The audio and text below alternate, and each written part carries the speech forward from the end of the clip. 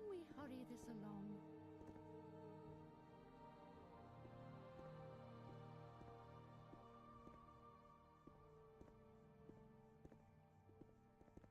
Yes?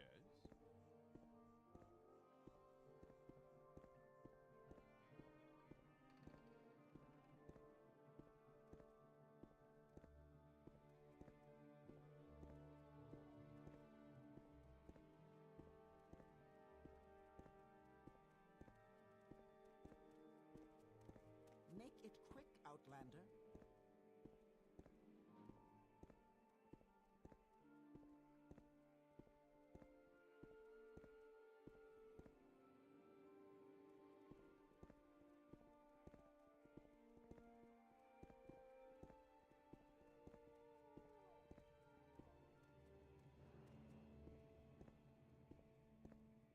To what do I owe the honor, Dunmer?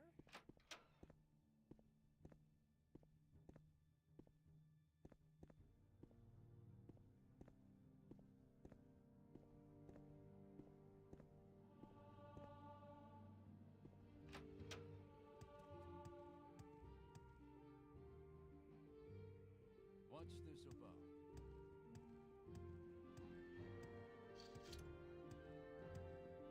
I only have a few.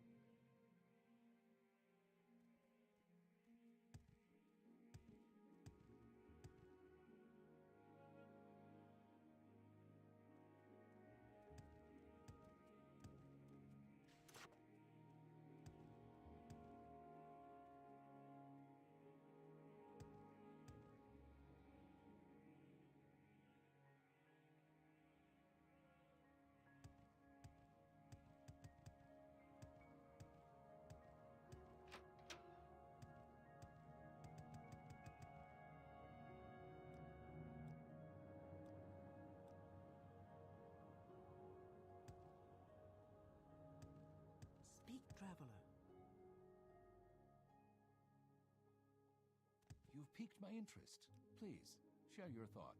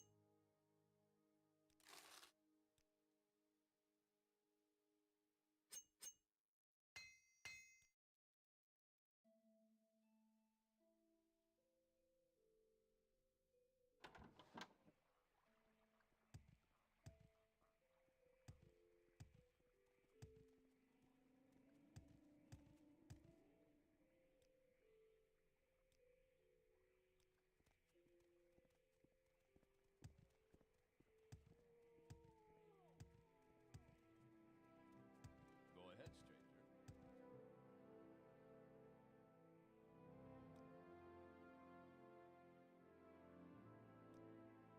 Greetings and salutations.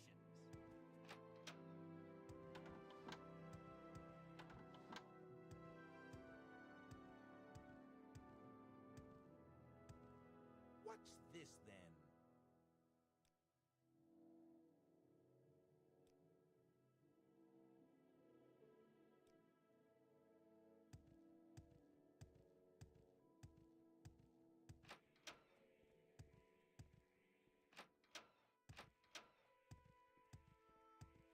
This is a wondrous encounter.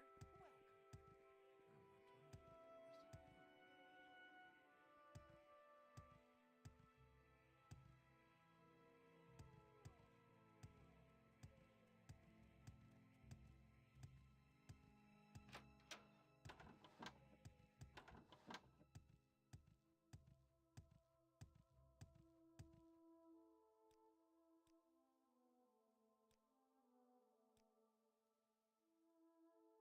What's this regarding?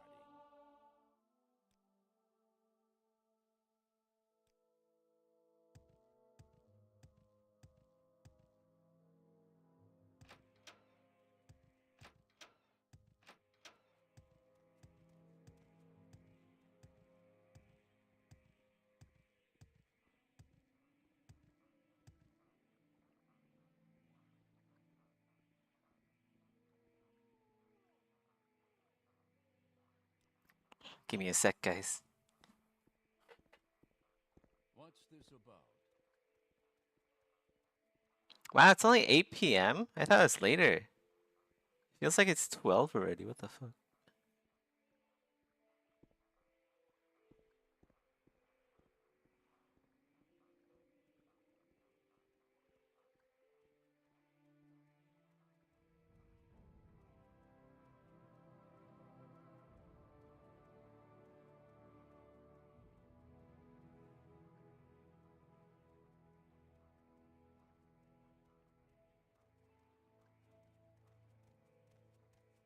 Speak, traveler. My time is precious, so make it quick.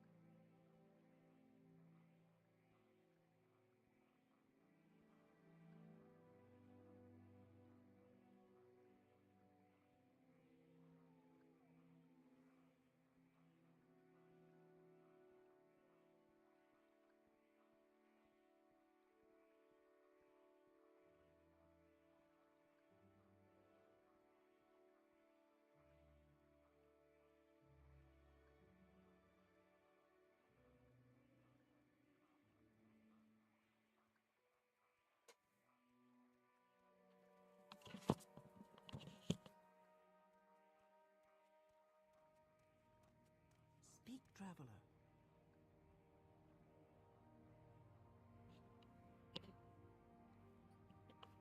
Okay, I'm back.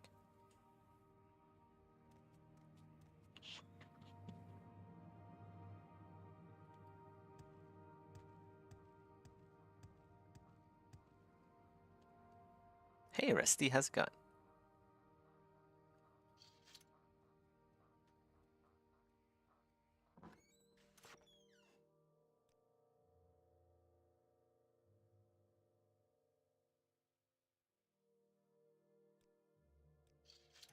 I have you. You will die.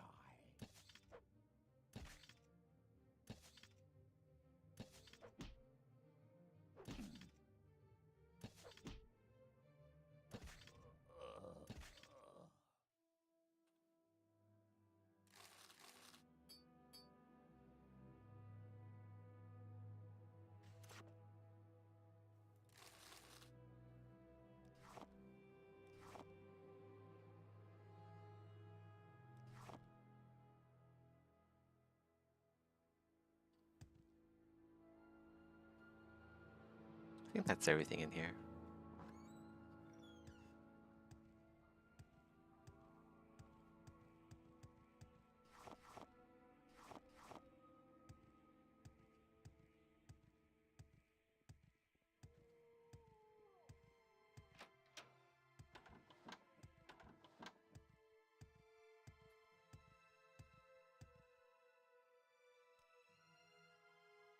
Yes, friend. 500 gold.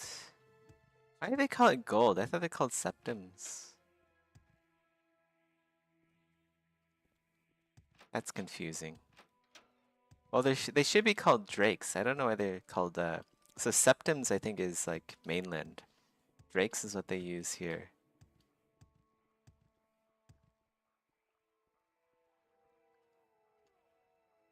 Right. Wait. It's not homicide. I'm killing a tax evader. And also murder. I'm bringing justice to these heathen lands.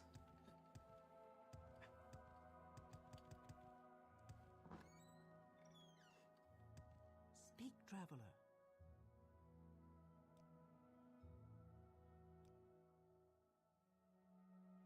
Look at that. I trade in a really expensive, exquisite ring, and I get 2 standard restore health potions. Man, that sucks. I guess I'll just have to rob this old woman blind.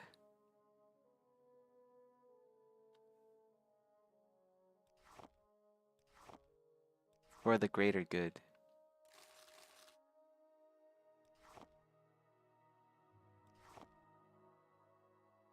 I need what's in your fridge so I can kill Dagothar.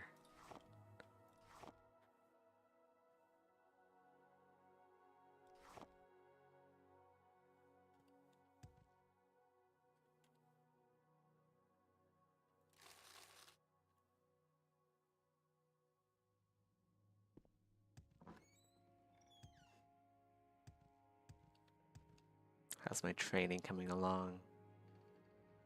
Not bad, not bad.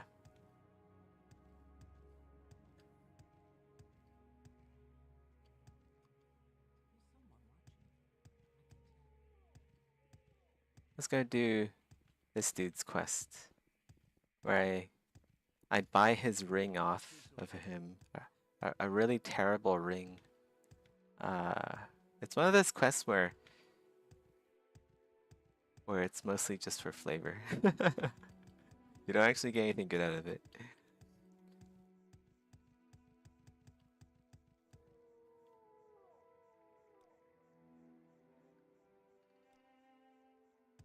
Basically, he's not happy in Morrowind and he wants to leave. So, we'll buy him a ticket to the mainland where he can live out his dreams in Tamriel Rebuilt, which is just over there. I don't know why he can't just swim there. Silly Vodun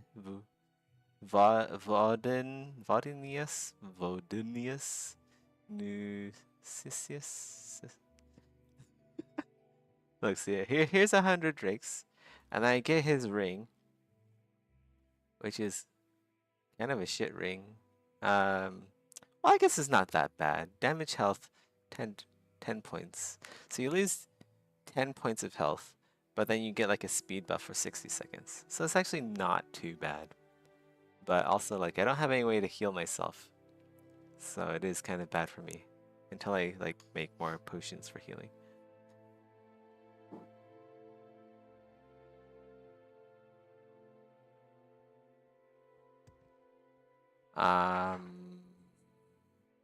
Is there anything else to do here? I need to get Fargoth's ring later tonight. And then we could jump over to Tar Hill or whatever. I think his name is Tar Hill, right? He spawns up there and then he dies. Go grab his... I don't really have a lot of carry weight right now. I guess I can make some more... I don't want to level up alchemy too high, so we'll save it. We'll wait an hour. I do want to get rid of some Kwama eggs though. It's like way too heavy. Let's go Kwama eggs. What else is like really heavy here?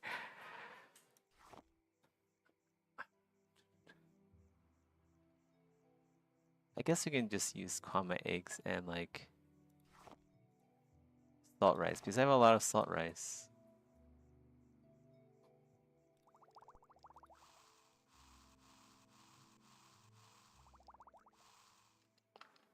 So that's what that was. It's like six potions that I created. I gotta be careful. I don't want to level up.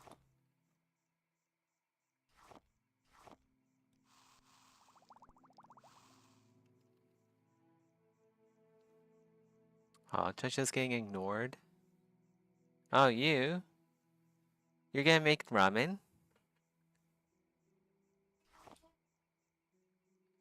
There's dumplings, frozen dumplings in the fridge. What? You can have ramen with dumplings. Potion failed. That sucks. The pot's dirty. There's a clean one on the shelf.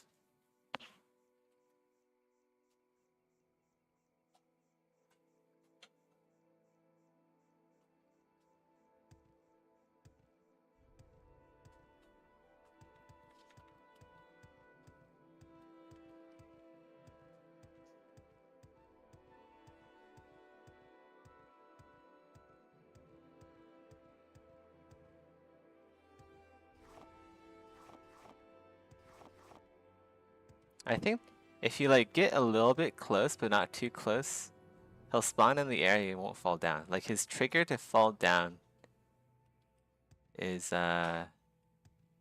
shorter than his trigger to spawn. I think. I kind of want like Ramly burger. I kind of want a Ramly burger. Yeah.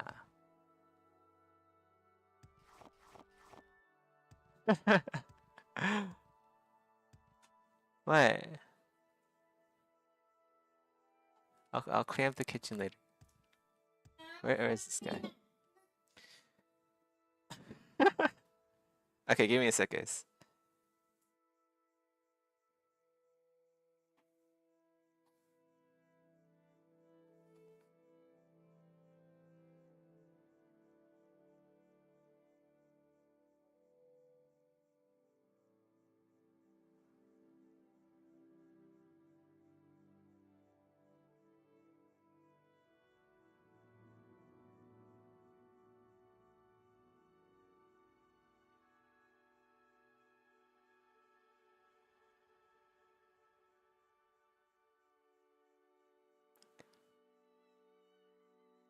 Uncultured American. How is like dumplings like it's noodle with dumplings? It's totally fine.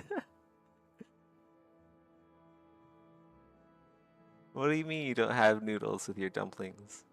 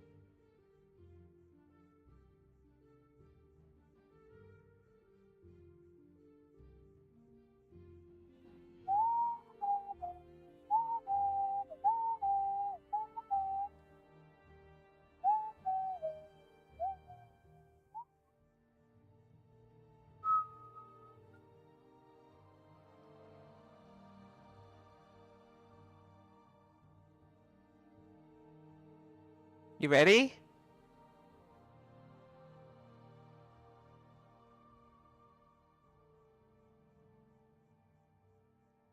Give me a sec.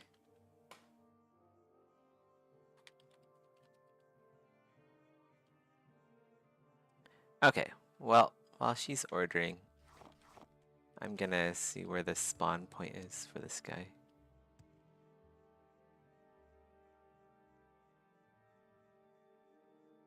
Okay, give me a sec.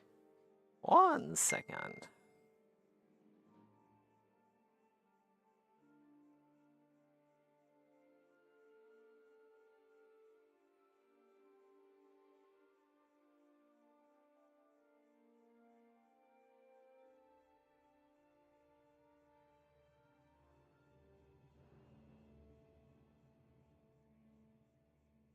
Okay.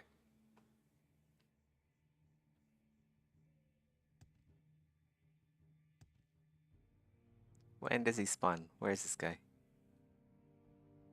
Should spawn in soon. Did I miss his spawn point? I don't think so. Should be like right over there, maybe? Quick save it. I want to see if I can like just make him hang in midair and then like shoot him or something when he's coming down.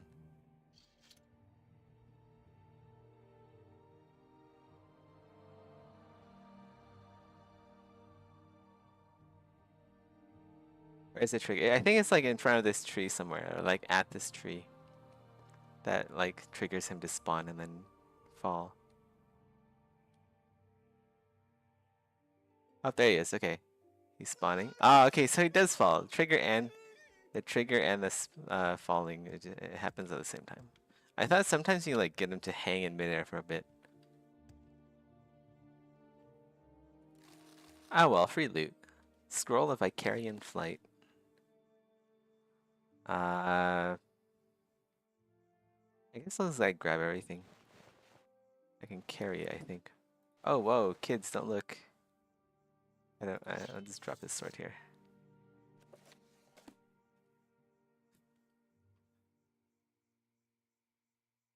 Let's go make some more potions.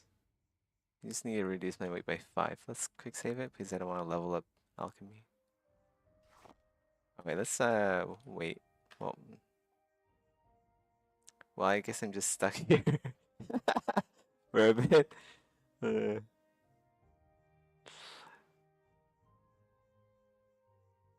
Get my fatigue back up. Okay. Should be able to craft a couple more potions to reduce weight by 5. So I can jump back down. Hound meat is heavy. I don't have any more. Okay, we can use hound meat and salt rice. Okay, that should be enough. Okay, nice.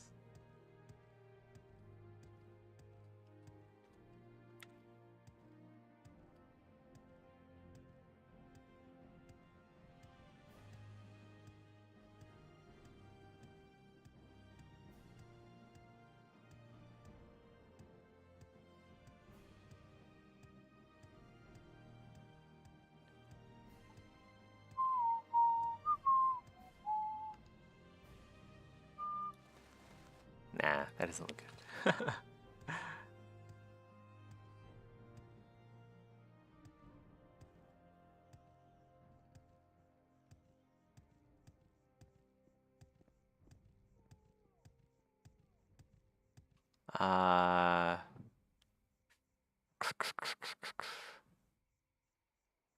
I need to go sell like some stuff. I'm just like way overweight right now.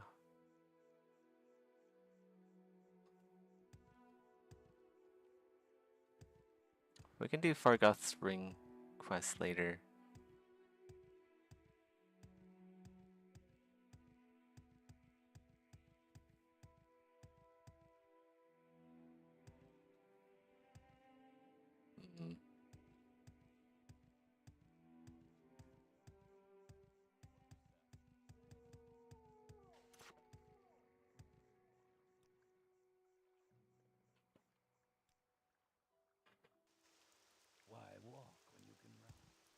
Why walk when you can ride?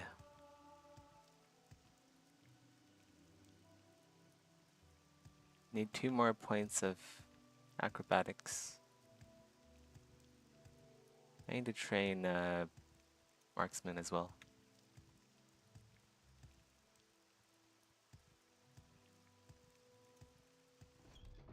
I'm listening. Go ahead. Wow, that face pack really makes Rhaenys. She's kind of like Rani now.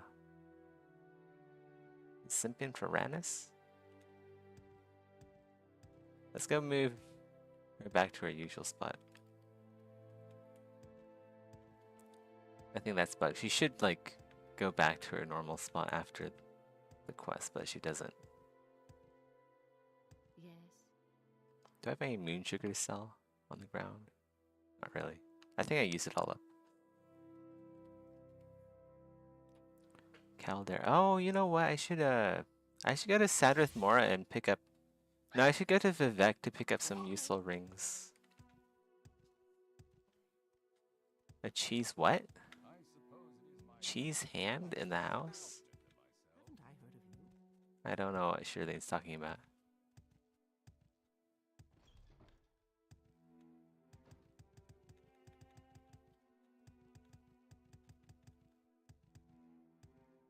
Drop off some junk. What am I using for my book storage? What? We have a ham. Oh. A furry ham at home?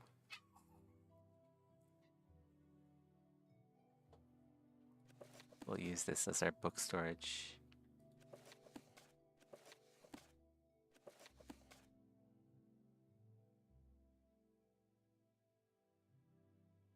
We'll put like some extravagant shoes here. It's like my home slippers. That's what I use when I walk around my bedroom. I use these extravagant shoes. Definitely not taken off of a corpse or anything.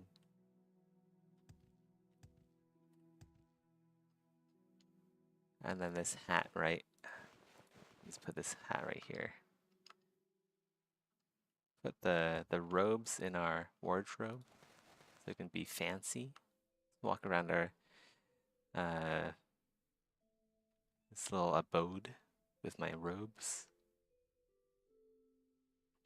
Let's go put some food on the plate here. That'd be nice. What kind of food?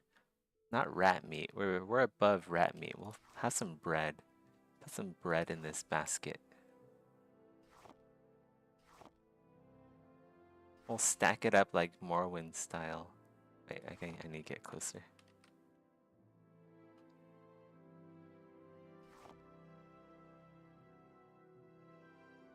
Ah, fuck.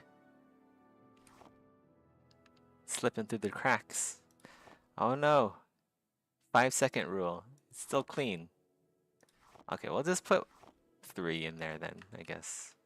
Because I can't reach back there. Let's go put some Hacklow leaf.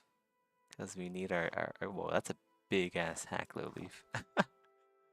How about not Hacklow? Well, maybe, you know what, we can do like a Thai style like lettuce wrap. I don't know. No, that's just way too big. We need something smaller. I'll put some crab meat on there. There we go. I'll put some crab meat, and then maybe a comberry. Berries and crab. That sounds pretty good.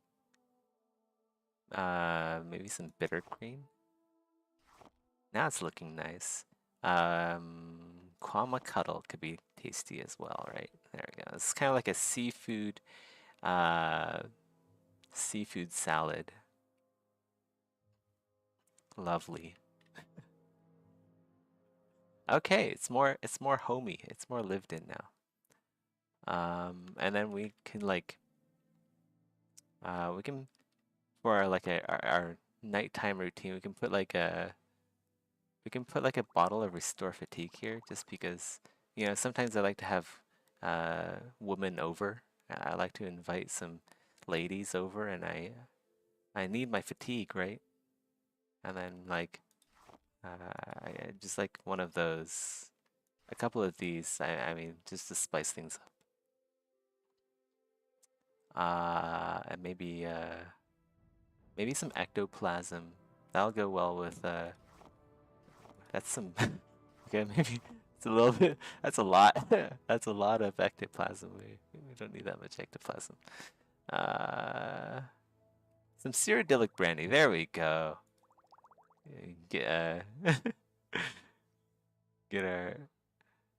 get our groove on, you know, and some tax records just to spice things up even more. There we go. That's amazing.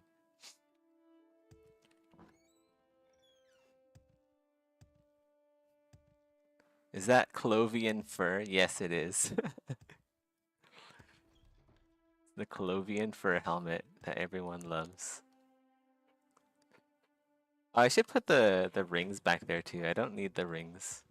Some of them are kind of just meh rings, but it'd be nice to have some enchanted rings as decor. Just to show that I'm not just some random Morrowind player. Like, I actually know how to place things. I'm like a level designer now. Wait, let's go put it in like the small bowl. Like the small bowl with the rings. Well, it makes more sense that way.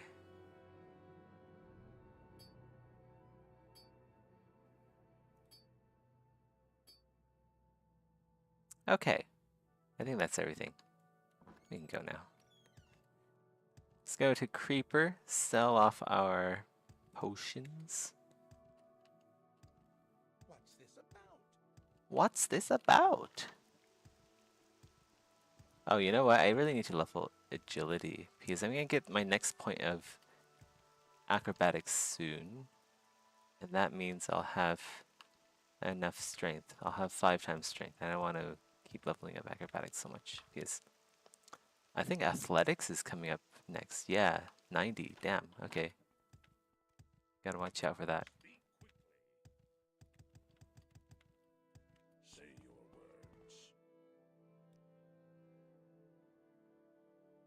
We need the levitate. We need the... Don't need cyrodiilic brandy. We have enough. Feather... Nah. I do want some to restore fatigue, but only the light ones. Not like the heavy ones. Oh wait, I need those. Those are restore health.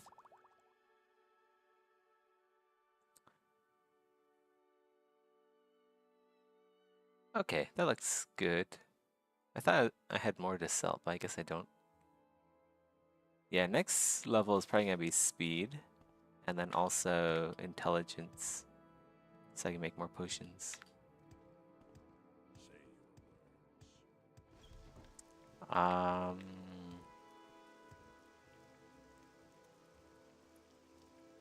Where do I level up agility? Oh, I can level up block. That's agility. Let's go do that. We'll go to the Fighters Guilds.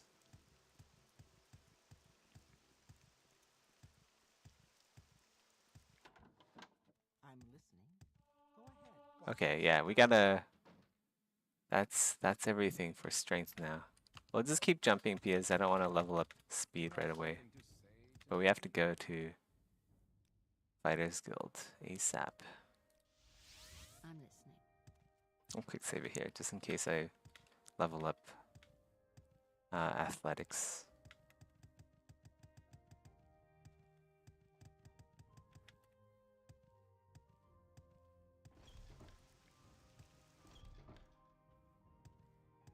So what do you Okay, want? I need agility.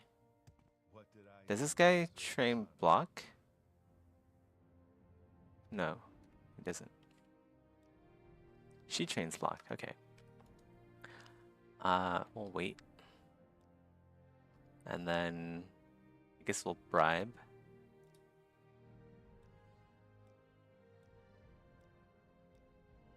Damn, that's kind of expensive.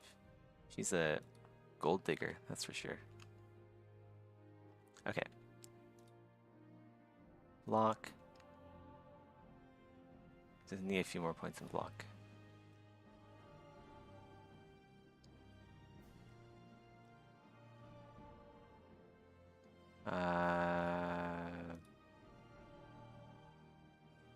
Okay, one more.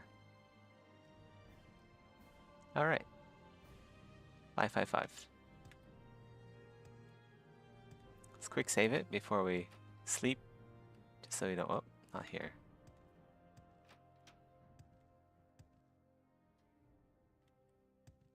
Quick save it here. Have our invisibility potion ready, our ring ready.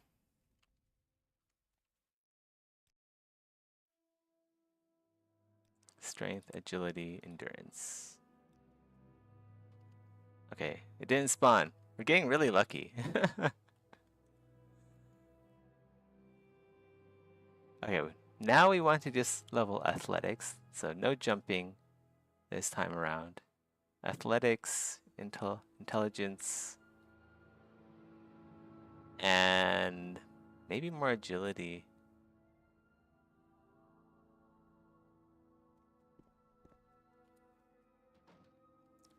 We might as well just craft everything here.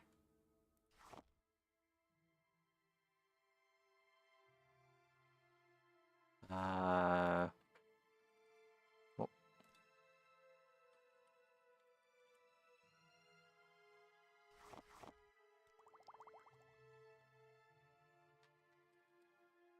Restore fatigue.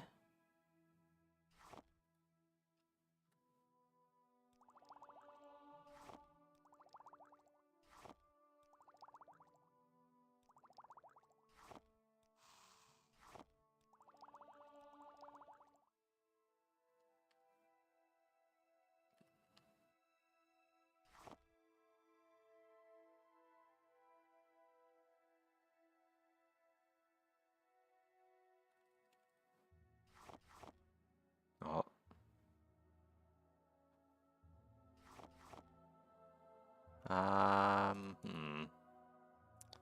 Would be nice.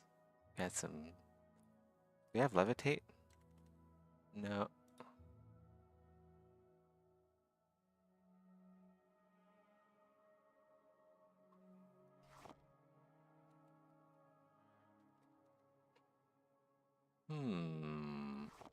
Oh.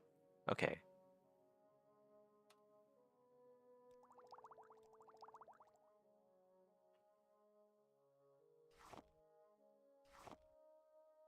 I need to figure out which ingredients restore health. That'd be very nice to know.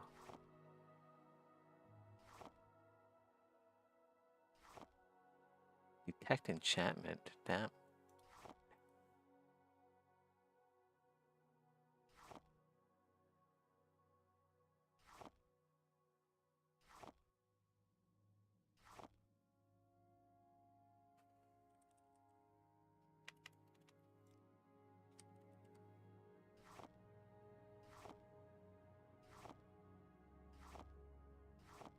Ooh, wow. Salt rice has restore health? I didn't know that.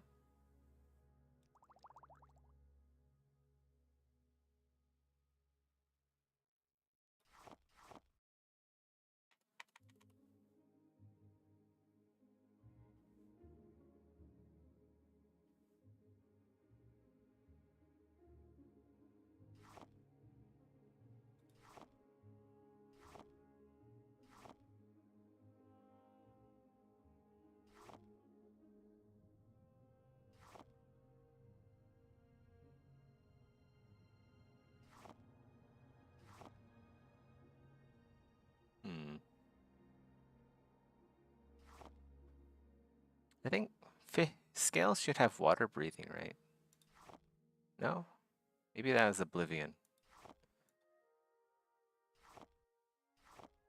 There we go. This should be a good one. Nice. Levitate is always useful.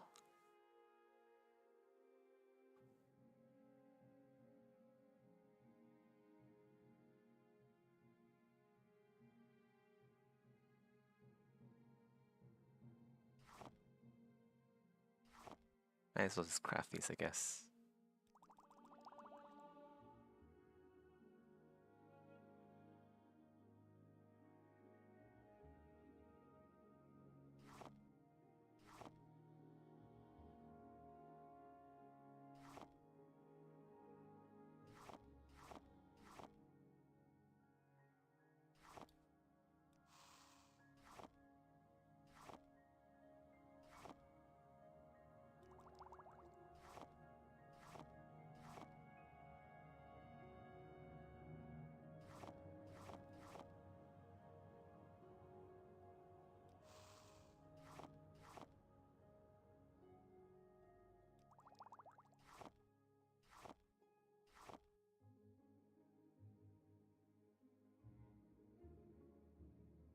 Trying to get rid of the rat meat because it weighs 1 pound per.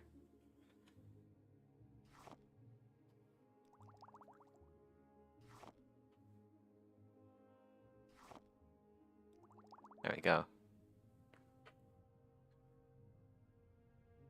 What else is really heavy? Ash yam. Ash yam should like restore fatigue or something. It's like a potato, isn't it?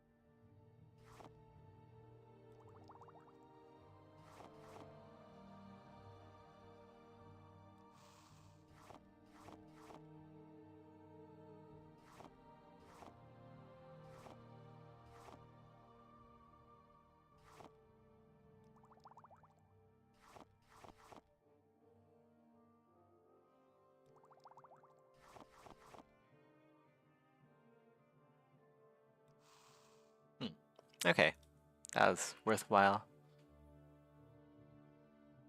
Intelligence times 2. I'll save it here. Off to creep. Oh wait, no jumping. Yeah, this is the running part now. We level up running.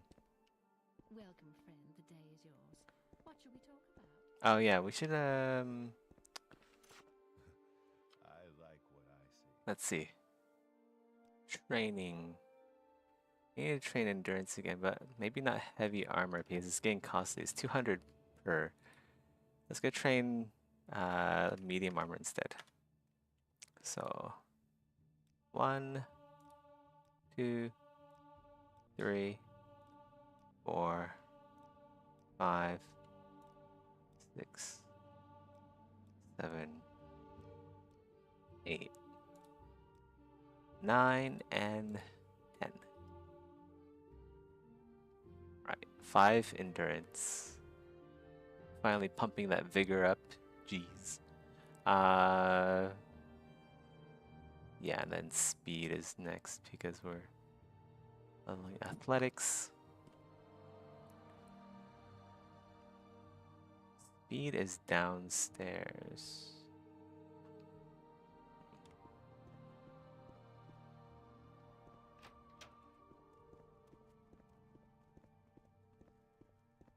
Let's sell these potions first. If I can help, I will, but don't take too much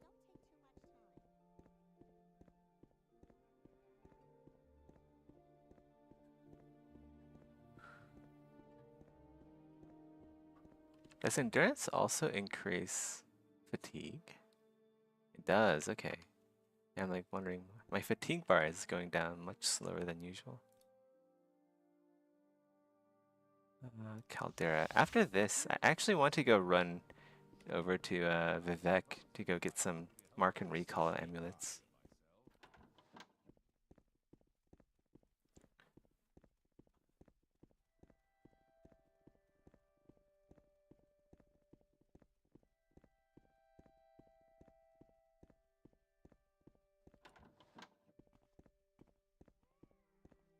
Say your words.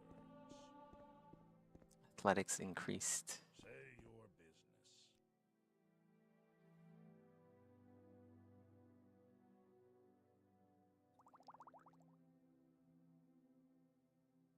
Cure poison. Cure poison, I guess, is useful to have.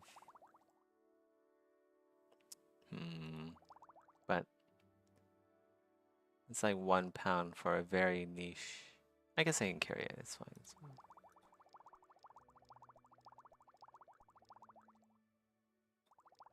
Levitate. I want that. Fortify. Oh wait, actually, maybe fortify. No, that's restore. Never mind. Restore fatigue. 0.1. That's good.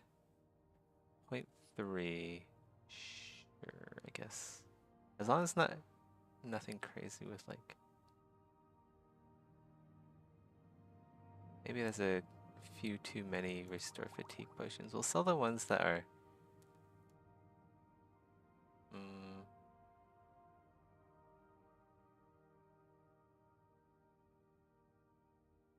Okay, that's fine. I don't think I actually need this many restore fatigue, so I'll just sell the heavier ones, like the 0.3s. Restore health are heavy. Those are like £1 each. I need them.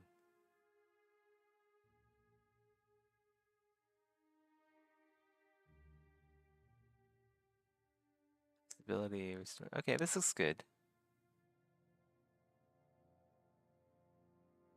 Yeah.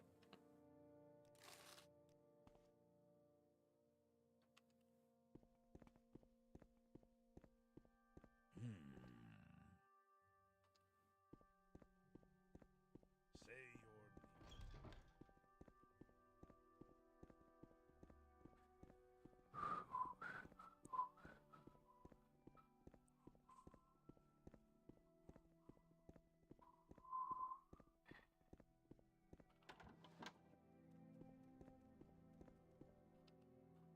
Yeah. Let's see.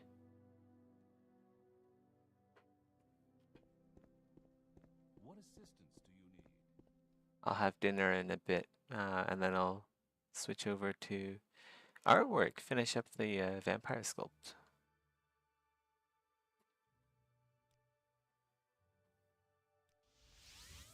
Go I ahead, suppose stranger. it is my duty to help those less fortunate than myself.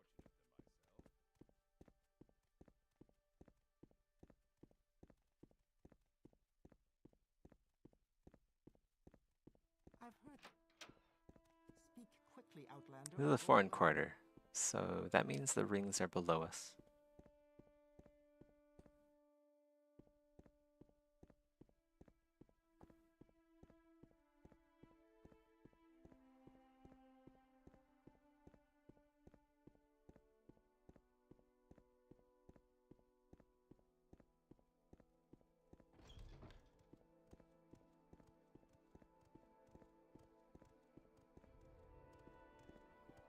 We're watching. Make this official. Jeweler. Let's see.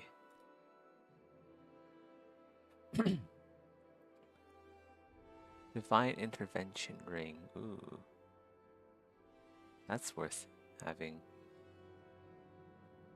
Let's go check out all the options and I'll come back. Extravagant skirts could look better than what we have.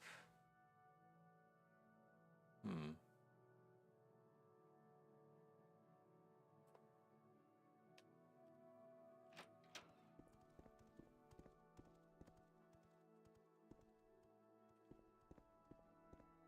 watching.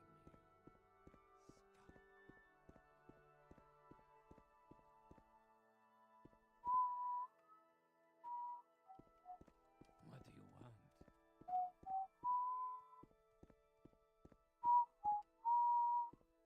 Joe Basha's rare books. Tat shop. There. Tat shop. Let's go.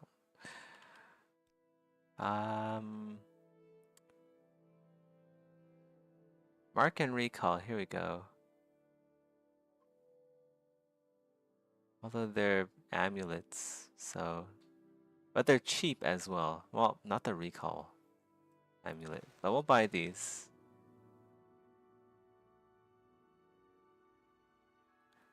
And then Divine Intervention Ring. That's, man.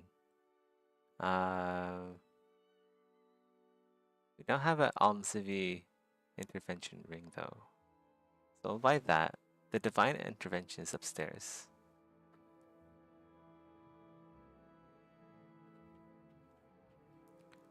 I think we can get a Mark or Recall in...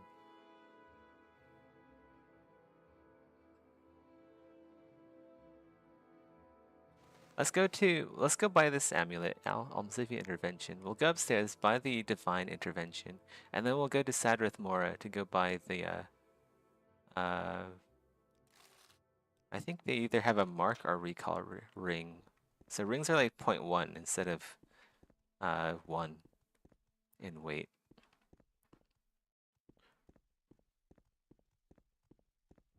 It's like optimizing our carry weight ratios.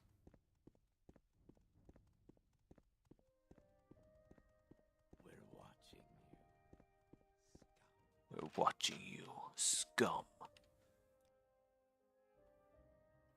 I would like the Divine Intervention, please.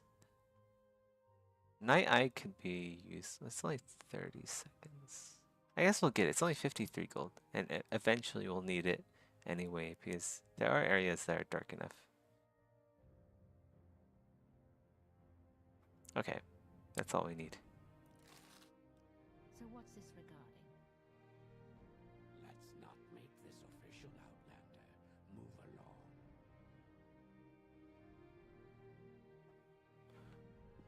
Alright, off to Sadrith Mora.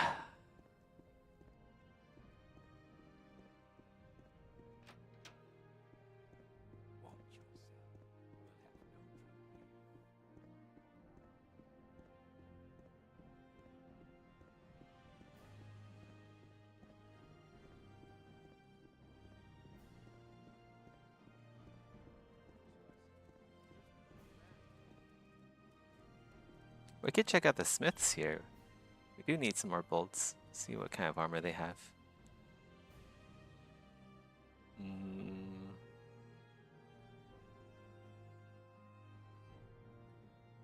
Whoa, Skingrad Steel Cuirass.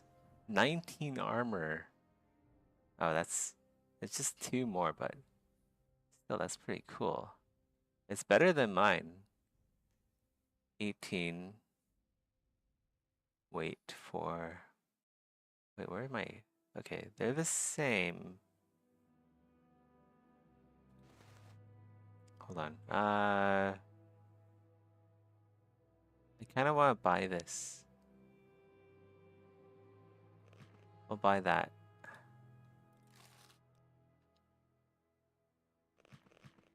Oh, it looks kind of... Well, it doesn't look too bad. Let's go take this skirt off. I don't know. Man. Modders gotta step up their game. It's just... Come on, guys. Actually, did I save it before I bought this? We'll load it here. Nah, forget it. Yeah, let's load it. I really should have like saved it before I... Okay, we're gonna buy the Almsivi Intervention.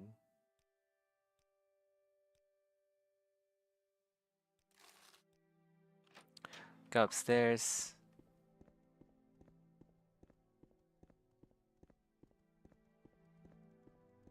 That's annoying. I really should save it before buying and trying on armors. I wish you can like preview the armor before buying it. That's always a really good thing to have in games. Are there any smiths in here as well? Probably is. Private bank, no. Let's go downstairs and look around. I feel like maybe all the smiths are on the top though. That doesn't make any sense. Because like, if you're hammering on the top floor of the building, the rest of the building will absolutely hear it. Like, why would you put smiths up there? If there's smiths in a building like this, you would want to put them underground in the basement.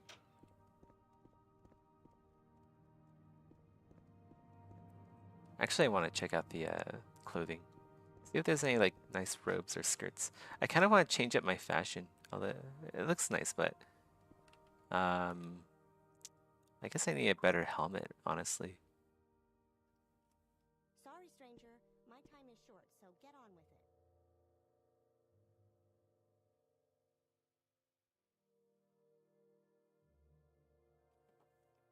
Sorry, I was checking something.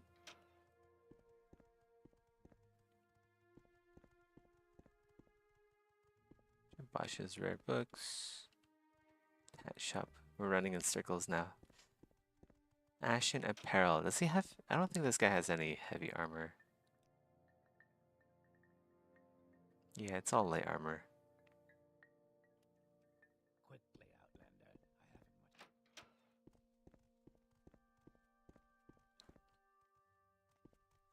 I haven't much. Make it quick, Outlander. Okay, we gotta go up, get the divine intervention ring. We haven't done that yet. Go outside, check the smiths again.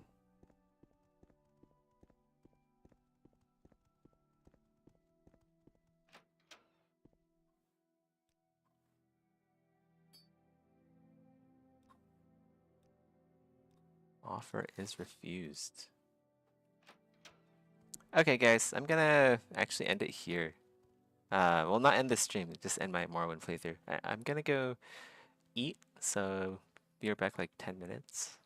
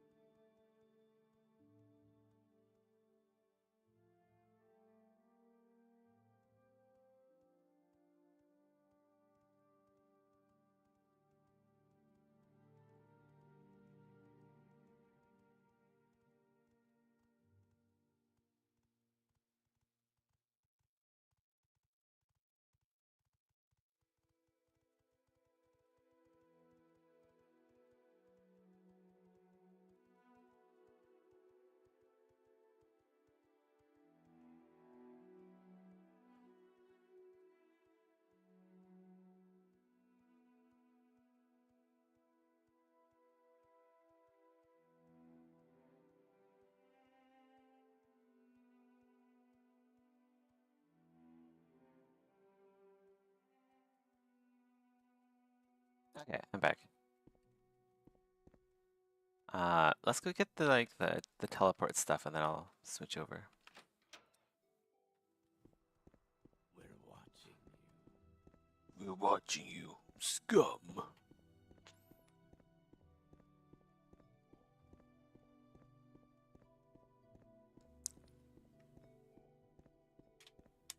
wonder if she heard me say that. I'm a busy guy, so if you could... Quick save it.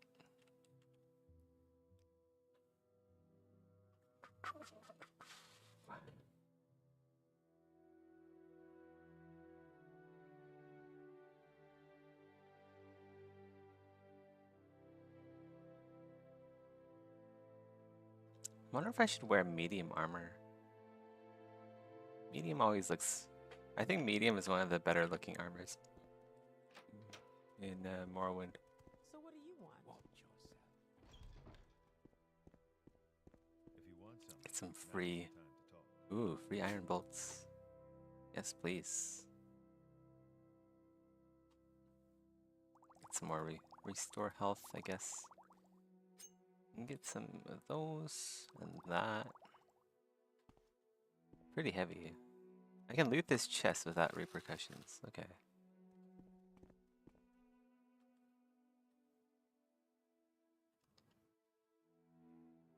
Intelligence. Intelligence. Sadrith more. I gotta stop getting sidetracked. There's a smith here. I think there's another smith over here somewhere. Keep moving. I think there's like 2 smiths here that are competing. Yeah. This guy it? Yeah. Head on. Arrow of Wasting Flame. It's only 1 to 4 points of damage. Such a cool name for such a shitty arrow.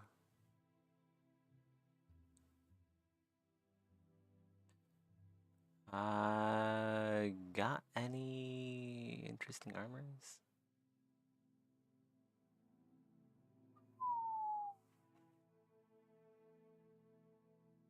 I don't see anything here. Satisfied? Ball peen repair hammer.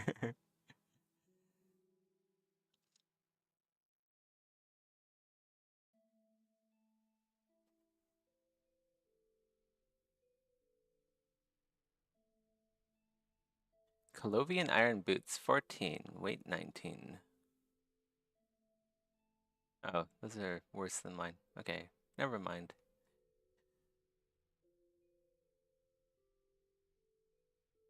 I think, yeah, there isn't really anything here.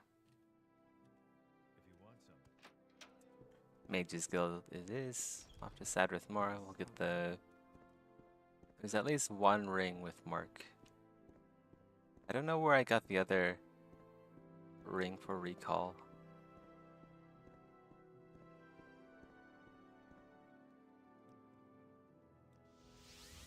Might be a trader here that sells it. My patience is limited. We'll check all the enchanters.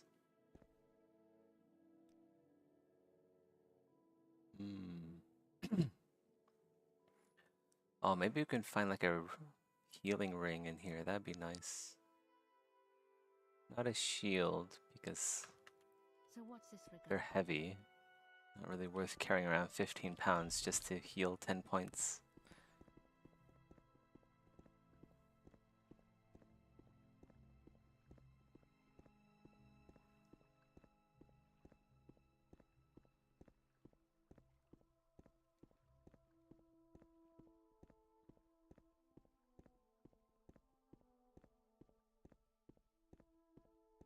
What is that? That is mage. I wonder if he sells any enchantments.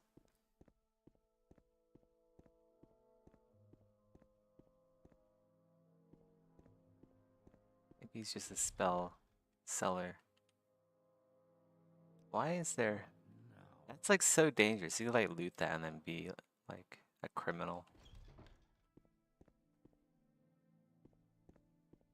Just houses.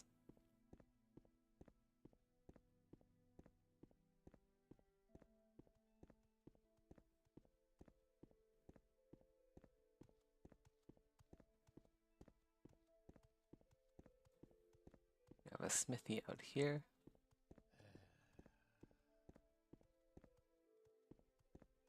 Whatever you're looking for. Oh wait, I'm this sure guy. I don't know how to This find girl it. sells bread.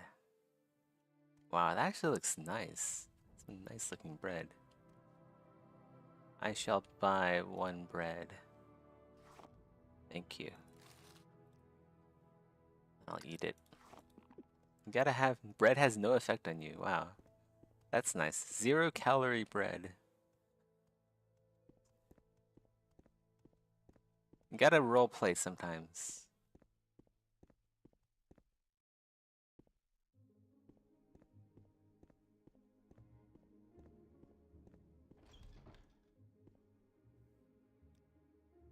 Okay, let's see. Is there anything in here? Chest of fire? No, not really. Maybe scout helmet could look nice. That's a pretty cool looking thumbnail. I bet it looks cool. I was thinking about maybe light armor, but this is like a heavy armor crossbow build. Uh-oh. Am I gonna level up acrobatics? No. Gotta be careful about falling distances.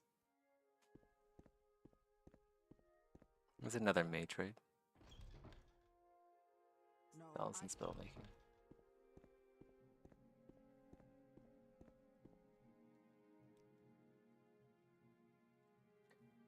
Drew Jinkblade. Paralyzed for 10 seconds. Damn, that's so good. 10 seconds of paralyzation.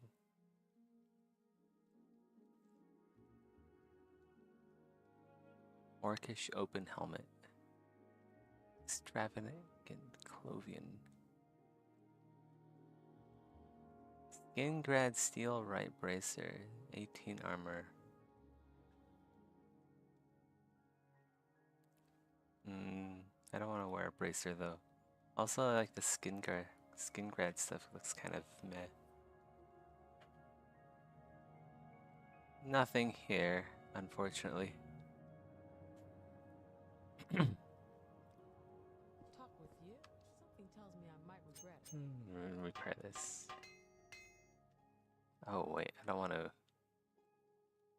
I gotta be careful about that. I don't want to level up strength right now. What's this? Bookseller. We're not a bookworm. We're a crossbow worm.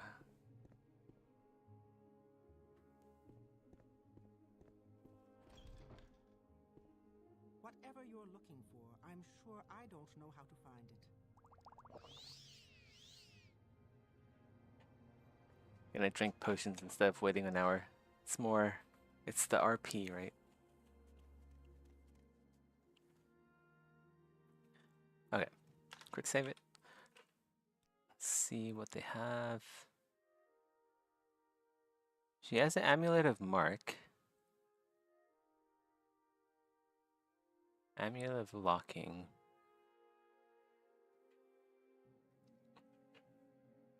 Bone Walker could be nice for tanking.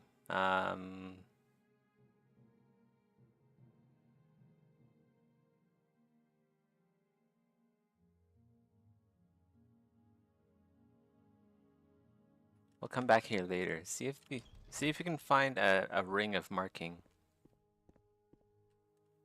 What is this? This is just the house? It is. Okay. Would be nice to find a ring of marking. And a ring of recall. I think this guy has a ring of recall. Yeah. Oh no, amulet of recall. Here you go, ring of recall. Bone guard belt. Skeletal minion on self. It could be worthwhile.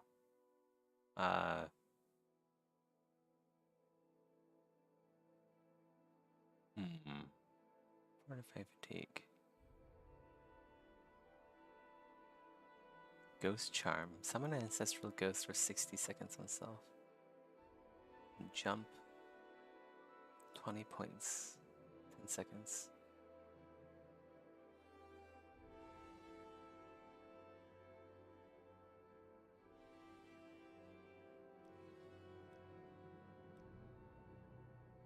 Does he have anything interesting to wear?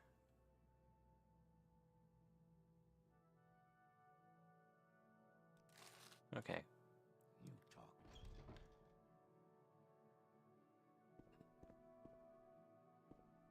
Any other vendors? What is this hole in the wall? The inn.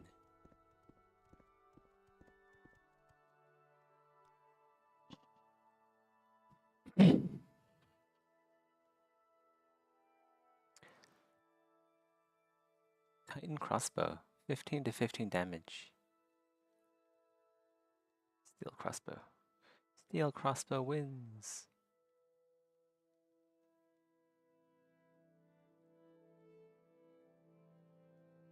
I really can't help you, stranger.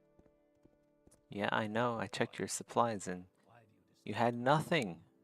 Nothing I wanted. If I can help, I will, but don't take too much time.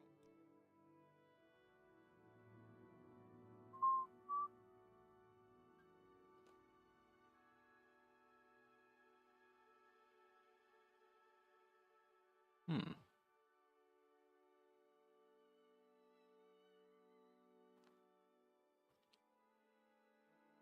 Nothing.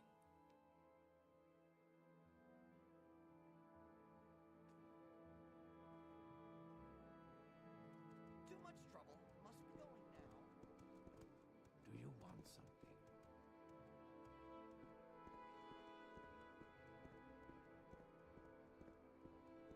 What is this? Trader.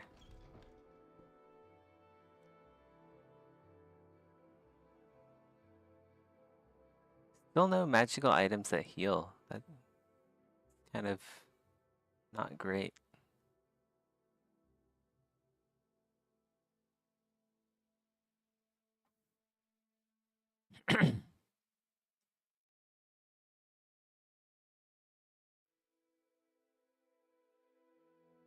Drew helm is overpowered. Look at that, 20 armor on a helmet for medium.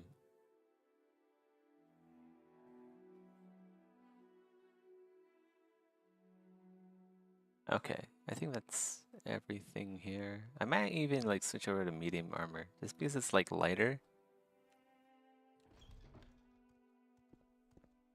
Looks pretty cool too. And like once I do get the once I get the dwarven crossbow, it'll look nice. Well, let's not buy from this guy. He kind of hates us for some reason.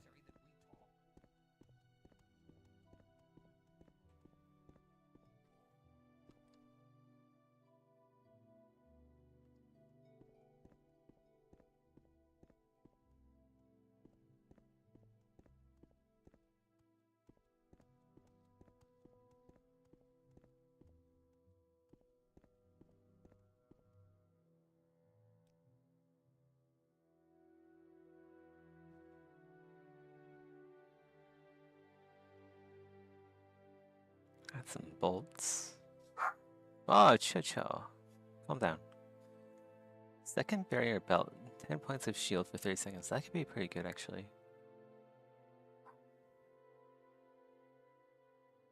But not if, like, everything one-shots me anyway, so...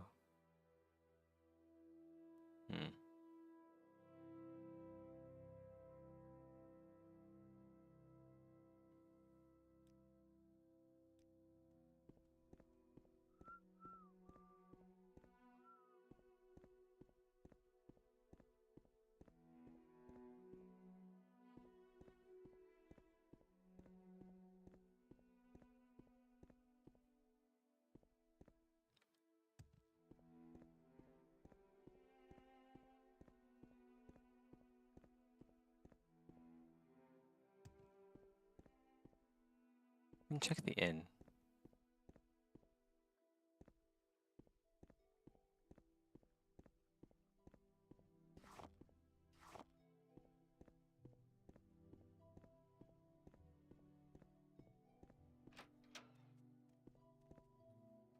So what do you want? I don't think there's anything here, actually. Whoa. Amulet of Stamina. Could be good.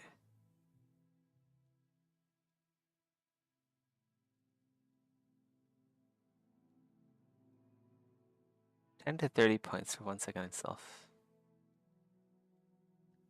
Say your word. Actually sounds kind of bad. Go ahead, stranger. I suppose it is my duty to help those less I will fortunate listen, than Outlander, but myself. make it quick. Get some probes and stuff here. I do need like another lockpick and let's go buy a few of these.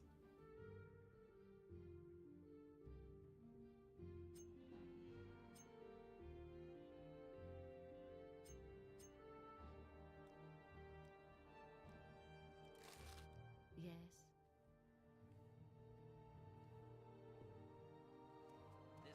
This is pretty cool. I think I have a mod for this, but basically these notes are like written by modders and stuff. Carefully written note, hastily scribbled note, very cool stuff. And there's like amulets just like hanging here. It's kind of like a hostel here. It kind of feels like a hostel. I suppose it is my duty to help those less fortunate. We could check the enchanters at the Mages Guild here. If they don't have a mark ring, then we can just go back to Vivek and then go buy one there. Or we can just like buy one over at the shop there. And get a mark amulet. Really hoped I could find a mark ring though.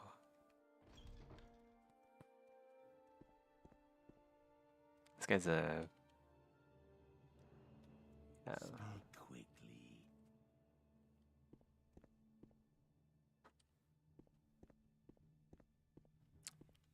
Oh, free chest for scrolls.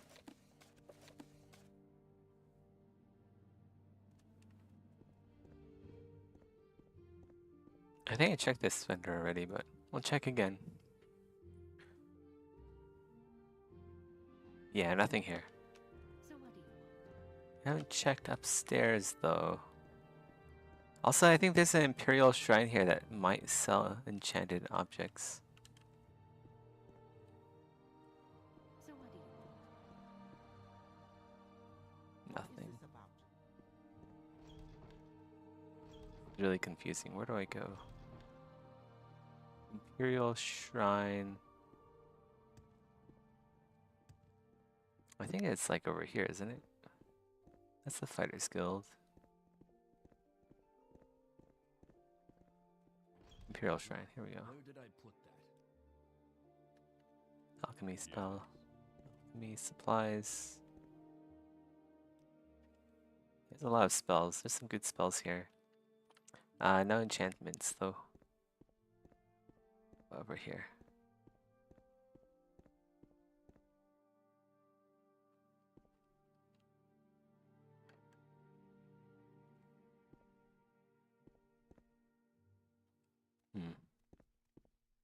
Nothing. We'll go get the amulet and then, yeah, switch over to art. Any time now.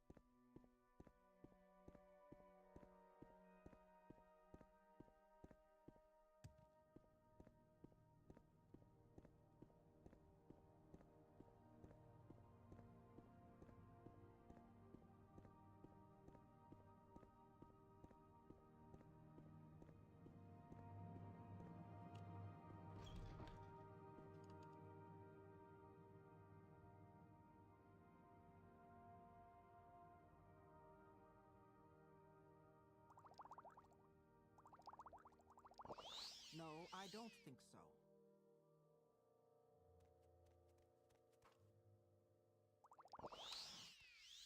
So rude.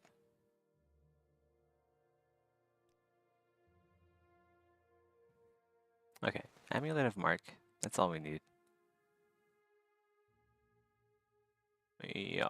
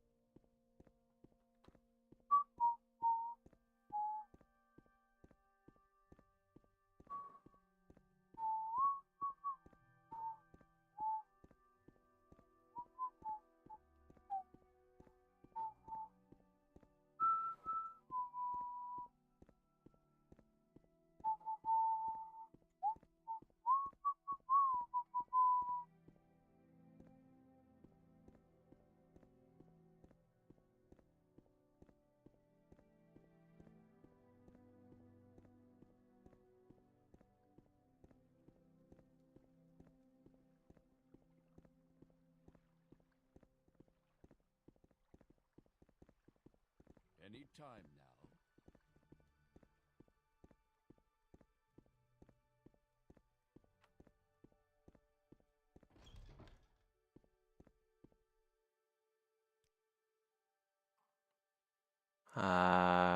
Let's go to Caldera. Yeah, this is where I usually put my mark. There we go. Guess I'm gonna sell some of these. Wait, we already sold a bunch. Okay, that's all of Morrowind for today. Save it here.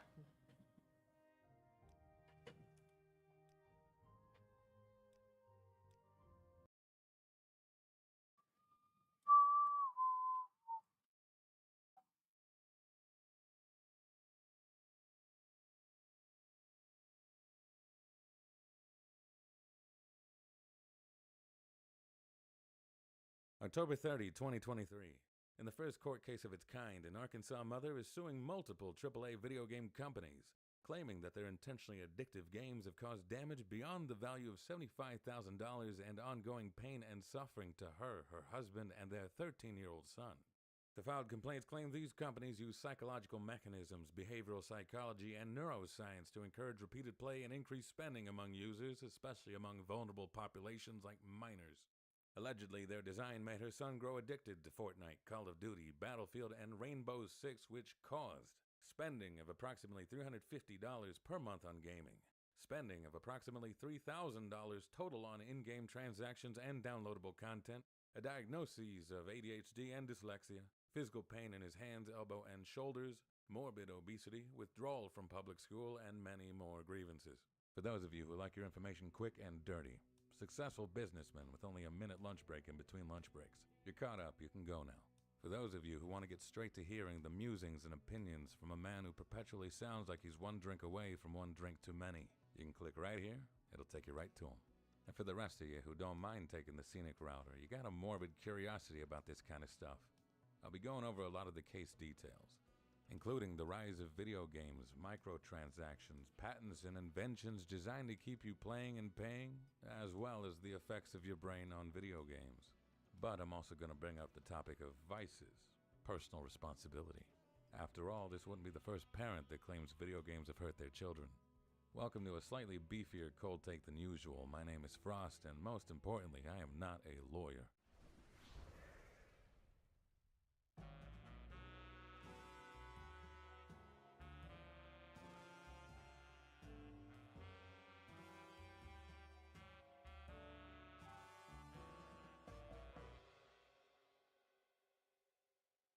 If you don't know how civil court lawsuits go, here's a quick rundown. Step 1, pleadings. Someone files a complaint. The person filing is referred to as the plaintiff. The person being filed against is referred to as the defendant. Step 2, discovery. Each side gets information about what the other side's going to bring up in court. Step 3, judgment or trial. In this case, a trial by jury was requested. Keep in mind that cases can be settled at any time. That's when both parties resolve the matter on their own. If no one settles, Then the case continues, and the plaintiff first has to try and prove their claims and consequences allegedly caused by the defendant. The defendant only has to prove that they can't be held legally responsible. You see, in a civil case, defendants can admit to the alleged acts, but can also try to justify or excuse the legal consequences. Yeah, I did what you claimed, but it didn't hurt ya. Both parts have to stick. This is where I anticipate this case is going to get hairy if there ain't a settlement or if it even makes it to a court hearing. Right now, the case is in step 1, pleadings. The plaintiff is Casey Dunn, filing on behalf of herself, her 13-year-old son GD, and her husband Thomas Dunn. She claims video game addiction is a worldwide epidemic harming our nation's youth and young adults. She believes video game addiction is spreading because video game companies work together to engineer addiction to maximize their profits. According to her, these games use traditional tactics like feedback loops and reward systems alongside patented designs with addictive features engineered by neuroscientists and behavioral psychologists to keep people playing longer so they'll spend more on microtransactions. She accuses these companies of targeting minors and young adults because their not fully matured brains are most susceptible to manipulation, and because a younger captive audience means they'll spend more money in the long term. And she points to all this as the cause of her son's morbid obesity, overspending, rage issues, ADHD, dyslexia, and diminishing social skills, which led to him needing to be homeschooled, needing a counselor, and needing to be medicated, which continues to loop in on itself, to the point where GD experiences physical pain from fits of gamer rage, withdrawal symptoms, and has put financial strain and a sense of loss of presence on the family. That is one heavily layered bean dip, enough to break the chip. The way this goes, if it gets to trial, is the Dunn family has got to try to make the connection from these specific companies to their games, to addiction by design, to targeting minors, to hiding it from reasonable parents, to their child specifically, to his pain and suffering.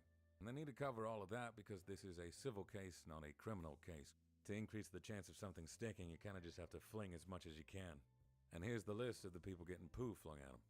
Activision Blizzard, Infinity Ward, Treyarch Corp, and Sledgehammer Games are specifically being sued for developing and publishing the Call of Duty series.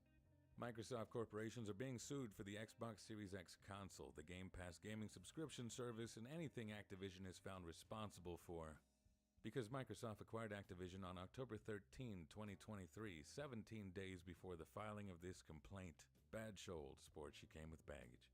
Epic Games is being sued for developing and publishing Fortnite. Electronic Arts and its subsidiary DICE are being sued for developing and publishing the Battlefield series. Ubisoft and its subsidiaries are being sued for developing and publishing Rainbow Six Siege. On top of them all being sued separately, they're also being sued together as one unit for allegedly acting together to create an addictive marketplace that targets minors to get them to play more so they pay more.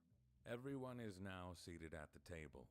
Casey Dunn and her family on one side, 5 major video game companies and their subsidiaries on the other. The meat of the filed complaint starts off with the rise of video games. The formalities come first. What is a game? What is a video game? You don't really have to agree on the accuracy of the definition, just understand when the complaint says games, it is referring to a system with rules and conflict with winners and losers. Video games are like normal games, but played on technology of sorts.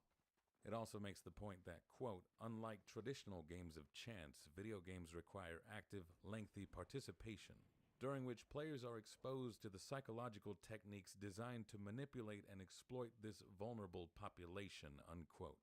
It's claiming that video games are different from regular gambling because you're locked in and under the influence of video games for a longer period of time, relatively speaking. A few minutes playing a round of Call of Duty, Fortnite, Battlefield, or Rainbow Six doesn't feel like much. But compare that to how long it takes to play a hand of blackjack, have a spin on the roulette wheel, or give a tug to the old one-armed bandit. He claims video games can get away with exploiting the youths because there aren't many regulations in place beyond the SRB. Then it lays out the fact that video games are relatively young, first being sold in the 70s, and some of the oldest franchises only go back to the mid-80s. But the growth of the medium has exploded since moving from physical cartridges and discs to online gaming. It also points out that in-game purchases made video games even more successful as a consumer product because companies can make more money faster than they could before. It took the video game market 35 years to grow to $35 billion. However, the industry grew from $100 billion to $137 billion between 2007 and 2018. That's more growth in a third of the time. In 2023, the video game industry's revenue was $365 billion globally, making it one of the fastest growing segments in the entertainment industry. I'm not 100% sure where they're getting their numbers from because it seems filed complaints don't need to cite that many sources until they get to the court floor, but there's enough you can find with a quick Google search to back up these claims. Where I am having trouble is finding a source that confirms most of these in-game purchases are made by minors as stated. I found plenty of things that back up this claim, but only on a per-head basis. 100 minors can count as more individual purchases than one adult. But if the 100 minors are only spending, say, $1, and the adult is spending $200, then the buying power goes to the adult. Given that adults tend to have proper jobs and minors typically don't, this begs the question, where are minors getting money to spend on games they shouldn't be allowed to purchase on their own? 3 out of 4 of these games are mature rated, meaning minors should not be able to buy them in person. And online transactions have a lot of preventative measures against minors so long as an adult didn't give them access in the first place. But I'm getting ahead of myself here. The Dunn family claims the explosive growth of the video game industry is due to patented monetization schemes targeted at minors, which induces them to spend money on microtransactions. More importantly, they claim there is no proper warning to make consumers or parents aware of the psychological mechanisms within the game. The complaint's doing a thorough job of anticipating the comparison to other addictive activities and locales like gambling and casinos. This is where the lawsuits against loot boxes have stalled out for the past 3 years in UK courts.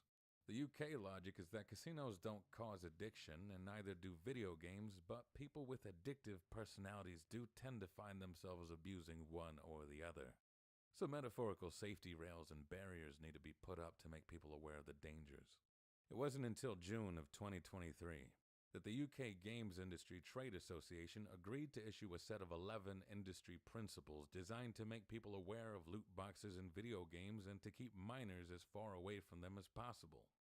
Among the 11 are rules to drive awareness of loot boxes, showing people their odds of winning in loot boxes, restricting minors from buying them, and lenient refund policies.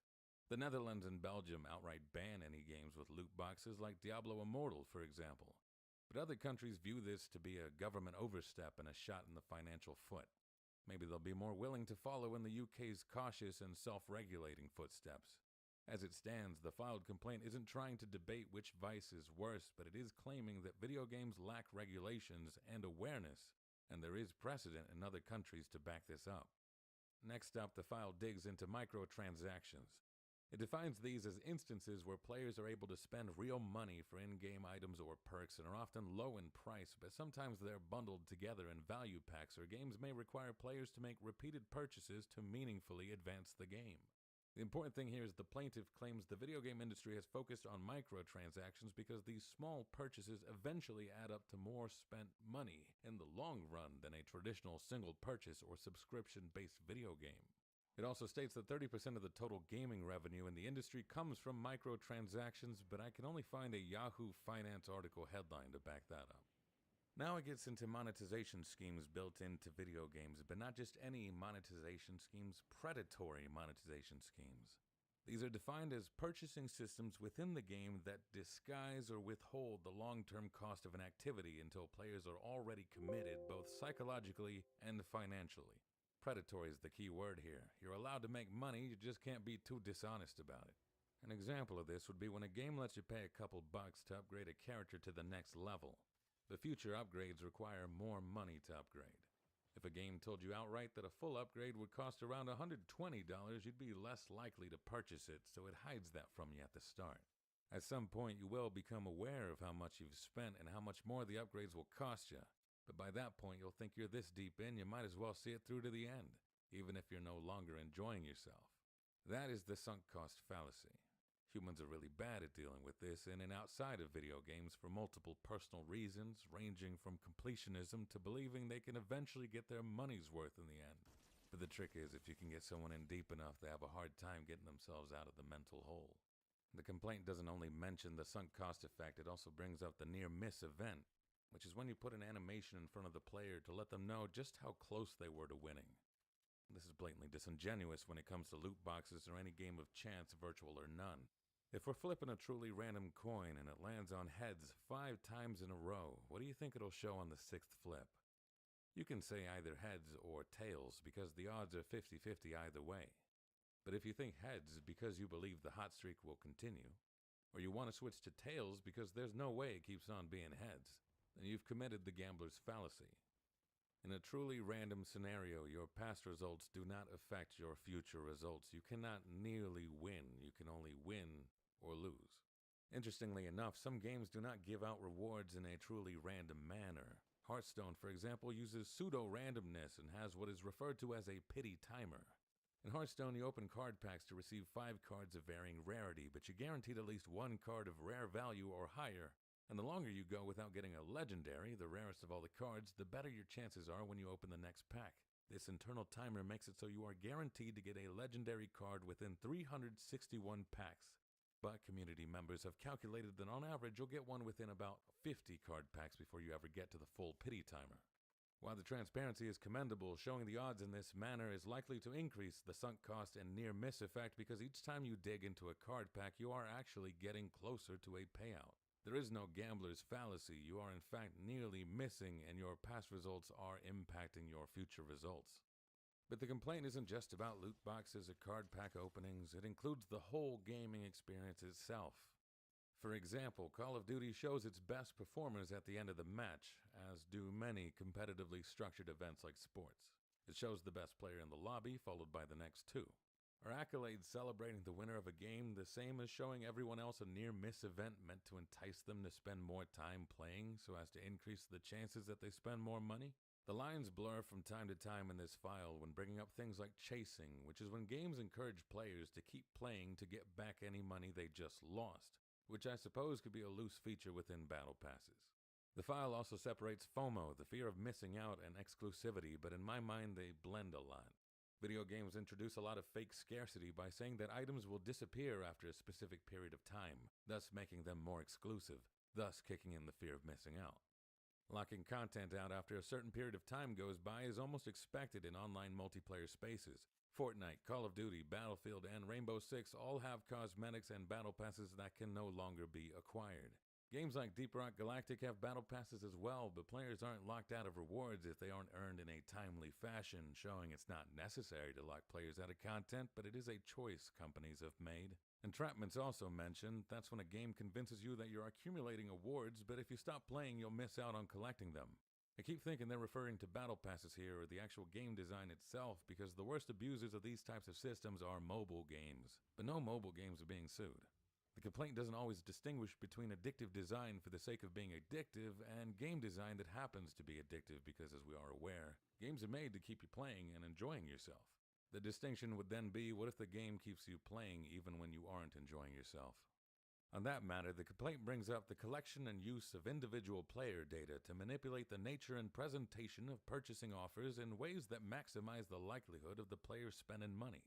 The claim is that video game companies use your data from connected platforms to figure out your ideal spending habits so they can present you with custom deals in a way you'll be more willing to purchase. Reflexively, I figured, what's the problem with a system that uses my information to promote things I might want to buy instead of things I don't? I don't want to see bunion cream. Show me chairs that won't feel like I was kickboxing Optimus Prime.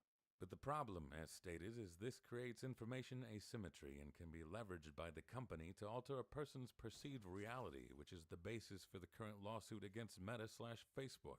It's no secret that a lot of money goes into finding ways to manipulate people into sticking around even when they are miserable.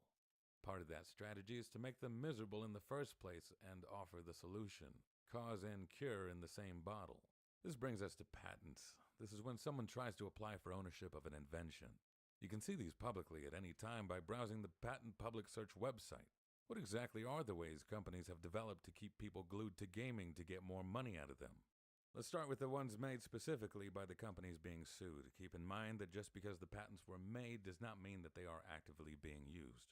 Activision, the publisher of Call of Duty, made a system that uses a player's information to send them customized messages. If you're a low-skilled player, the game will try to help you. If you're a higher-skilled player, they'll try to keep you engaged. If you don't end up buying something because of these messages, then it will send you fewer messages. But if you buy more, it will show you more. The thing is, while the inventions framed by Activision as a means to help bad players and consistently challenge good players, they routinely offer spending money as the solution to their respective problems. I'm not going to read you the whole thing, feel free to read it for yourself, but in their own examples, they say things like, if a high-skilled player prematurely quits out of 3 matches in a row, then that's considered a sign of boredom or dissatisfaction.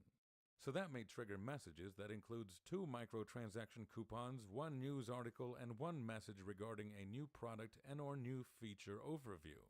If you're a low-skill player and you quit out prematurely, then that's an indicator of lacking knowledge about the game, so it may send you 3 instructional tips and 1 message regarding a new product and or new feature. If you're bored, spend money. If you suck, spend money. If you spend money, spend more money. With this patent, the only players it won't solicit from are people marked as non-spenders, but they'll still use that person's information to attract other players. Your behavioral data will be collected. That's all the stuff you do in the game, like what mode you play, when you play, who you play with, your spending habits within the game. And it mentions using your profile information, such as your gender, age, or geographic location. But it doesn't say anything about connected accounts like your social medias, even though you can link those to the game so you can share clips, screenshots, and whatnot.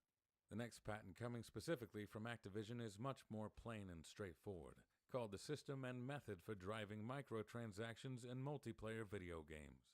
In most competitive games, you're matched based on your connection and your skill. This invention makes it so you can be matched in a way that compels you to spend money. A player can be put in a match with or against a much more skilled player who has paid for cosmetics because the lesser skilled player may wish to emulate the better player. Interesting that the better players are labeled as the expert/marquee. Marquee is a word to mean the person with the starring role, the star of the show, the person designated to be the best. Instead of matching you with players of your skill, you're placed with players who are calculated to be the main character in your match so that you'll want to buy what they buy to be like them. Activision justifies this skewed matchmaking as a way to fight boredom first and foremost, and once again the solution is to spend money. Perhaps rigged is too harsh of a word, but in my opinion this sounds like match fixing at worst and unsportsmanlike conduct at best. There is no integrity in a system such as this when people are expecting to find competitive matches. Being thrown into the deep end because I might be bored in the hopes that I'll buy a flotation device doesn't sit right with me. 2 patents were mentioned for Electronic Arts. Both of them seem to be for mobile games, and 1 is abandoned. The first one's an invention to adjust the prices for helping players based on skill. Lower skilled players could be charged less, while higher skilled players were charged a premium. The second invention makes it so players can pay to reduce their wait times in games. I imagine this patent was abandoned because it's used so much in mobile games that it's difficult for any one body to claim ownership. More examples are included, but those are the only ones made by the companies that are being sued. However, there is nothing stopping one company from paying to use another's patented inventions, a process called licensing, and they frequently do. Kabam Inc. are mentioned 6 times for inventions. One provides an exclusive virtual area to high spenders. Another changes pricing based on a player's progress in a game.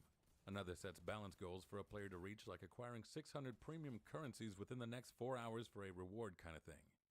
Another provides rewards for cross-platform play. Another creates event-based currency that you can buy with real money, but it expires after the event is over. And one more Kabam Inc. invention adjusts pricing based on a player's spending sensitivities. A simple browsing of Kabam Inc. shows they are known for mobile games with hefty paywalls and have ties in the AAA gaming space as well as Hollywood. A lot of these features have been used almost to the point of being commonplace in freemium mobile games. More mentions of inventions include Leviathan Entertainment encouraging players to use real money to overcome difficult scenarios like killing a tough monster. Hasbro has the patent that lets players earn in-game points by scanning codes that come with purchases of their physical toys. Aftershock Services have a patent that decreases the value of offers the more people buy them, so you'll want to hurry to be the first to buy them to get the most value. Sony is seeking out a patent on an invention that would suggest microtransactions to players who get stuck in games. There's many more patents designed to get money out of players, but these are the examples cited by the complaint. However, it ain't illegal to make these sorts of inventions and file for patents. Unless disclosed, we don't even know if any of these are currently in use, but it does establish a method. The filed complaint then outlines the motive, the reason for using predatory monetization to attract whales. Whales are the biggest spenders in a video game. At any given time, a game can have a few hundred or thousand players that spend upwards of hundreds and thousands of dollars. Gamma Doyle, the vice president of Zynga, stated in a 2023 interview that it's possible this smaller bunch of players with deeper pockets than the rest can make up to 70% or even 90% of a free-to-play game's revenue. The rest of the interview provides more thorough details about attracting and maintaining whales while also converting lower spenders into whales. By his own admission, Doyle, similar to the companies being sued, believes that they are providing a service to people. He believes whales exist as a matter of fact, and a video game operation can only find them and take care of them. If they were to stop providing their services, then the whales would just drift elsewhere to spend their money. The difference is that Doyle from Zynga is transparent about being a virtual casino, while the defendants in this case are not. To the point the filed complaint was trying to make, attracting people who tend to spend a lot of money and turning people into compulsive spenders are two different things. However, this does get addressed in the next section marked Effects of Video Games on Adolescent Brains. One specific part of the brain mentioned is the prefrontal cortex. This bit isn't finished developing until mid to late 20s and is responsible for reasoning, planning, judgment, and impulse control. Until then, teenagers rely more on the emotion-based part of the brain known as the amygdala. The complaint cites multiple studies done on the state of the brain on video games and the similarities with drug and or gambling addicts, such as dopamine imbalances that can lead to ADHD, depression, aggression, and lack of impulse control. Pictures are shown of brains with reduced white matter and gray matter after prolonged exposure to gaming. What I can't find out is what games these brains were playing. Certain video games have been shown to boost cognitive performance in children, but those are usually word games, puzzle games, or anything with logic and reasoning like, say, Portal. Competitive multiplayer shooter games even show an increase in hippocampal gray matter when in 3D because your mental processes are devoting themselves to moving through a virtual environment. To the contrary, stress-inducing video games like competitive games increase the level of cortisol in your body, which has negative effects if maintained for too long, like fatigue, increased blood pressure, weight gain, headaches, and irritability. These are all things afflicting Casey Dunn's son, GD. He's been diagnosed with attention deficit hyperactivity disorder and dyslexia, and has also experienced the following as a result of gaming addiction: physical pain in his hands, elbow, and shoulders, increased weight and morbid obesity, diminished social interactions, a drop in his grades, and inability to attend school, depression, a lack of interest in other sports or hobbies, a loss and or lack of friends at school when able to attend, withdrawal symptoms such as rage, anger, and physical outbursts. Man, this guy's such a loser. Emotional distress, mental anguish, pain, and suffering. I'm kidding. Quote, despite parental efforts to limit game time, GD plays video games 12 to 14 hours per day. GD's mother has lost hope in her ability to control GD's game playing time and fears GD when she attempts to take games away. GD's father is only able to interact with his son by playing video games with him. GD has lost interest in all social and physical activities, leading to their current weight of 300 pounds. He has frequent bouts of gamer's rage where he throws game controllers and breaks them, and he's spending approximately $350 per month on gaming, and has spent $3,000 on in-game transactions and downloadable content. This kid's being enabled. He needs to go to like a Chinese fat camp. But then it ends the allegations on the Get some topic of discipline in minors his life. accessing the defendant's products. The Yeah, Dunn they have family fat alleges camps that in a China minor where can they just send like create rich, gaming accounts by entering an email address, creating a rich password, and undisciplined adding a kids name. to. Simple as that. Then they have access to a virtual casino more potent than any casino in existence. One that messes with their brain chemistry to keep you playing and spending while hiding the addictive nature from reasonably responsible people. And this particular casino doesn't discriminate against minors. To the contrary, it seeks out minors because they are more susceptible and will provide more money in the long term. All of this for the bottom line. Grab a drink because it's opinion time. Firstly, I wish this complaint had focused in on the types of game they're suing. This ain't against Stardew Valley, Portal, or God of War. They ain't suing cozy life sims, 3D puzzle platformers, or these new cinematic adventure games. This is against Fortnite, Call of Duty, Rainbow Six, and Battlefield, which, to the degree the child is using them, are online multiplayer shooters. You could even say competitive online multiplayer shooters, because Fortnite, Call of Duty, and Rainbow Six have their own ranked modes and esports scenes promoted within the games themselves.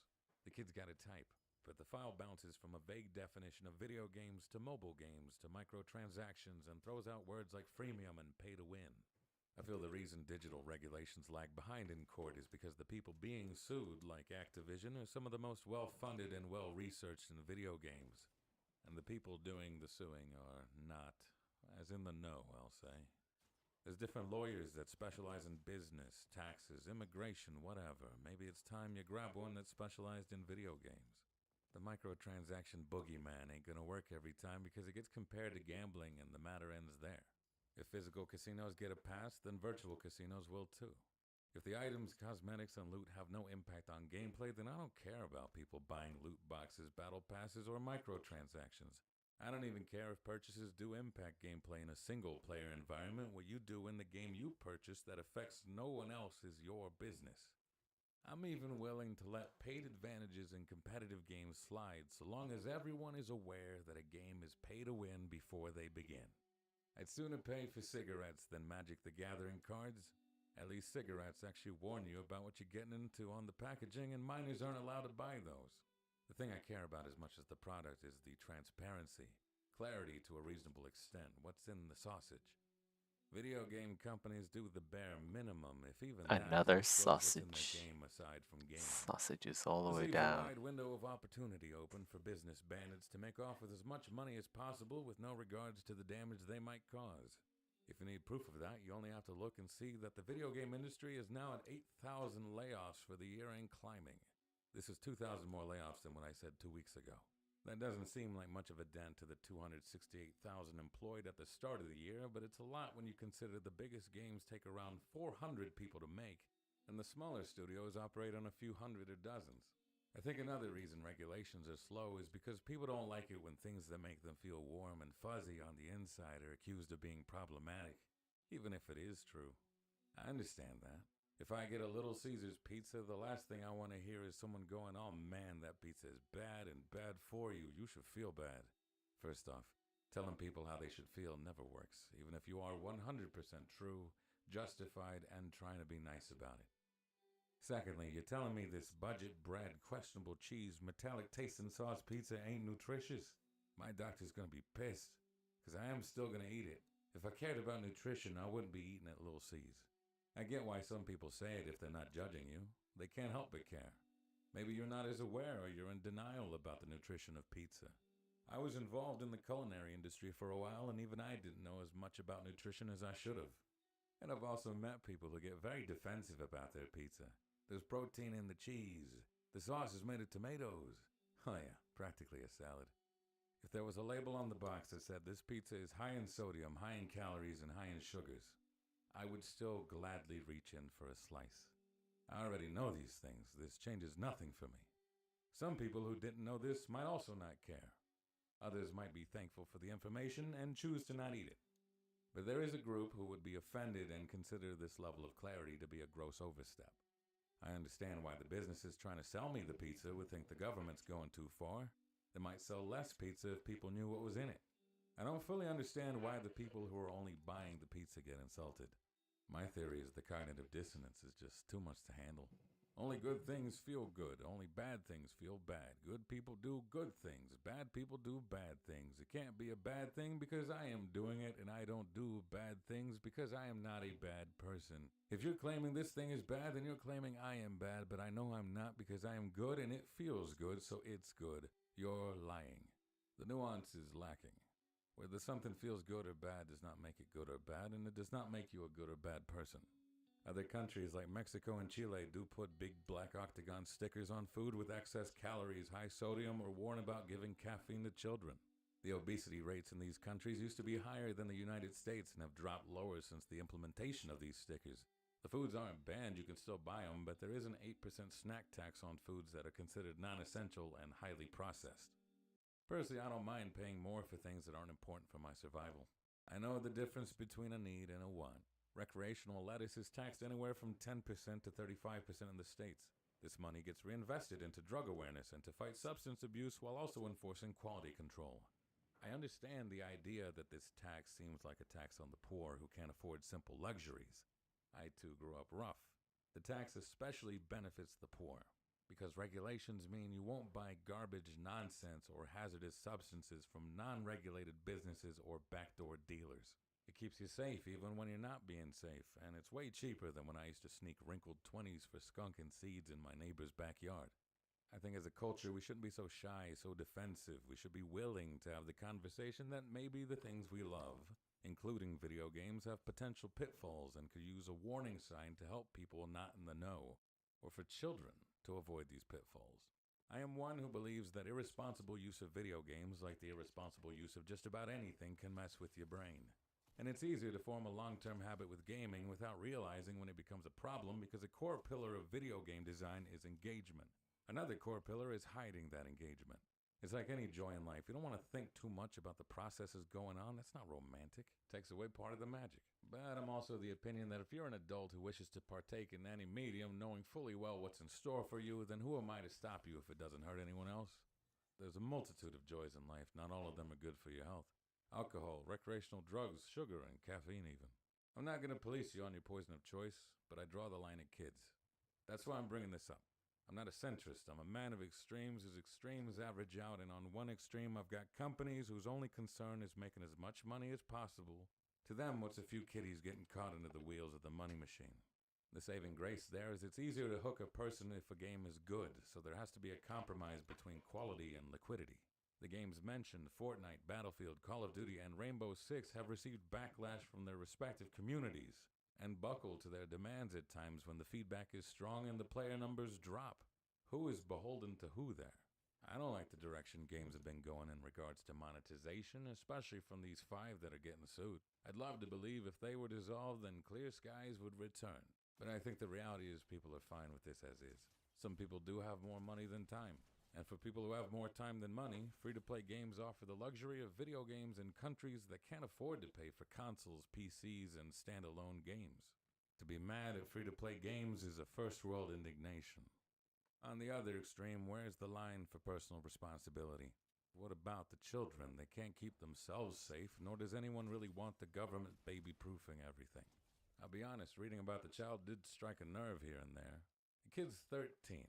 Fresh to the world. I thought I knew everything at 13 and didn't need anyone. In spite of their best efforts, they couldn't stop a 13-year-old from playing video games for 14 hours a day. Full disclosure, I have no Hey, of my own. what's up? Maybe that disqualifies me entirely from an opinion. As some of you may know, I am Mexican and I am 28, which means I was a child when the phrase gentle parenting meant getting hit with my mother's foam flip-flop instead of my father's heavy-duty chancla. My younger siblings were not raised in that manner. So I know it is possible to guide and discipline children without resorting to flinging footwear. Not to backseat parent, but if any of us were a little too glued to the screen to the point where it impacted our schooling, the router would disappear. Cables would go missing, controllers were hidden, parental controls would pop up, subscriptions were canceled. They definitely didn't feed into our whims. At 13 years old, I did not have the money to afford a gaming hobby, let alone a gaming addiction that led to expenses of $350 per month and $3,000 in total, so that's about 8 months. You know, and now that I'm thinking about it, I don't even spend that much now. I've never spent that much on gaming. But back then, I had no bank account and no consistent income. I couldn't sign up for an internet plan. My parents bought my consoles and my games. The complaint states there is nothing stopping children from just accessing these platforms and games. The doors to the world's most potent, unregulated casino are wide open, but we know that's not true. It's true once you're in the casino, it's easy to continue spending. After the first purchase, these games, consoles, and services save your credentials if you let them, and a child can just press OK and OK. But who initiated the first purchase, and how was this allowed to go on for 8 months? I'm not above thinking this can happen in Fortnite. It's the only game that isn't mature rated, and you can buy its in-game currency in real stores. Epic Games already settled for $245 million because they wouldn't give refunds to people disputing wrongful charges on their credit cards. I am for sure not on their side. I am on the side of transparency, clarity, and children. I feel the parents are maybe not being as transparent with their parenting, and this only hurts the child. I read the filed complaint multiple times. I've played enough and researched enough Fortnite, Call of Duty, Rainbow Six, and Battlefield to know these games are developed to be as engaging as possible. Part of that comes down to solid core gameplay design that I'd say is unintentionally addictive but a consistent feature in video games. But the part these games love to put on the face of the game nowadays is the content you can buy and the grind to keep you busy as you wait for the next thing to grind or buy. And I don't mind grinding for something to do or paying for things because you have the money. The part I do find rather dirty is the competitive carrot being dangled over the player base. They give off the idea that the games are balanced and a way to reach money and prestige. But the complaint didn't get into any of that because they're not well versed in competitive online shooters. What do I expect them to know about esports? Regardless, I think if enough consenting adults are willing to play these games, then I don't care what they do with their time or money. The problem, as usual for me, is I don't think there's enough information for people to understand what they are consenting to. I love transparency to an affordable degree. I don't need to be told everything that's happening as it's happening, but as soon as you put a price tag on something, I want to know what's on sale. I believe you can never be 100% understood by 100% of people. But I think you should try to be so annoyingly clear that a person can only blame themselves and not say they weren't warned enough. I love when video games say, this game was designed to be played with a controller. A person can still play with a keyboard and mouse, and if they don't like how a game handles, they have only themselves to blame. You were warned by the controller wet floor sign. I want wet floor signs everywhere. But you know where wet floor signs don't make sense? Water slides. Pools. What are they supposed to say? Warning, wet when wet? Adults can understand inherent risks. Children can't. That obligation is on their parents. Aside from Fortnite, there's a lot of gates stopping a minor from getting in. Once they're let in, the child can run rampant and have a good time, or like in the case of GD, hurt themselves. I think maybe a few parts of the complaint will stick. At best, I hope some meaningful regulations come through. At worst, this gets thrown out almost immediately. And I know there's a saying that goes, there's no harm in trying. That doesn't apply in court. Every failed case builds precedent and makes it harder for the next similar case to stick. And if it just turns out to be case after case of irresponsible parenting, this is going to be a difficult wet floor sign to get put up. I'm sorry if the ice in your drink melted. I felt a lot about this topic. Does it mean every video is going to be like this from here on in? Does it mean I'll never do this again? Sometimes it's a deep dive, sometimes we're wading in the kiddie pool. Maybe it's a review. Maybe it's an interrogation. Who knows? Stay tuned.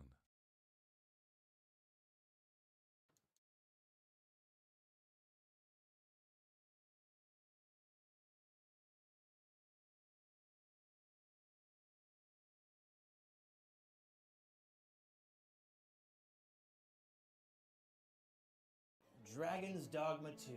Boy, am I excited to talk about this game. There is a lot to unpack here. I've played almost 100 hours of the game, given 10 of that is probably in the character creator. And from the title of this video, everything wrong with Dragon's Dogma 2. You would also be wrong. The original title for this video was Why Dragon's Dogma 2 Sucks, but also kind of rules. But then General Sam's video came out called This Is What Makes Dragon Dogma 2 Suck, and I feel like he kind of claimed dibs on suck, and now I'm kind of wondering if we're 7 seconds into this video because I'm saying suck a lot, and I wonder if YouTube is thinking I'm saying fuck. The weird thing about Dragon's Dogma 2 is, even with all the problems that we're going to talk about today, I still actually liked Dragon's Dogma 2. And that's actually kind of the most frustrating part. I liked it. I didn't love it, and I have a feeling that most of the people that are going to play the game are just going to like it. Keywords there being play the game, because it kind of depends on if you can get the game to run properly on your PC. But regardless, this game had the capacity to be an outstanding game that the majority loved, but with all the baffling decisions that the game developers made, in my eyes, I think it failed to do so. This is everything wrong with Dragon's Dogma 2. Gosh, that other title would have hit so much harder. Damn you, Sam. Okay, so I want to say spoiler alert for this video, but I want to talk about the whole game, and frankly, I don't think there's anything to spoil in this game, and you'll see why. But just in case, if we get into spoiler territory, I'll let you know. If you don't know what Dragon's Dogma 2 is, it's the newest open world fantasy RPG from Capcom. They're the guys that made Monster Hunter and Devil May Cry. But I'm not your enemy. I'm not your enemy. In this game, you play as the Arisen, a person whose heart is ripped out and eaten by a dragon. I see you've met my ex-wife. The Arisen has the power to command human-like beings called pawns, which we'll get into. They basically aid you on your quest to find and kill the dragon that ripped your heart out. You might have also noticed that Dragon's Dogma 2 is a sequel. Its last game came out 12 years ago, and if you're wondering if you need to get caught up to play the second game, there's no need because the second game is the same exact story as the first game. That's not an exaggeration. You play as the Arisen, your heart gets ripped out and eaten by a dragon, and you have the power to command pawns on your quest to find and kill that dragon. Good? Great. I played a little bit of the first game, but then I ended up watching a playthrough to get caught up with the story whenever the Dragon's Dogma 2 trailers dropped, which got me really stoked for the sequel. The graphics looked insanely upgraded, the combat looked punchy and satisfying, the world looked realistic and not just environment, like with your armors and weapons, which I thought was kind of unusual for a Capcom game. And their games are usually fighting with like cartoon-sized weapons like SpongeBob and Patrick fighting over who Dirty Dan is, which I personally abhor. And the thing that got me the most fired up about Dragon's Dogma is seeing those Shadow of Colossus-like elements where you jump jump onto giant monsters to take them down. Besides some scuffed looking lip sync that I saw in multiple clips, I see you desire one of my masterpieces. I was sold. And then the game came out to a catastrophic release, which is just par for the course for any game that I look forward to nowadays. Love that trend. And I can't stress this enough. This catastrophe could have been so easily avoided for Dragon's Dogma 2. And I really do want to talk about the game here, so I'm going to make this whole section as fast as I can. Here's the 3 major issues of the release. Number 1, they took a page out of Ubisoft's cursed handbook and put 3 major microtransactions in the single-player issues. game, which is such a tone-deaf choice. How can you be a game designer and not know that this is going to get your game set on fire online? The weird thing about this is all these microtransactions are easily attainable in-game. Like $3 for a camping kit, they're all over the place. And you know what they all have in common? They're cheap. I think the majority You want of AC? the The remote is here. for what? A couple extra bucks on the back end? Do you realize how many people didn't buy your $70 game because it has mixed reviews on Steam because of your $1 microtransactions? That being said, I actually do agree with Asmongold's opinion on some of the microtransactions in game. So the microtransactions is like, it's obviously bad. There's nothing good about it. There's no upside for the player. There's nothing that's positive that is in any capacity related to it. It's just 100% bad. Now, does it ruin the game? No, it does not ruin the game. It doesn't really make a big difference. Doesn't really matter a lot. Yeah, it didn't ruin the game. It didn't affect my gameplay whatsoever. I just can't believe that Capcom would... I can believe that Capcom would shoot itself in the foot like this. Number 2 was that the game launched with some crucial mechanics missing, aka there was no new game button, which I find extremely bizarre for a game that has such a strong character creator. Yes, there is an You know, item in the kind game of already heard about this because Asmongold already covered it. Let's go listen to something else. Also, this guy talks too fast.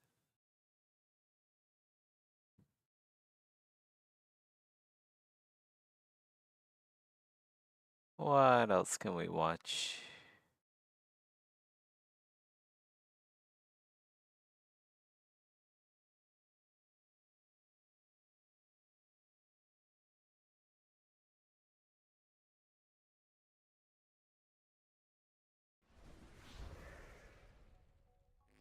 Oh, it's alright, Ludo. I'm here now.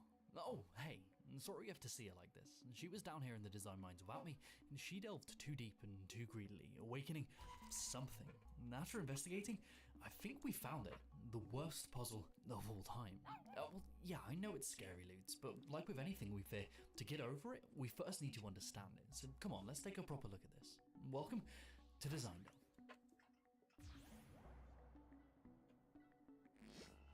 So what would you consider a bad puzzle? Boring pushable blocks, matching cards, or something needlessly complex? Well, today I'm going to go over my definition for a bad puzzle from a level designer's perspective. But the first question is, well, what makes a puzzle satisfying? All games have these moments of intrinsic reward, the point where your brain releases all of those happy chemicals because we achieve something. And for most games, this moment is tied to an in-game event, when you finally beat a boss, and finish in first place or sell your harvest. These reward moments happen upon the completion of these planned out events. But puzzle games are strange, because the moment of intrinsic reward is detached from anything real happening in-game. Instead coming from the moment you mentally solve the puzzle, when you know for certain what the solution is. This makes the time between this lightbulb moment and actually implementing the solution a little bit awkward, because any length of time between them diminishes the overall satisfaction of the puzzle. There is no second reward moment upon completion, because in the player's mind, they've already completed it. Puzzles can obfuscate and hide their solutions as hard as they want, be insanely complex, but as long as the distance of time between the solution's discovery and the end of the puzzle is as short as a gnat's dick, that satisfaction has a higher chance of staying with us. That distance can be the difference between a satisfying and arduous puzzle. This is one of the many facets of puzzle design that we're going to be But a fruit focusing on fly. due to its Fruit relevance flies to have the longest sticks of body proportion Now it's probably time to stop teasing you all and actually mention in what the game entire the world, worst I think. puzzle of all time is actually from. So it's from Abduction, which might shock some of you because this game is from the same team that brought us Myst, which has a very intense legacy in the puzzle. I don't like people who throw out bad facts like that. We'll just listen to silence.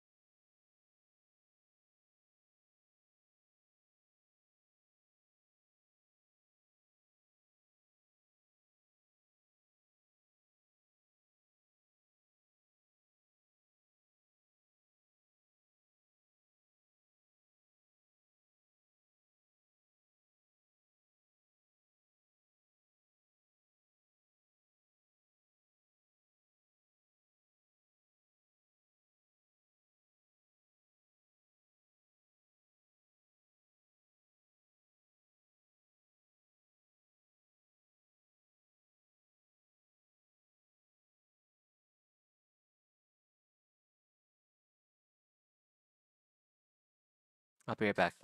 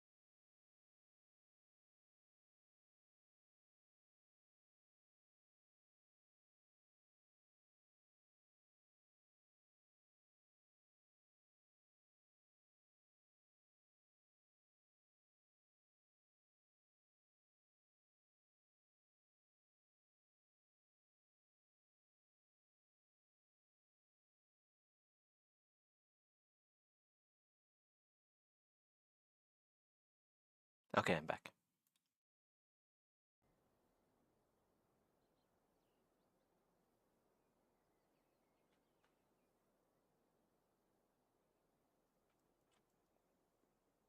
Holy sh... What the fuck? What the fuck? Are you kidding me? I'm coming down. Oh my...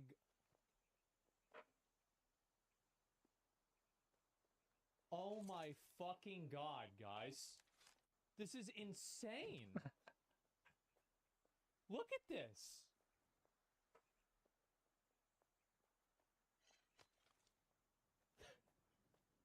Everybody has like their own little spear too.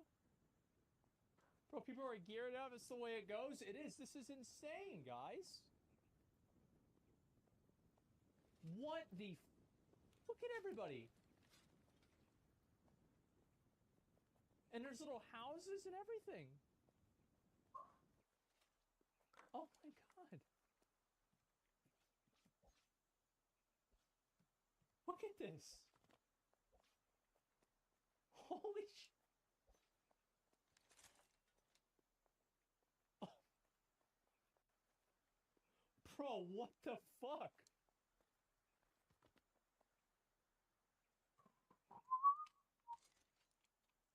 This is insane. This is bigger than anything I could have even expected.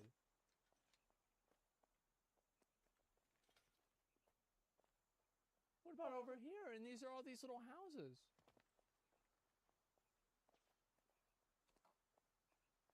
Oh my god.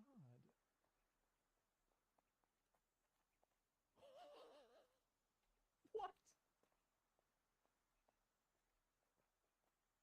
What?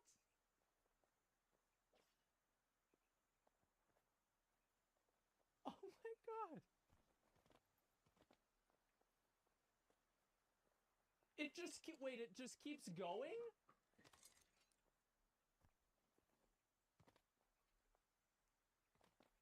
This is unbelievable. Look at this.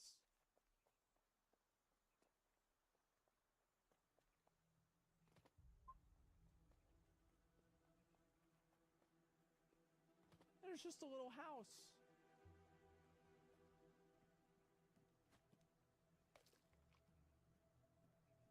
Oh my god.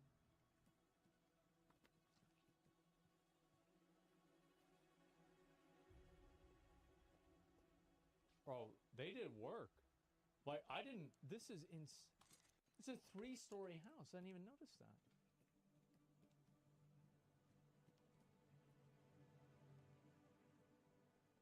Oh my god.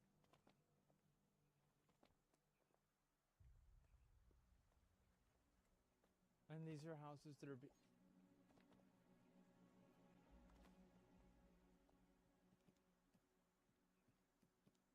Holy shit.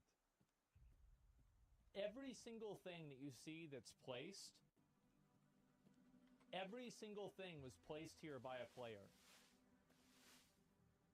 That's what I hope everybody understands. Like, everything here was made. Every stone, every, like, roof, everything was made by our people. And I guess they're still working on this part over here. Holy shit. And all this happened in 2 days.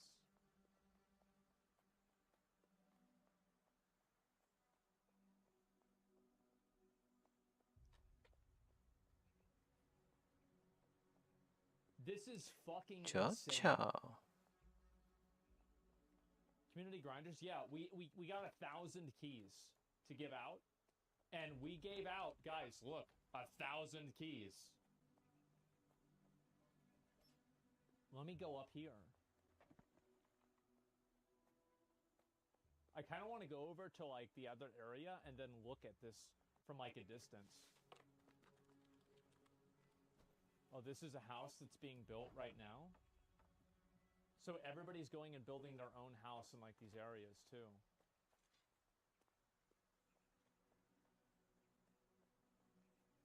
What is this game? I PAX Day? Hmm.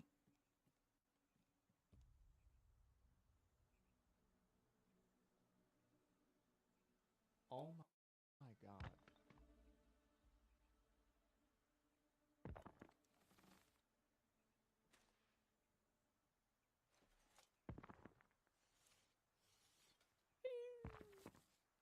He dead. He dead. Yeah, you guys don't want to jump off. Holy shit. And the other thing is, like, everybody has weapons now, too. Like, people are stacked. Look at this. This is incredible.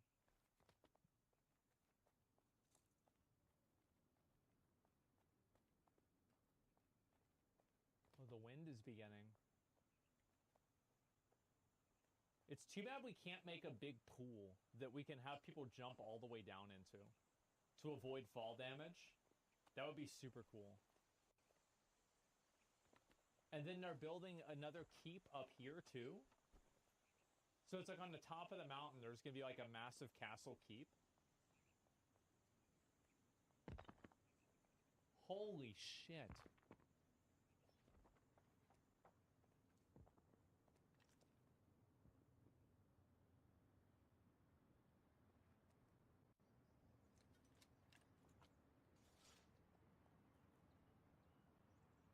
This is crazy.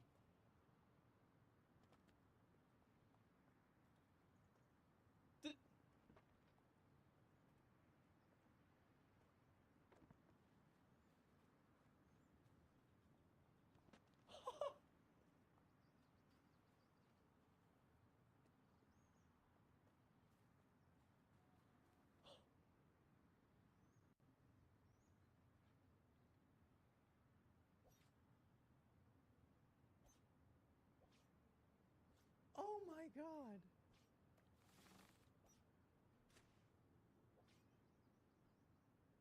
This is nuts. Show the house of the guy that you surrounded? I will. I'll go back down in a minute. Imagine what it'll look like in a week. Yeah, it would be really cool if we could get all of the trees and everything cleared outside in the front and then make the entire thing a walled city. I wonder if we'll be able to do that. Wait, are these all our Wait. Are these all our houses?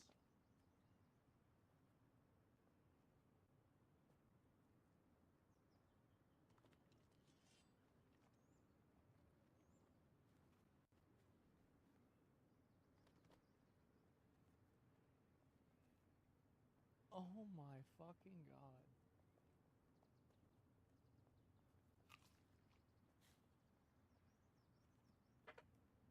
This is unbelievable. I didn't realize that we had invited so many people.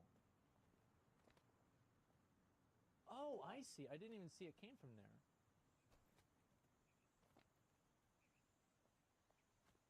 Holy shit.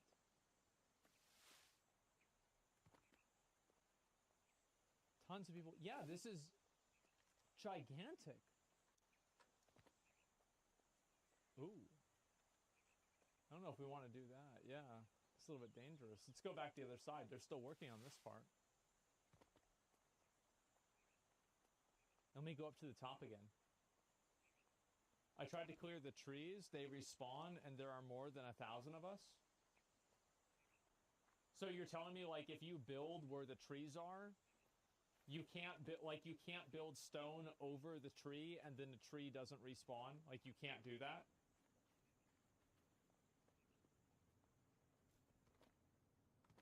Because I thought if you built stone over it, they regrow. Oh. Oh my god. There's even areas underneath the castle that you can go in. Dude, this is unbelievable.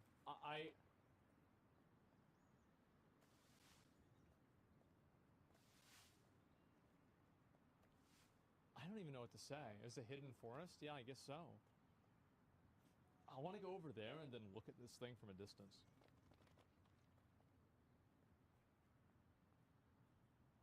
This is fucking insane, guys. Like, this is absolutely fucking crazy.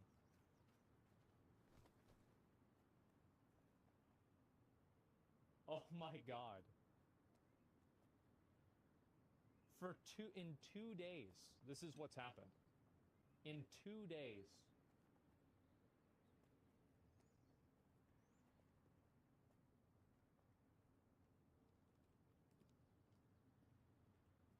Oh, this is the lookout.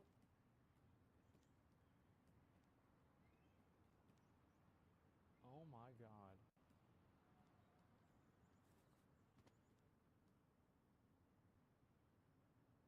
Is there a spectator mode? No, but we can go down to the bottom and then look out at a distance and see what this place is like. I do hope that they allow us to like kind of make a really big city and like be able to like clear some of the trees and like, you know, pave over it with like stone. That would be really cool. There's F7. Wait, what? Oh, wow. I never did this before.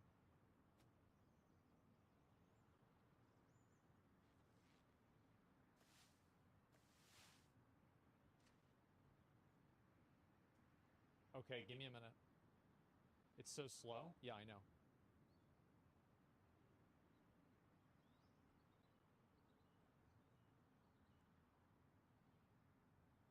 Shift? I'm holding it, doesn't do anything. Scroll?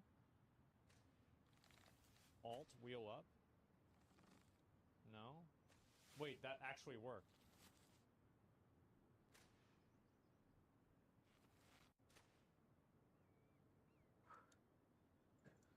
Okay, are you guys ready?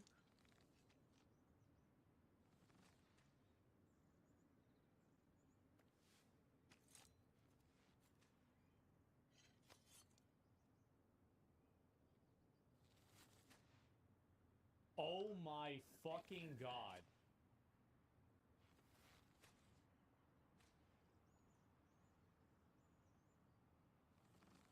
Holy shit.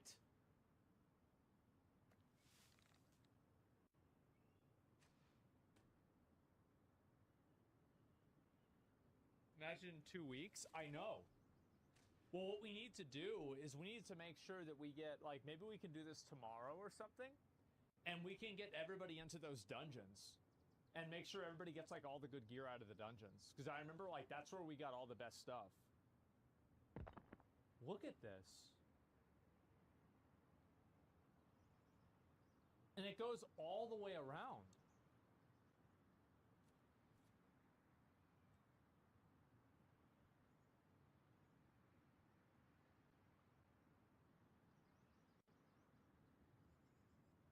All right, let me move up. Oh my god.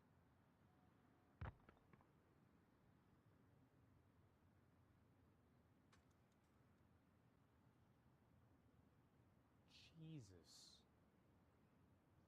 Look at everybody. Oh my god. There's so many fucking people here. This is crazy.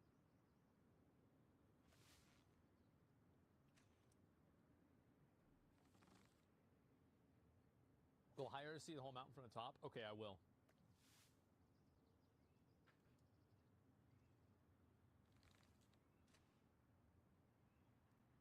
That's nuts.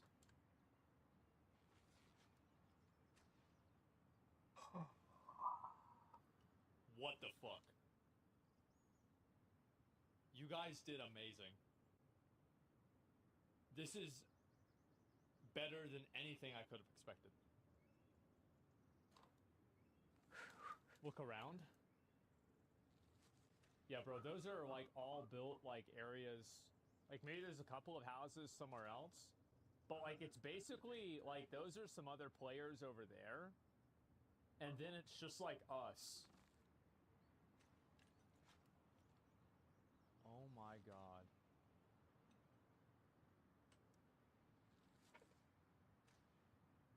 go over to here.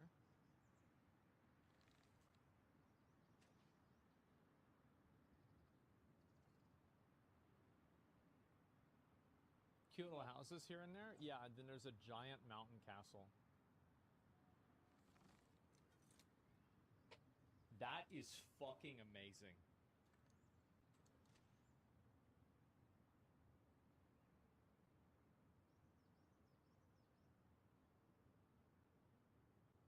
Plan that something for you to all out? Okay.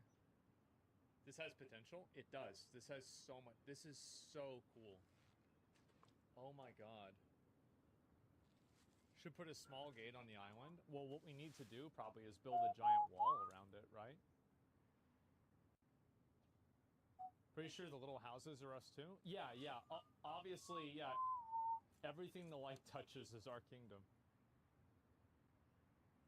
Look at this.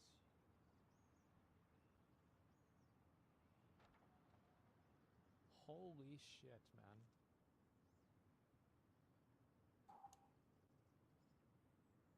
Let me move up here.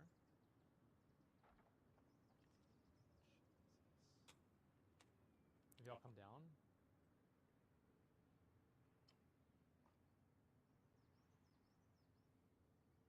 This is in 2 days, by the way. In 2 days, it's gotten this far. Can you build boats in this game? I don't know if you can or not.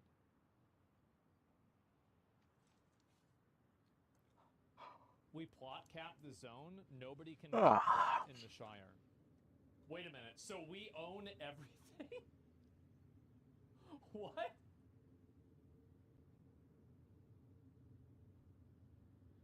We bought out all the land in the entire area. Holy shit. Wow. I traveled here, I guess I'm on the wrong layer. Yeah, they had to layer it because there were so many people in this area. All the houses are belong to us? I guess so. Look at this. And the thing is, like, it's just gonna get more and more complex, too.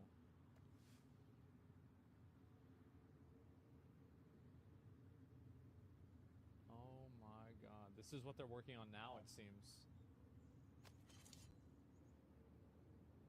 The giant keep up here. I guess there's this guy's house. Yeah, this is some other random player, I think. And also, by the way, look how good the game runs. Like, obviously, you know, 4090, by the way. But, still. Like, it's running so well. Let him be? Yeah, yeah, sure. And there's everybody, well, probably not everybody, but a lot of the people from the guild here. Holy shit. I have gear for you? Okay, give me a minute. This is insane. Oh my fucking god.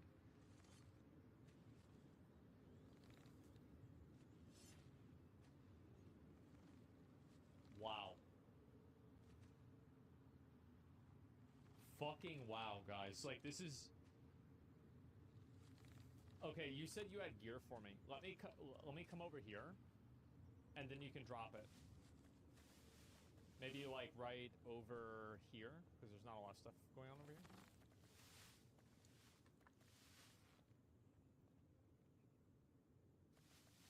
Okay, it's just like the fingers that kind of need work now. A rugged longsword? What the fuck? A brutal battle axe?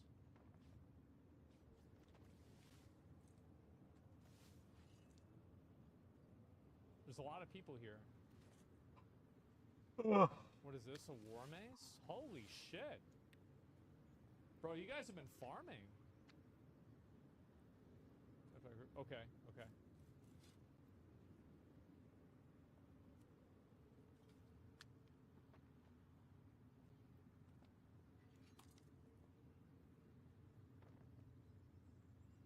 I'm trying to get the gear. Primitive chainmail coif. Gloves. Howl Bark.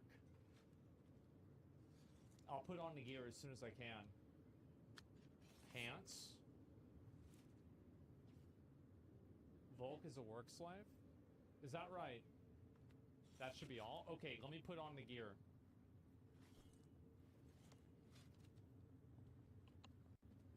Okay, I guess it's I for inventory, maybe? Okay, equipment. Here we go. Alright, so... what's the best weapon? Probably the longsword, I would say. And... we'll put on the helmet. And the gloves. And the chest piece. Oh, shit.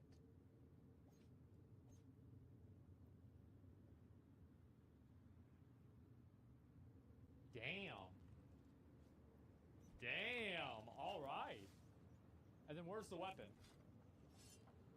Oh, fuck yeah.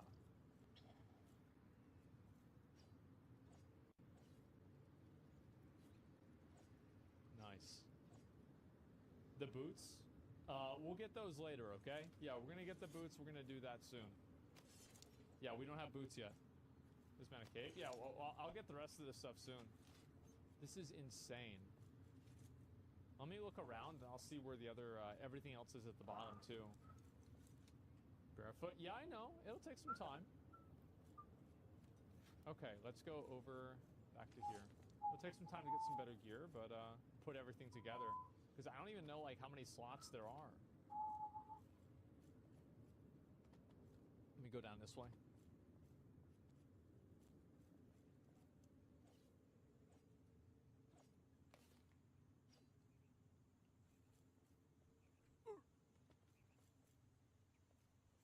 Bro, I got scared for a minute.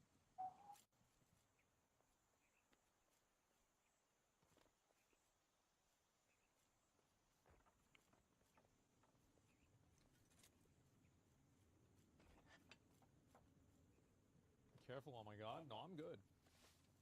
And they can res me too, so it'll be okay. You need to get resurrected from the place you dropped from, not the place you land. So this should be okay. So this is like basically we own everything everywhere.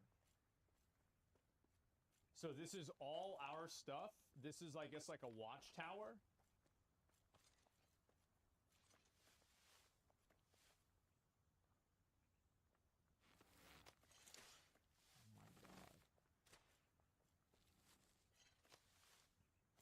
Is there a map? There is. You just open up M. Here's the map. That's where we are in the game. I think that our layer is full because we have so many people online right now. Light the beacons? Yeah, apparently. I guess we probably... wait, what the hell is this?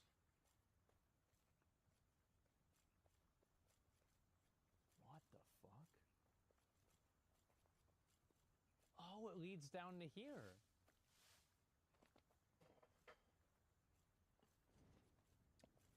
Hey, Kudai, how's it going? Sorry, I was watching Asmongold. This all the used plots in the Shire. It's a big area. Yeah. We wanted to have every single plot that we could, so that way nobody else can build. Wait, bro, this is like an actual fucking medieval city. Look at this. I wonder if PAX D is gonna be any good. This is sick. Yeah, this is amazing. Then all the boxes over there. And then this is the... look at all these boxes! It's like a medieval builder game, simulation sandbox. Let me just check a random box. It's full. Wait, it's literally just full all of weapons. Every box is basically full. Oh, this one's got some resin in it. Wood. Holy shit. Look at this. This is the crafting center.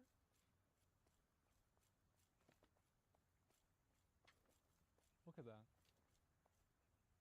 And all those that are on fire means that they're working right now and they're building things. I guess this is what's being built now. This is amazing. What game is this? This game's called PAX Day. This is just a beta right now. And so they're testing it out. And they gave me a ton of keys to give out to like viewers and friends of mine. And so I gave them all out. I asked them, I was like, they said, how many keys do you need? I said, I don't know, 1,000. And they gave me 1,000 keys. Bro, they even built little things around the trees.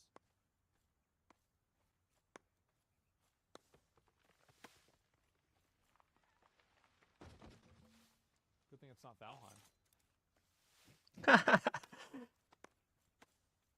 Dude, Valheim trees Yeah, look at are this. out to get you. This is insane. I'll go across and look at it from there. I think Valheim claims the most amount of deaths by tree And so in do we any own video all game this stuff too? ever. Like all of these areas as well? No shoes? No, I don't need to.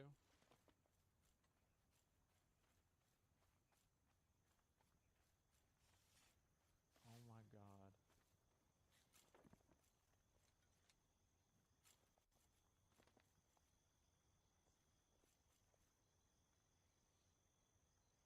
Bro, this is crazy. This is actually fucking insane. The wildlife signs? Yeah, I know. We own 99% of everything around. Show the battle axe moves? Yeah, sure. I'm gonna go ahead and just put the other weapons on my bar so you guys can see them. So that's the sword. Here's the battle axe. Okay, here we go.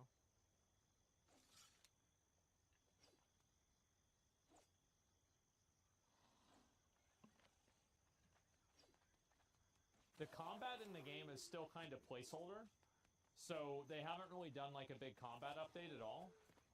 And I would say like, How come they have in like terms of, two like, different concerns for the game, materials I would for say the different combat is kinds of probably my chainmail? biggest That's concern weird. for the game. They have like a And if they lighter get chain combat nailed, I feel like this game's for the gonna be coif, massive. and then a darker chain for the tunic. It's gonna be like the game to play for a while, at least. Combat looks janky? Yeah, it's really fucked up. I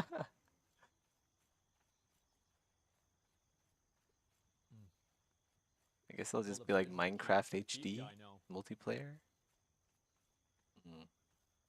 And so do we own, like, for example, this house here? Is this like our house? How does dying in the game work? Usually respawn and you can teleport to where... Oh shit, no, that's bad guys. That's bad guys. Okay, never mind. Yeah, and this game also doesn't have like a leveling system. Like there's a level 5 and level 10.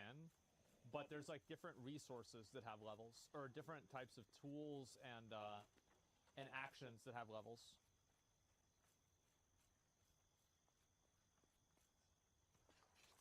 Are there any magic? Yeah, there is magic. There's healing magic and a couple of other things too. So like Valheim? Yeah, it's a lot like Valheim, but it's multiplayer. I mean, Valheim is also multiplayer, but this is multiplayer. like multiplayer, right? This is insane.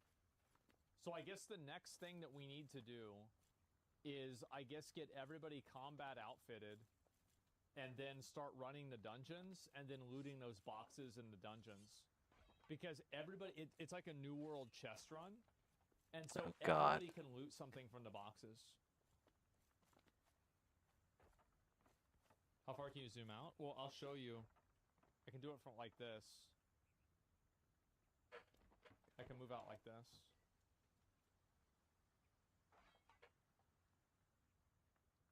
Are there bosses or castles to capture? I don't know. Yeah, I'm not really sure. I'll move around in the world just so you guys can get an idea of like what the world's like. So like that's a little area built by a player. These are like created in game. Oh, here's some other people here living on the other side of the mountain.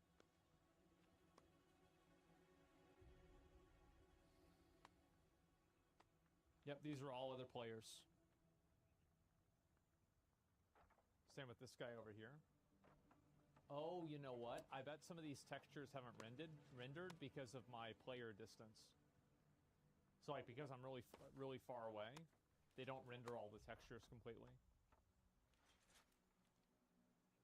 Yeah, I think that's what's going on. This is crazy. But yeah, it's like a massive open world game like this.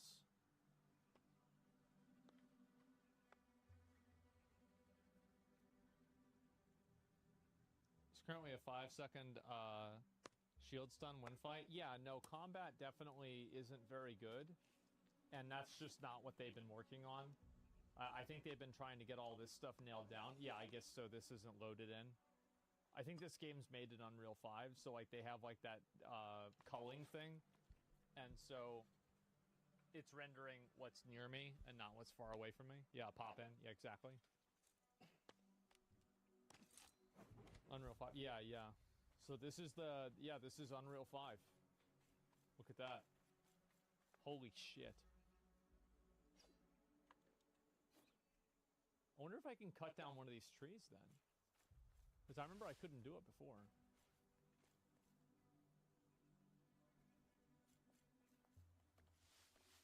Pillage and raid, link to stone unturned. Yeah, we'll be able to have people that can find out where the dungeons are and then take us to them and do like a huge raid. Try control click? Okay. Oh. Oh, I can cut it down.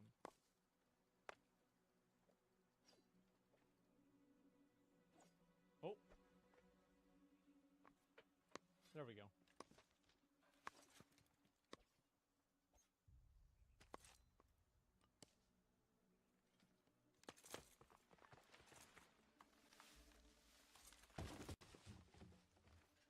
We have more gear for you? Okay. Let me come over here.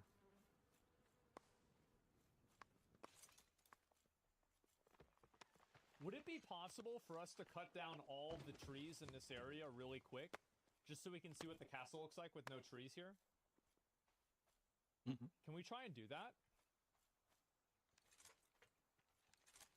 Yeah, I'm gonna try and cut down the big one.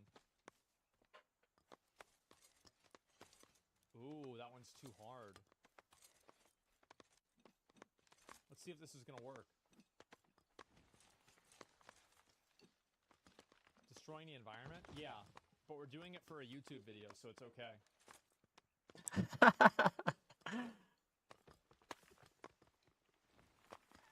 Yeah, some of these trees we can't cut. That's the problem.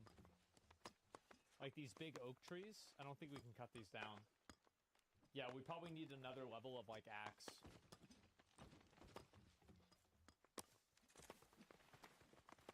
Maybe I can look at it from this direction. Yeah, there it is. That looks pretty good.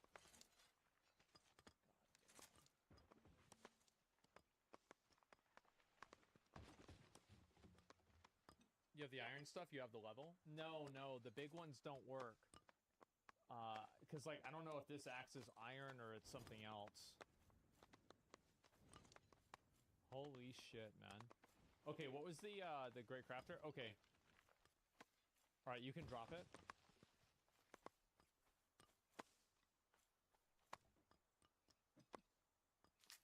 Oh, the shoes. Ooh.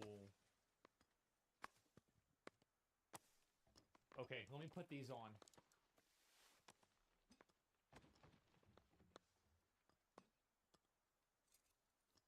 Okay, and then the cape. Where's the cape? Oh, shit. All right. There we fucking go. That is way better. The full set? Yeah, exactly. So I think that's what to do.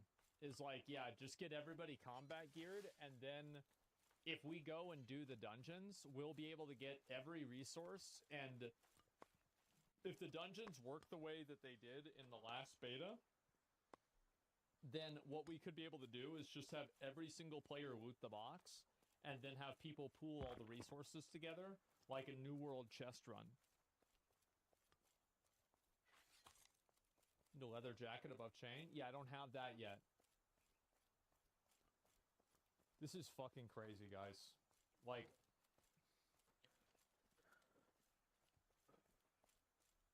this is insane. The game is PAX Day. I just thought I was gonna log on for a couple of minutes and just like get an idea of this, but like, yeah. I had no idea there was this much that has gone into it. Look at this.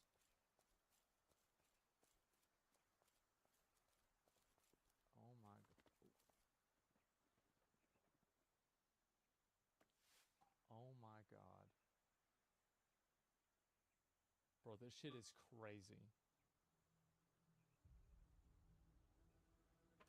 Wow. Nesmon is pleased? I am. Please be good on release? Yeah, I know. Some of us have better access. We're chopping the big trees at the bottom. Oh shit, they are. Please God have damn. good access. It's actually like Minas Tirith? Yeah, it's as close as we can get it to. Oh, it Like, sucks if when we can't pave over promising the trees games to where they can't release regrow, then half-baked. We'll have to do something different. But like, if we could make this entire area around the water, like make the entire thing a walled castle city, which is like, that's kind of what I wanted to do. Like, game developers are always Just the making the film? same Yeah, mistakes there's a few over and different over ones, yeah. again. I Never thought the learning big from one each didn't other. even go Very down. weird. Oh, it's a bracelet. I didn't even see that. Thank you. Very, very Oh weird. my fucking god, guys. Literal architect god? I mean, it's everybody else, really. Like, I just showed up, and I was like, hey, I think it'd be cool if we do, like, a thing next to the wall. And then, here it is. I think you should remove the soil. I think it'd be cool if you had a plot of land, and you built a certain type of ground over the land, trees would not regrow over that type of ground. Like, I think trees should, like, naturally regrow, but if you build, like, let's say stone or something like that over something, then it should stop the trees from regrowing.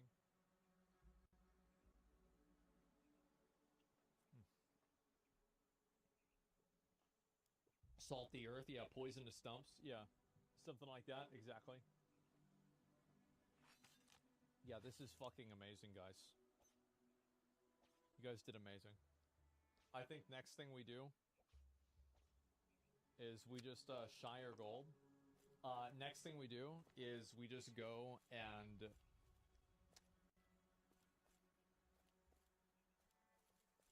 do the dungeons. I think that's it.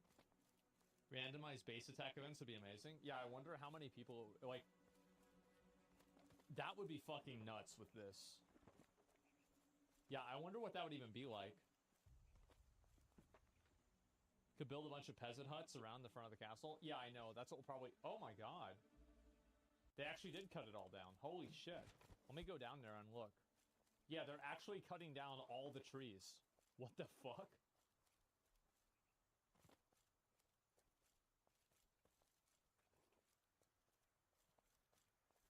Oh my god. Deforestation simulator? Yeah. They're all gone. Jesus.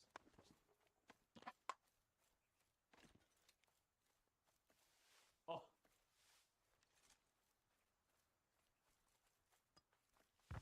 Wow.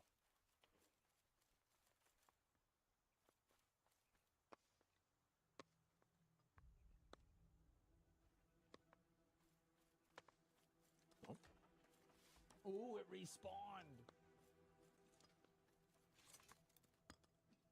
Oh, it's too hard. Yeah, if we can rebuild or like build to where these trees don't respawn, that would be fucking crazy. If this is good, maybe MMO will be hot again in 2005, 2010 era. Yeah, I think have it take better axe. Okay, I'll take it.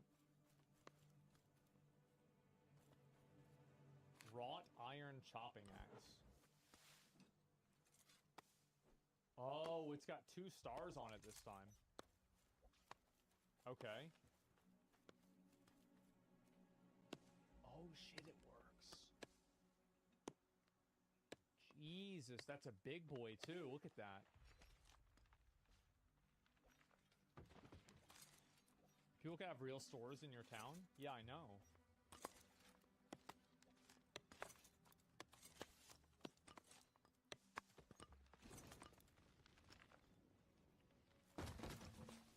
Nice. I guess you have to cut it down here too.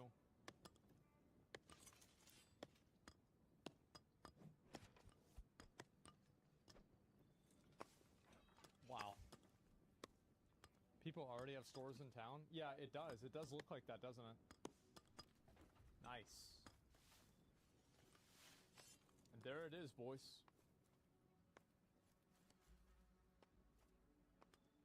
I'm gonna be honest.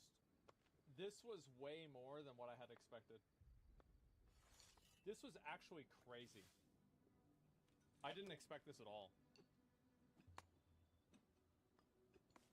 The same mechanic of tree chopping like Sons of the Forest? Oh yeah! Yeah, I know what you're talking about.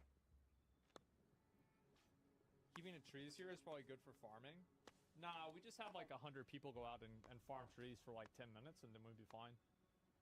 Like, I think that people might not realize how effective you can be if you have a large group of people that are doing something at the same time. Yeah, like the efficiency that you can go for is like insane.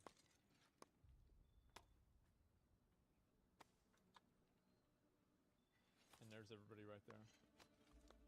Well, gentlemen, there it fucking is. Save it. We haven't saved it in a while. Oh my god. It goes up exponentially. Yep, there it is. It's pretty, yep. More of the Rings vibe. Just wait for a couple more days. Give it a couple more days, and this is going to be fucking insane. Yeah, throne room at the top? Yeah, I guess so. Anyone attacks that, they're done. True. Very fucking true. Yeah, great job, guys. You guys did amazing. I'm very proud of everybody. Like, you guys, this is way better than what I had ever, like, what I could have ever possibly expected. This is nuts. And the fact that it happened so fast. Wow. Literally just give it a week. Bro, I don't even know what it's going to look like in a week. That's going to be fucking insane.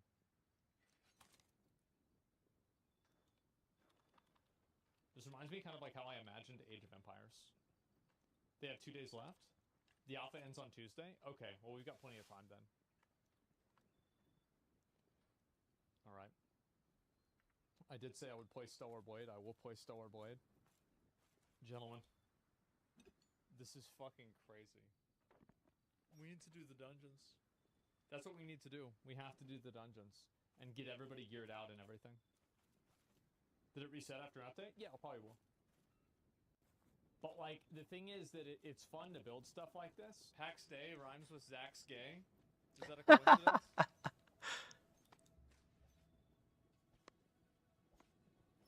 Man. Good one. Real good one.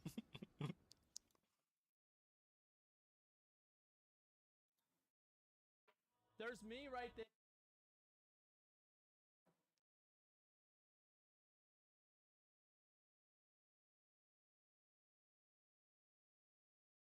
A lot of fast food restaurants are starting to use AI chatbots instead of actual people. How many of you guys live in like maybe like obviously Texas is like pretty close to Mexico. And what they do, I swear to God, is they take the person who can speak English the worst and they put them on the drive-thru. You know, they all take an English test and it's like, whoever is the worst, yep, okay, now you're taking the orders. Yep. Every time you go through this Hardee's drive-thru, you'll hear, It's Carl's Jr. Peach pie for $1.59? Nope. Would you like to try a peach pie for $1.59? No. Peach pie for $1.59? No, thank you. Peach pie? No peach pie. I have one peach pie. No peach pie. That's because that's an AI chatbot Yes. that now takes all the drive-thru orders at this Hardee's location on Kent Island in Maryland. Well, unless the bot needs human help. One moment, let me get a team member to help you. And this tech may be coming to a restaurant near you. Made by a company named Presto. It's What did it available say? at Wait, hold up. What did it say? Hello, I'm your automated drive-thru ordering assistant. Order as you normally would. Coming to a Oh my restaurant God. near you. Made by a company named Damn. Presto. It's available at 350 locations in the country, including Carl's Jr., Del Tacos, and Checkers. It even uses some of Checkers. OpenAI's GPT tech. But how does the tech work? And is it really taking over real jobs?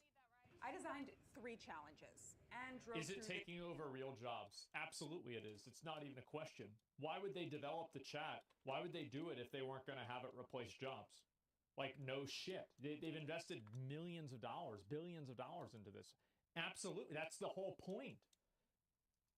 this drive-thru about 30 times. Thank you for choosing Hardee's.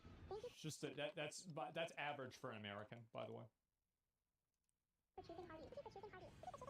To find Yeah. out how good this bot is at feeding hungry humans. It's per day, yeah. Per day. Challenge 1, speech recognition. The first thing Presto does is use automatic speech recognition to convert an order to text, so the AI system can understand it. I'd like the big hearty combo with extra ketchup and a Diet Coke. Sure. Would you like to make that a medium or a large? But as we all know from speech to text on our phones, sometimes it isn't perfect, especially with background Yeah, noise. but like the thing is that there are people that it's not perfect either. Like I say, I want a Coke. They said, you want a high C? I said, no. I said, I want a Coke. They said, oh, okay. So do you want a 10-piece or 20-piece meal? I said, no. No, okay, all right. And so I can't hear you. Which there's typically a lot of at a drive. Do you speak Spanish? Yes, we have Dog lettuce. sounds. Can I get the 10-piece chicken nuggets? What dipping sauce would you like? What dipping sauces do you have? Ranch, honey mustard, barbecue sauce, Ooh. and hot or creamy buffalo sauce. I'll do the honey mustard. Do you like I went to a McDonald's and like these guys, again, you know, in Texas, this is a really popular thing where a bunch of people will get together and that, like, you know, like the guys that have like the rims on the cars and they have like the cars with the big like sound systems and there's like shit all over them, right? Like the slabs. Well, they'll just get together randomly in a parking lot and have like an impromptu car show. And so I remember I went to one of those, like to a McDonald's right next to one of those. And I remember I could not even place my order because of how loud the music was. dogs? Okay, but what about... Can I get a kid's meal? Let's do the 2-piece chicken tenders. Cha, it's okay. It's just the video. Damn. And for the extreme challenge. What can we get started for you today? Can I get a big hearty with a Diet Coke? Can you please speak louder so that I may hear you? Just one big hearty with a Diet Coke, please. One moment, let me get a team member to help you. Okay, I'm not even sure a human would hear me over that. Challenge 1, pass. Challenge 2, natural language processing. Once the system has that text prompt, it goes to the AI brain, what's called Presto Natural Language Understanding. The AI interprets the prompt and determines a follow-up response. Would you like to make that a medium or a large? Large. Would you like to Well, try a peach pie for $1.59? I'm pretty sure this is just like a big flow chart, you know? Yeah, it's just a big flow chart, and you just say the word, and it goes through that. Yeah, they even programmed it to upsell you. What drink would you like? Diet Coke and no to the peach pie. At this location, Presto has now incorporated OpenAI She said peach pie. Looks like she's getting a peach pie. GPT into the system to make the readback portion of the order sound more human-like. I have one number for the Big Hearty combo with extra ketchup, large fries, and large Diet Coke. Correct? Once the order is I think Taco Bell is doing this. They're not telling anybody because, like, I feel like out of all the fast food workers, Taco Bell is the second dumbest. The dumbest is obviously Arby's. Like, we all know that. It's Arby's. But Taco Bell is definitely up there, right? Like, because you remember, like, that one guy, because, like, anytime you see, like, kids in, like, fast food restaurants, like, you know, fucking with the food, they always got those black outfits on. They're from Taco Bell. Absolutely. Remember that kid who was licking all the fucking, the taco shells, everything like that? Yep. It's transferred to the restaurant's kitchen display. I think they're doing it because they used to always mess up my my order, and now they never mess it up. Nah, bro. Like, there's something happened. Something happened, and I guarantee something happened. Correct?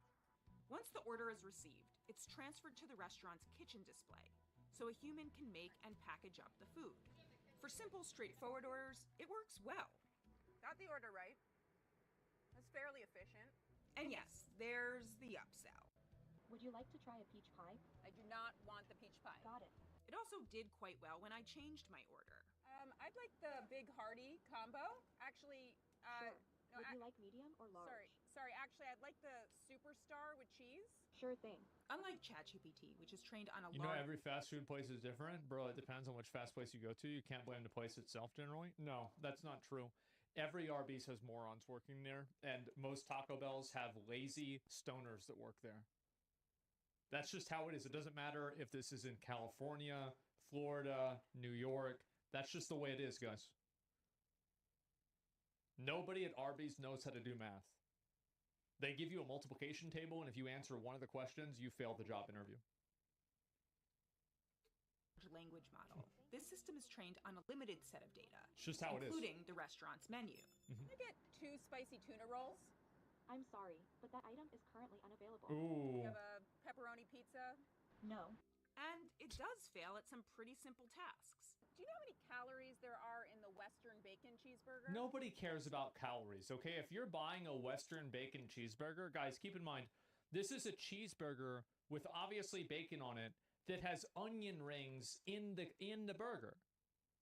If you're buying a cheeseburger with onion rings in it, I don't want to hear about you wanting to know about calories. Just stop it. One moment. Let me get a team member to help you. I am allergic. I think maybe the reason why is that, you know, this could be a 32-bit system, and 32-bit systems, the largest number they can have is only 2.16 billion. And so maybe it just wasn't a big enough number. The cheeseburger was too much. That might have been why. Is there gluten in that? No. There's definitely gluten in that bread. Can I speak to a human? One moment, please. Let me get someone to help To you. be fair, if you asked an average fast food worker, is there gluten in a certain thing, most of them probably wouldn't know either. Hi, I'm sorry about that. We do have a lettuce wrap. Presto said this was an error, and that any allergy questions should trigger the bot to get a human. Challenge 2. I'm giving it a pass because it did get most orders right. But yes, it needs to work on the allergy issue. Yeah. Challenge 3. Humanness. One of the things I like about drive-thrus, or I say I like about drive-thrus, is talking to a human. I don't. What I like about drive-thrus is I don't have to get out of my car and I get what I want and they give it to me. And McDonald's does this now. Like, if you want to talk to an employee at McDonald's, like, that's hard. At least What's the ones I your favorite have. Taylor Swift song? What's your favorite thing on the menu? Say, order when ready, please, if you are free tonight. Order when ready, please. Yeah. But Perfect. Yep, the AI doesn't get fucked around. No small talk, none of that bullshit. Nope. You try to hit on the AI, it doesn't even listen. As bias, your job's talk to 80% humans for hours a day. Burnout's a factor. I don't want to talk to people whenever I go to a drive. If I could click a button and just get my food, I would do that. Like, the reason I'd go on a drive-thru is because I don't want to get up. 0.3 million Americans are fast food or counter workers, making this a very human-centric 3.3 job. million. Do we really want AI taking this job? Yes. Nobody, I don't know anybody that wants to work in this place. Like, this is, and also, like, like, who are we to say that you can't have an AI do a job that, you know, a person was doing before? It's like a silly thing to say. But, like, even then, like, people fucking hate these jobs. Like, they get paid for shit, you're overworked, and nobody likes them, and everybody thinks you're a loser if you work there. Like, there's nothing good about this job. Yet, here at the Hardys on this 15-mile island in Maryland, AI hasn't taken jobs. At least not yet. We put Presto in to support our team. They're currently Most of the understaffed, time, yeah. as in most restaurants currently in the area. Now that we have Presto, our frontline personnel are more free to do other things like drop fries, assemble orders, tend to dining room guests, True. make our hand-dipped ice cream shakes, make sure that quality assurance in every level is to standard. We have no intention of cutting labor. And I was happy to hear that, given how very nice the Hopefully they fix that. humans at the Hardys were, and how unhuman-like the bot was. Okay, thank you so much. Kind of off to say everyone working at a fast food place is bound to be stupid. I've had to work at places like Dunkin' Donuts or Taco Bell before, and yes, some of my coworkers are lazy shitheads, but everybody else is pretty intelligent. So yeah, exactly, because they're stupid. Yeah, that's what I said, because the people who work at Taco Bell, dumb as hell. Absolutely. See, that's what I was saying, too. Yeah, see, like, you had the same experience as I did. Yeah, I've been to Taco Bell, too. It's crazy. They don't know anything. So what did we learn here today? Well, that this AI is very good at the basics of drive-through order taking. But like most applications of AI right now, Yeah. this is a way to help humans rather than fully replace them. A human still has to babysit this bot. Now you guys see why they have the robot. Hey, just me. How's That's it why going? they have the robot.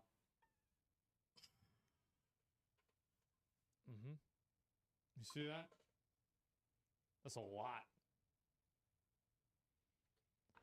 So typically this is where we would lock in and take over. But all I did was order the Big Hardy. Yeah. This is what we deal with sometimes. I apologize. But of course, this tech is only going to get better, and more companies will give in to making AI part of their workforce. Yep. Just like I gave in to The peach Give me a pie. second. I'm watching something on my God. phone. 100-degree day. Oh. Some cream filling. Ugh.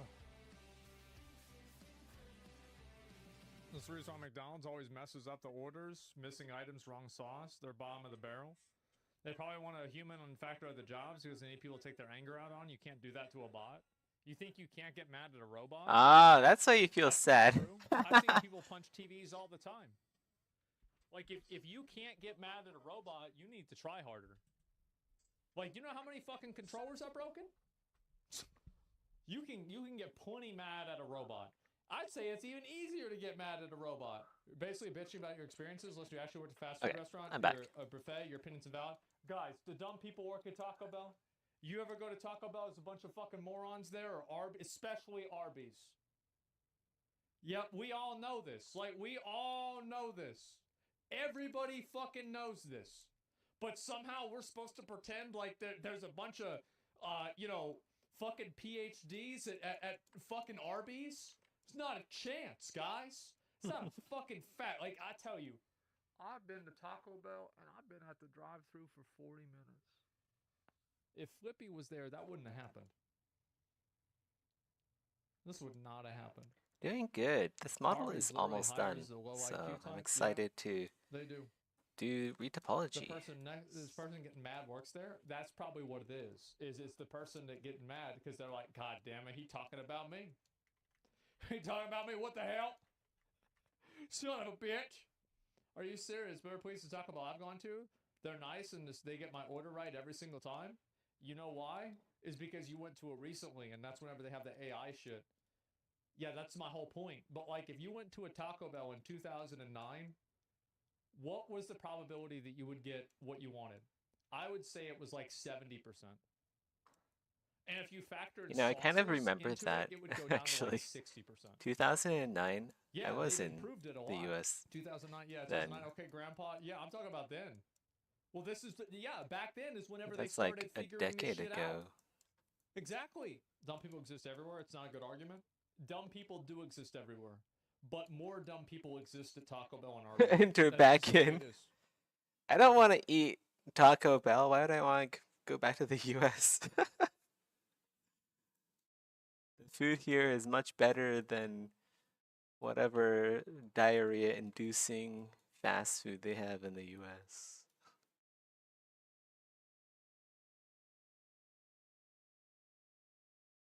They had pretty good hot sauce packets though, Taco Bell. They always give you like a handful.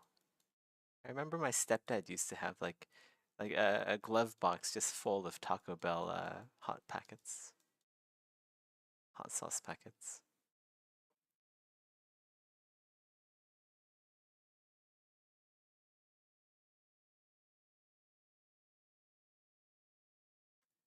But like if you actually wanted to eat like Mexican food, maybe like Mexican American food, I'm not exactly sure. But like whenever a different food is introduced to America, it it changes a bit, you know. So like Chinese food isn't really Chinese food in America. It's like Chinese American food. Like they don't cook uh they don't cook like General Tso's chicken or whatever. Like the orange chicken, that's American. They don't cook that in the US. They don't cook that in China. It's not Chinese food, but they serve it at Chinese restaurants in the US.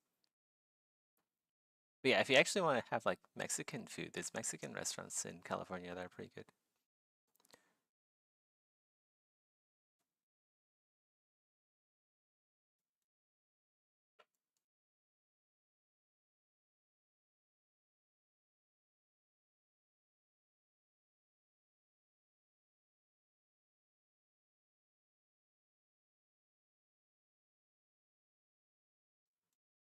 Taco Bell is good because you can get like really good deals on like how much food you got, but I don't think that's the case anymore. Like I remember you'd be able to get like a huge bag of like burritos for like something crazy like $10, and there'd be like 5 to 7 burritos in there. Like I mean, granted that most of them are just like bean burritos, but still like you get a lot of food for your money at Taco Bell. Back then, I don't know what it's like now. Now that I've been out of the States for like a decade.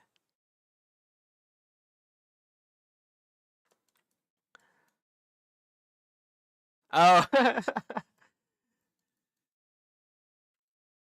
you know what he means. He means excited, not exited.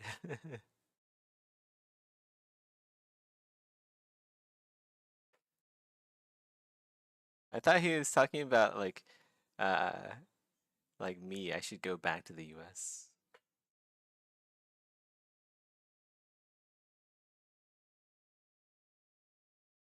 There's nothing for me in the US. Literally nothing. Except for the Redwood Forest. I want to bring Chocho to the Redwood Forest. Let him pee on a redwood. Let him smell and see the sights. Hopefully he doesn't get eaten by a brown or black bear. Or mountain lion. Gotta watch out for those.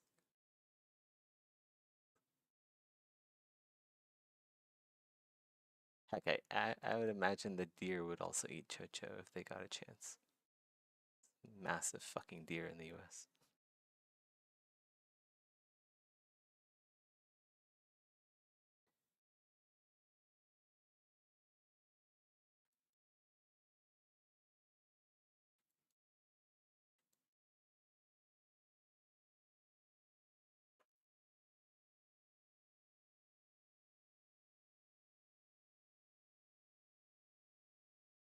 They have Chinatowns in the US. They do. Um, but they're not like everywhere. I'd say most of the US doesn't have a Chinatown.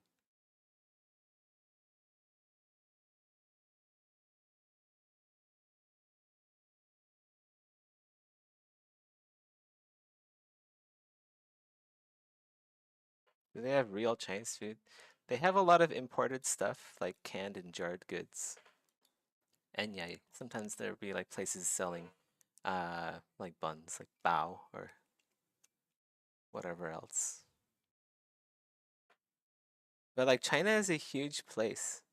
Like imagine going to so you guys are in like Ukraine and also Russia, right? So just imagine like uh just imagine there's a America town.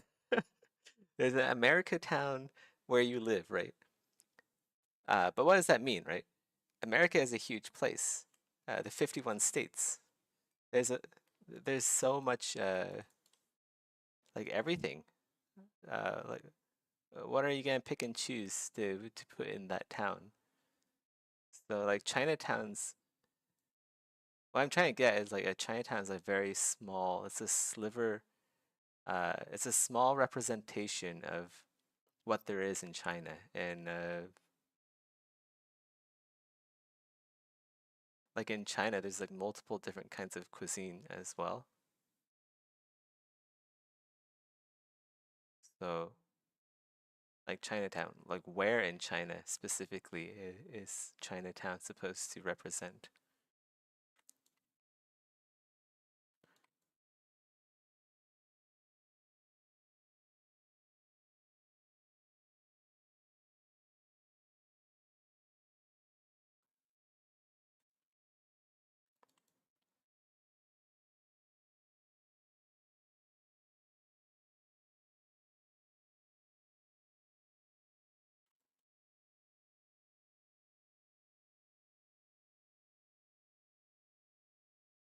Normal people, and this is my favorite thing, is that the people that consider themselves normal on social media are boring millennial 30 somethings that have a laundry list of mental disorders in their bio along with the flags of the countries that they support, and then they also tweet about killing people because of a disagreement of a video game outfit. But guys, we're the ones who are weird. That's right. Surprise! We're psychos. Hey, what's up guys, Rip here. So yesterday we got the official release of Mhm. Stellar Blade, and the main topic of conversation that has stemmed out of that is the various aspects of the game that have been censored. Now, many bad actors on Twitter, whether it's regular users, game journalists, or content creators, Yeah. have been using this opportunity to not only justify but also celebrate these acts of censorship because it fulfills their own agendas. Of course it and this has does. gotten to a very toxic point where now we are seeing literal bounties put on people's heads for simply pointing out the censorship. Let's see who this guy is.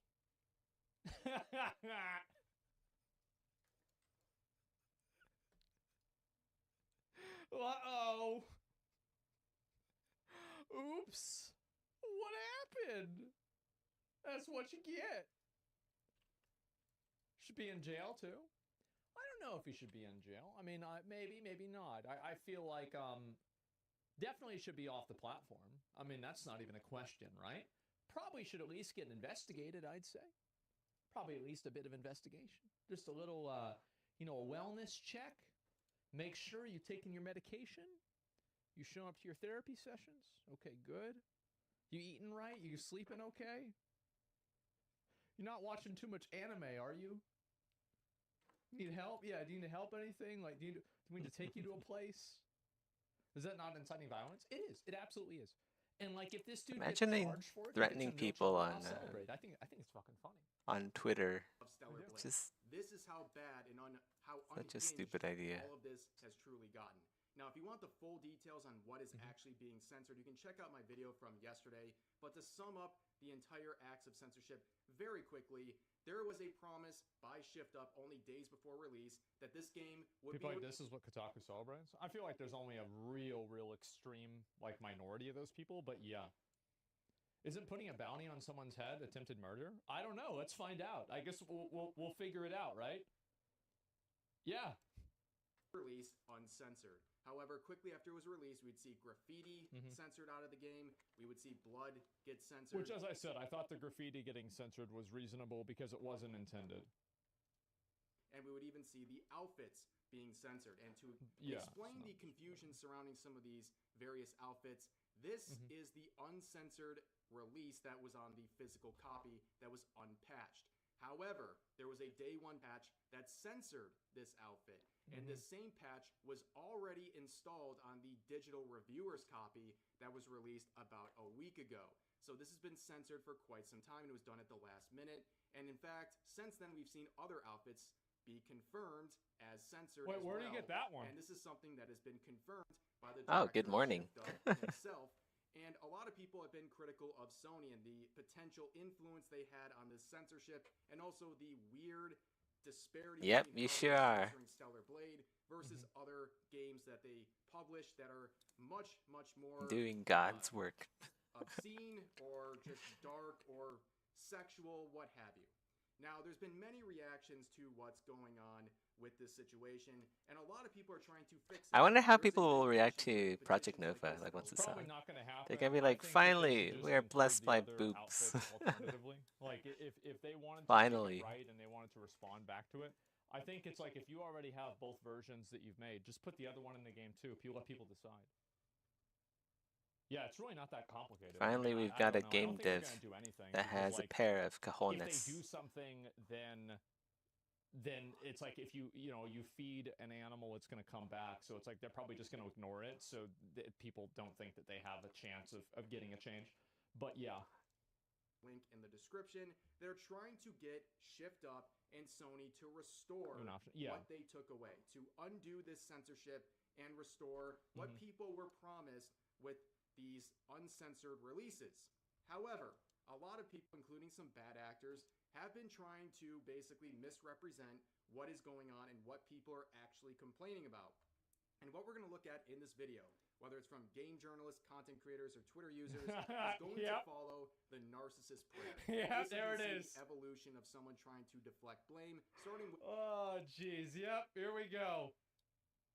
God. That didn't happen, and then ending with, well, it did happen, and you deserve it. Oh, of course. Now, we've been seeing this first part for a while. That didn't happen. We've seen people for really months at this point say over and over again, there's no censorship of Stellar Blade, this isn't happening. Well, now we have confirmation that it is happening, and people are readjusting and moving on to the next step, saying, and if it did happen, well, it wasn't that bad. And they're accomplishing that by trying to intentionally misrepresent what people are complaining about. So beginning with Alyssa, the Kotaku editor here, she says this is about pubic bones. Imagine growing up and learning this is what your dad was doing rather than having it catch with you. And since Alyssa has daily tweets crying... So somebody, there are people that are complaining about this, right? I mean, and they're saying like, why do you give a shit about this, etc.? It's so tiresome. Here's the reason why. Be prepared to be bashed for sexualizing women. They're having oh no, the horror. Content changed to appeal to a group of people that are not. Imagine sexualizing women. So That's it's like it's very insane. Easy to say, why does this matter to the person after you've already got what you want?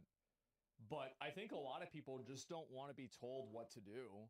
They don't want to be told what they can and can't like. The weird thing is, especially not by a bunch of randoms on Twitter. When people complain about sexualized women in video games, they're always like, oh no, male gaze, oh no, this is catering to the male fantasy. That is true, but they're also leaving out that it also caters to lesbians and bi people who also like women. So I don't, yeah. I think Asmongold's pretty spot on when he says most people who complain about this are mentally ill. And then have it taken away from them as if they're wrong. That's crazy. Of course people are going to get mad about this. And the thing is that this is a very trivial issue. This is a super trivial issue Like, it's so minor. It's not really that relevant. Who gives a shit, really? But at the same time, if that was I'm really pretty sure true, straight women then you also wouldn't have changed it. like looking at beautiful women. Well, I'm not start buying the games either. Yeah, exactly. Like Charlene's always like, wow, I look think at her people are boobs, just, right?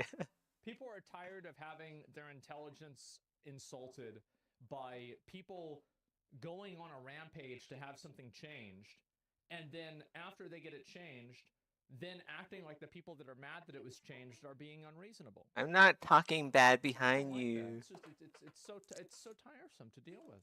I'm just saying that whenever you see like a hot girl, you're like, I'd go lesbian for her. Or, no, or like, no, no, you say I'd go gay for her, right? That's what you do. Updated outfits. Here's another tweet saying, "LOL, they're turning on Stellar Blade because they can't see her vagina." And like Here's another one saying, online, there's like crazy people on Twitter, formerly known as X, and they're like, is censorship. Should oh really tell no, you what their fixation this has woman looks always been hot. about. It's making me feel things. Is the implication that people wanted to have the character be hot? Because I think that he's right, and they wanted her to wear outfits that showed that off. Yeah, I think that's true. They figured it. So he finally figured it out. Some replies to that original thread where someone says this: the fact that you think Shay is saying no one is allowed to be horny and not that fix isn't censorship, and the people complaining about the fix need to just admit that they want to be horny is very funny. These people are trying to claim that what's happening is not censorship, when literally everything that's going on, all of the points we made earlier in the video, fit the definition of censorship to a T. Now, of course, all these people are misrepresenting what people are actually mad about and what they're complaining about. They were falsely advertised to.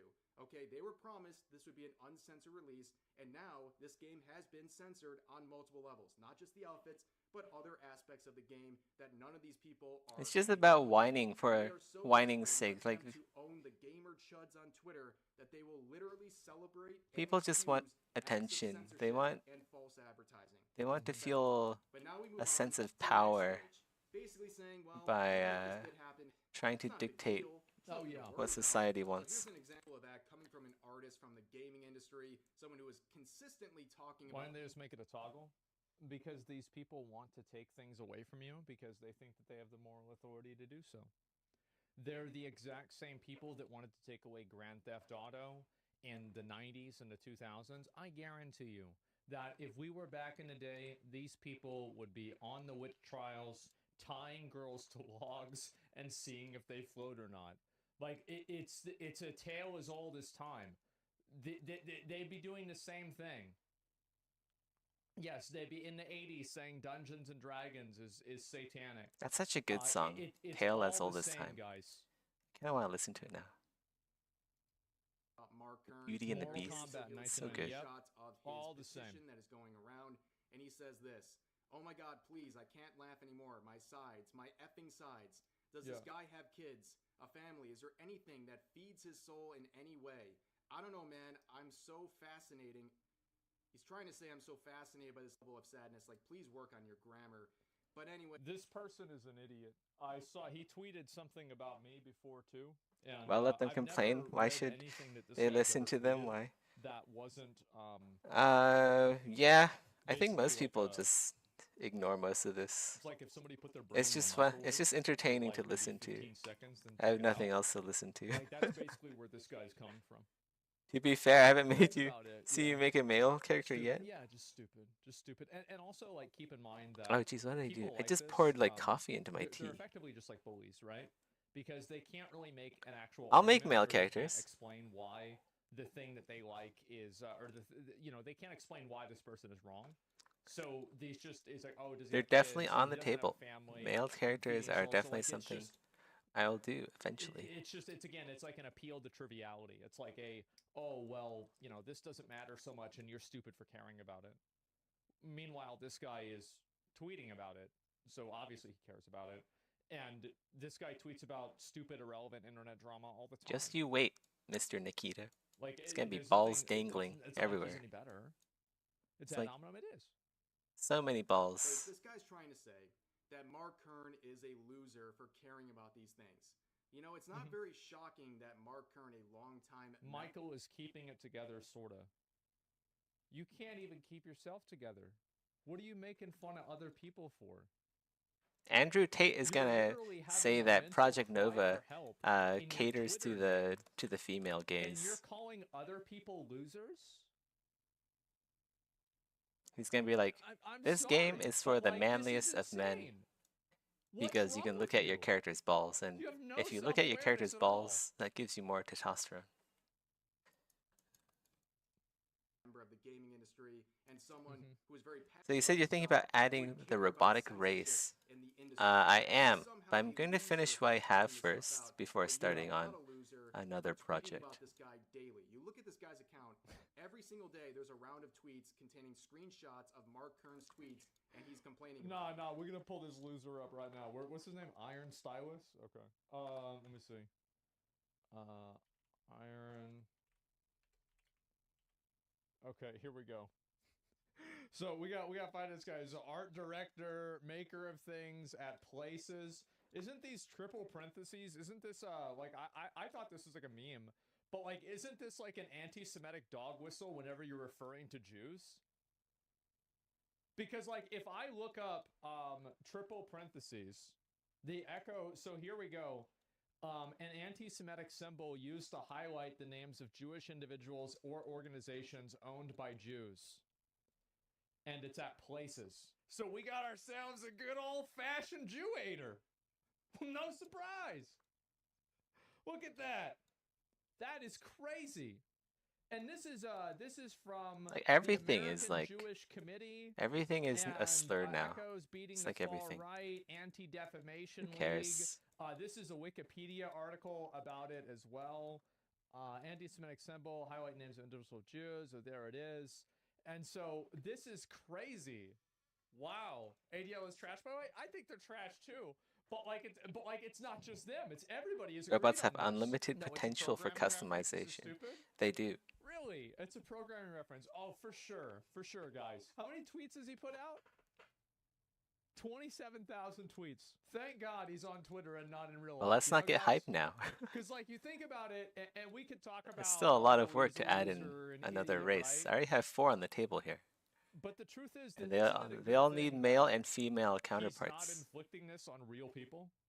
He's just sitting in his house getting mad on the internet. Like, this is actually pretty nice. If I add a 5th race, Yeah, it's a positive. it's not just Check making what one the guy said on robot, it's October making 7th. 2 robots with their accompanying I wonder. customization assets. Mr. Triple parentheses. I don't know. So 2 Maybe it is races, just all 2 just a genders. coincidence. Or maybe robots won't even have genders. But man, They'll just like have personalities that lean towards male you know, or I spent female, a lot of time on the internet. masculine I or know feminine. a lot of bad words, bad things to say. And I knew that one. Do robots also have male or female? I'm thinking it's not going to be male or female between them. It's going to be like how they choose to act. This is the same guy who So complained about the fact that Eastern character designs are typically more attractive than how they act and how they customize their bodies Okay. is what will determine like what basically if what they want to be, they can be. And they'll be able to change it up modularly in game, unlike the other races, He's keeping it together, sort of. which would make sense. He's sort of keeping it together. And he also made this tweet when someone asked about, you know, the prospect of him losing his job, and he said this: "I won't lose my job because I have Either that or they'll just be genderless. So yeah, we'll see. He could suck a dude's dick to not lose his job.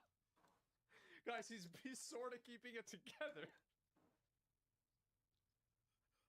Oh my god. Where does this person come? Where does a person like this come from? I don't even know. Do an ugly race? I mean, that's what the infested are basically, right? They're like the ugly race. Looked at here, another artist would ask this: as an artist, We already have that. on principle. They're the undead race. I've had had my own designs changed after release. Not and actually things dead, moved but around with other developers they're after gonna have we a lot to released them. do with I don't really get bent death in and shape like about it, though. necromancy. It's just a thing that happens. He doesn't So let me get this straight. So it's unreasonable for people to get bent out of shape about this, but it is reasonable for you to get bent out of shape about then getting bent out of shape. Can we make it make sense? No. Like, you've tweeted about Mark Kern more than a fucking K-pop super fan tweets about BTS. This is why I avoid Twitter. You hear how insane it is out there? Why would anyone go to Twitter? Is tweeting about fucking Tommy in it or Dream. This is insane. But somehow Twitter just that's enforces normal. my view that humans suck. It's pathetic. It is. When his stuff gets censored or altered, it's just a thing that happens. Who cares?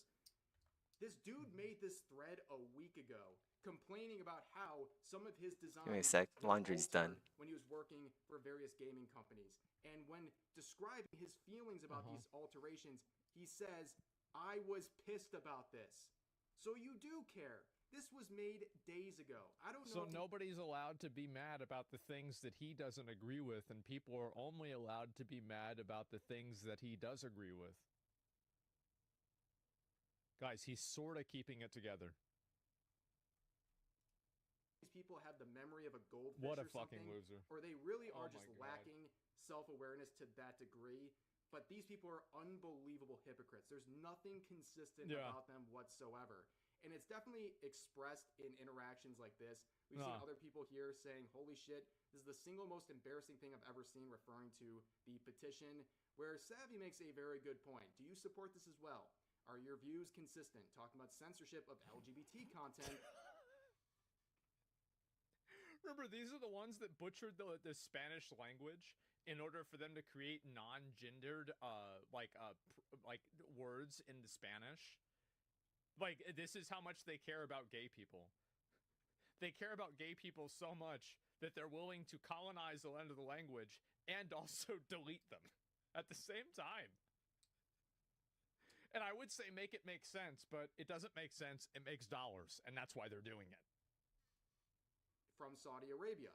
Now, of course, again, if you want to talk about embarrassing, this person refers to themselves as an it.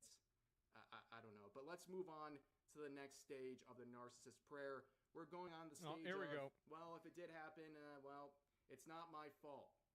I'm not to blame for this. And we see this reflected in another tweet that Keith has made about Mark Kern. Keith has been riding Mark Kern like he's trying to win the Kentucky Derby, okay? He has been absolutely obsessed with him. Every single time Mark Kern takes a breath, this guy's fingers are already moving on the keyboard to make another tweet about him. It's actually insane. So he says this: Grum's being shadow banned on a website that prides itself on free speech should tell you all there is to know about the guy as a person. Nah, that's not the reason why. He got reported because, like, there's this one girl I know that got shadow banned, and she's not talking about politics shit at all.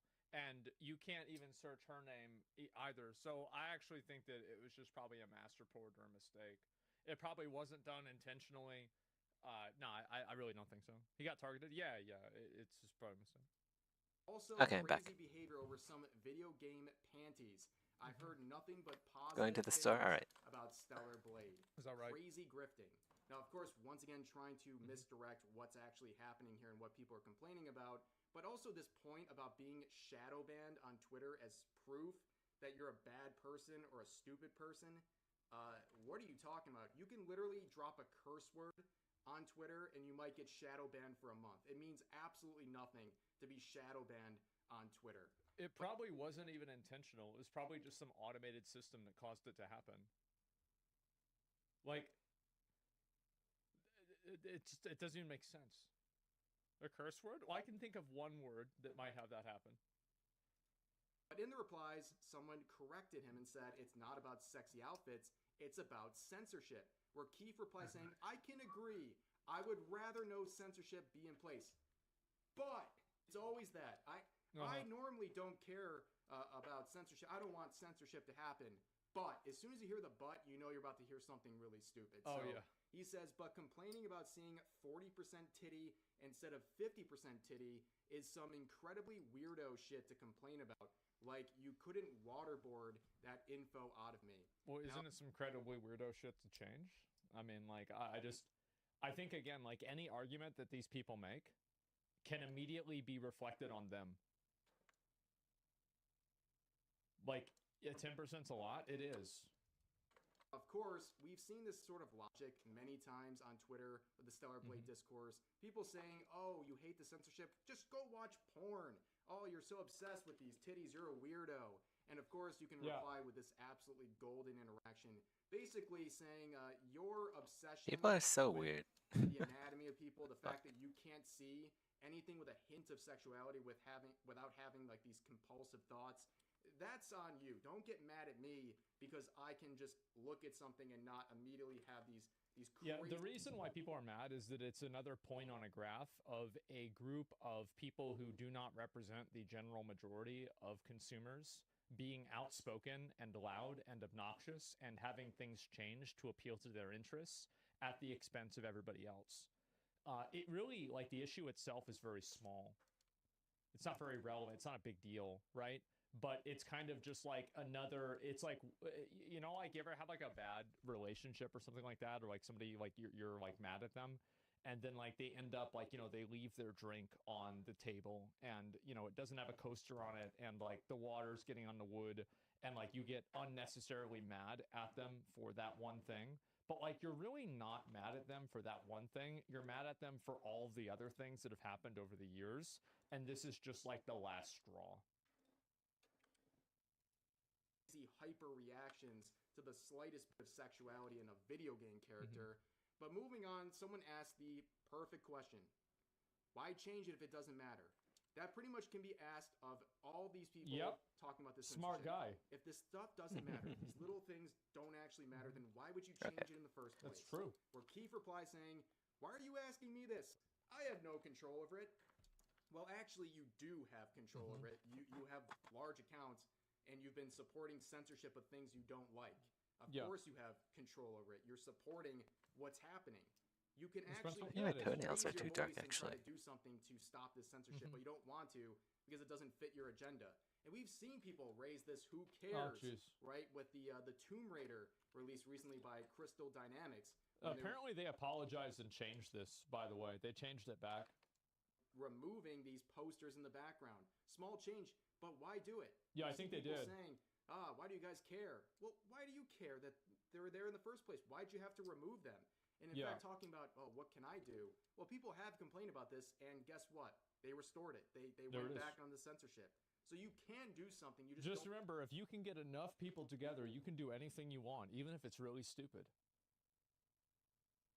Like, if you get enough people together, you do anything you want to do. Just keep that in mind. Even if it's dumb. Don't want to. Even if it's hard, you can still point it out, even if it's something that you personally don't care for in a game, without having to call people weirdos or excuse censorship because it fits your agenda. But moving on, we are going to the next aspect of this, really the end. We're going to skip right to this last one saying, well, it did happen and you deserved it. Or, well, it did happen, but it's actually better. Yeah. So we have a lot of tweets like this saying, if you actually saw a woman in real life, you'd realize that they actually made the outfit more attractive. First off, projection as usual. But here's the thing. Okay. They're trying to say that this is actually better. Adding the black lace here behind the outfit is making it more attractive. First of all, that's your subjective opinion. It's okay. People will agree with you, some people will disagree. While that is a subjective opinion, here is an objective fact. They advertised this game as something that was uncensored. They went off and censored this game. That is what people have an issue with. I don't understand why you're so obsessed with justifying this. Why are you intentionally missing the point so much to the point where you're celebrating these changes? These changes that go because the changes align with their worldview. That's the reason why. It's very simple. Yeah, that's it. They didn't think about this. It's not like they sat down and they were like, what would be the right way to go about this? How should I look at this in the most correct way? No, they never thought that this was never even part of the picture.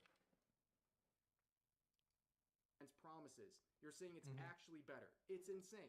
And it's I think if you like this seriously. Oh, I mean, I don't really care. I mean, like the thing is that, like everybody always likes to, you know, argue and be like, oh, this doesn't matter. Okay, well then, why can't other people think that it does? Like, I don't think this is that big of a deal either. But I do think that it's a big deal whenever a bunch of people get together and change something in a way that seemingly the majority of people don't want, and then fucking turn around and act like it didn't happen. I forgot the toes also need work too. Man, there's so much work with the hands and the feet. It's not like, and I don't want to have these losers and freaks telling me what I can and can't like on a video game. Like, you listen to their, like, with a lot of these people, like, and I know I'm crazy too, right? But, like, I feel like these people are disturbed. Like, they have, like, the fucking, like, the tweeting about, like, all this weird shit about sucking people's dicks. Like, it's just, there's something wrong with them. Really, there's something wrong with them. And of course I don't want to have those. They're deranged. Yes. Like, I don't want to have these people making decisions for me. Absolutely not. Based on your subjective view, while you ignore the objective reality of what is wrong with this situation. And here's another one. We hinted at this earlier in the video. So Mark Kern was pointing out some of the outfits that were uncensored, and you can use them as a reference point to see what is being changed by the day one patch. And this user says, $20,000 to anyone that makes this dipshit disappear. And Flash here asks a question, isn't this a crime? And I will answer by saying Somebody said the head thing was a joke. It's a weird joke to make, man. It's a weird joke. And I know people that make jokes like that, they're weird. Like, I get that it's a joke. It's not a big deal, right? But, like, the problem is that with a guy like that, is that 1 point on a graph doesn't do anything, but multiple points make a line. And look, he's a disturbed, weird guy. He is. It's just weird to talk like that. See, that's the president of Twitter? The president of Twitter. What you're trying to say is Elon Musk, right? Who's not the president, but like that's what you're trying to say?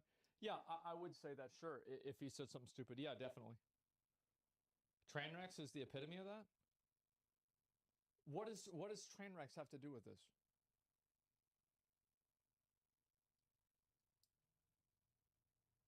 What are you talking about, Trainwrecks?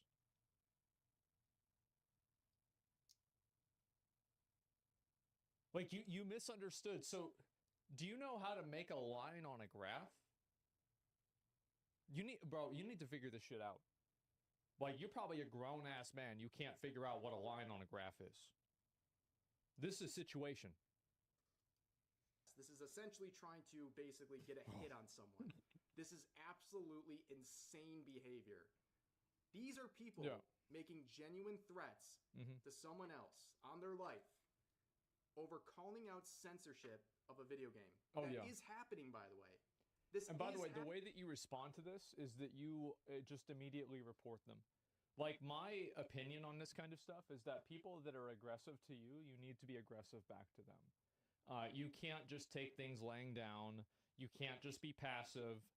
You always have to be aggressive. Like, if somebody shows aggression to you, in my opinion, I go as far as I possibly can. I do. That's always my perspective, is because I don't want to be attacked. I don't want people to be rude to me.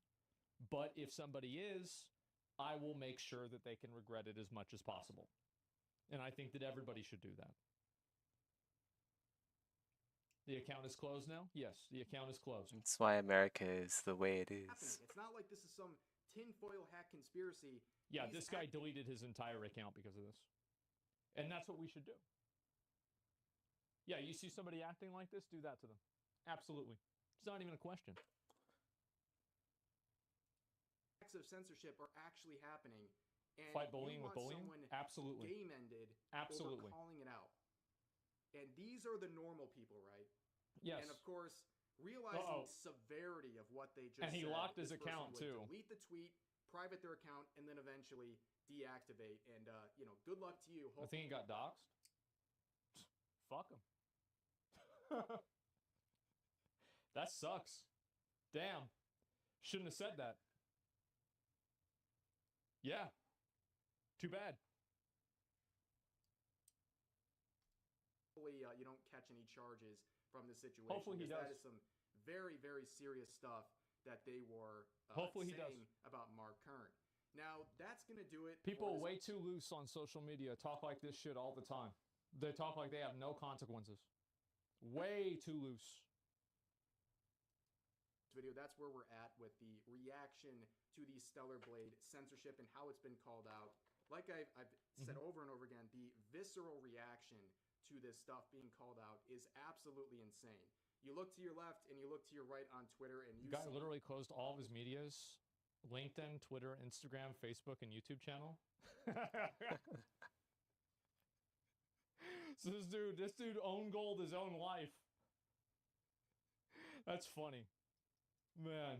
game journalists, users, and content creators and alike trying everything in their power to not only excuse but also celebrate Good these riddance, acts yeah. of censorship in Stellar Blade simply because it fits their agenda, and it's absolutely pathetic, and it should be called out It is. whenever it happens. But that's going to do it for this video. As always, leave your thoughts about today's topics in the comment section down below. Hope you guys enjoyed the video, and I'll see you next time. Isn't it funny that the guy wanted to disappear Mark Kern, but he ended up disappearing himself? Because that's basically what happened, right? Like, he's like, oh, let's get rid of this guy, and then he did it to himself. It's actually kind of funny. Karma? Yeah, bro, that's fucking karma, isn't it? Oh my god, there's a video. Give it a like. That's great. I'm really glad to see these people completely get shit on. And I think, again, you know, you can only match aggression with aggression, and if people do this kind of stuff, yeah, the best thing to do is to report them and do anything that you can to shut them down. That's my advice. I don't think that you should ever be a punching bag. Never take shit laying down. If somebody fucks with you, you should absolutely try to make them regret it as much as you can. Is there an instance to ignore some people? I think that in some cases you can ignore some people, but from my experience, I think that one of the things that's always the best is that if somebody is rude to you and treats you badly, you should never allow somebody to do that. And if you have, like, and really, you can't always do something about it, but this is my perspective on things, right? Is that if somebody does something to wrong me, I will just remember that. And there will come a time that I can make their life worse in the future, and I will do it. And it will be the best part of my day that day.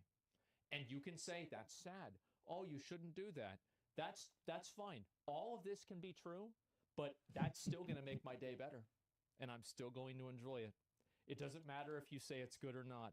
It'll still make me happy. There have been many times where somebody has done something wrong to me, and it took me 3 or 4 years, but I got him. I did. I got him. And I never...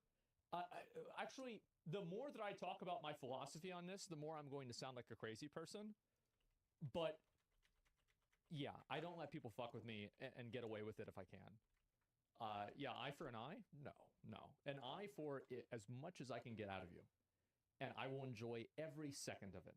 It's one of the few things in life that I truly like.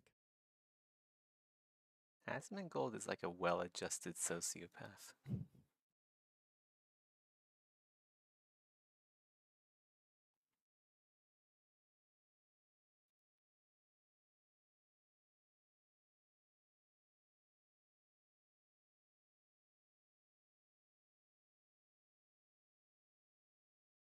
We'll listen to some less hot takes.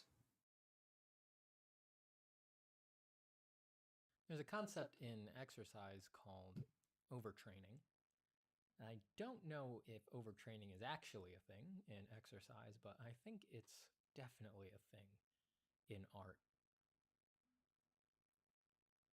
I see it in the questions that people ask about the journey a lot. I see it in students often, there is, even if they have not hit the point of overtraining, there is definitely the capacity to head towards it and to have the mentality that is going to assure it. And I sympathize because art is extremely ephemeral, strange, confusing, and flitting. And the training parts of art, the boot campy parts of art are, oh God, just comfortingly concrete. They just seem Times it. so easy to latch onto. I'm gonna take a shower because it's hot in Malaysia. Be right back. 5 to 10 minutes.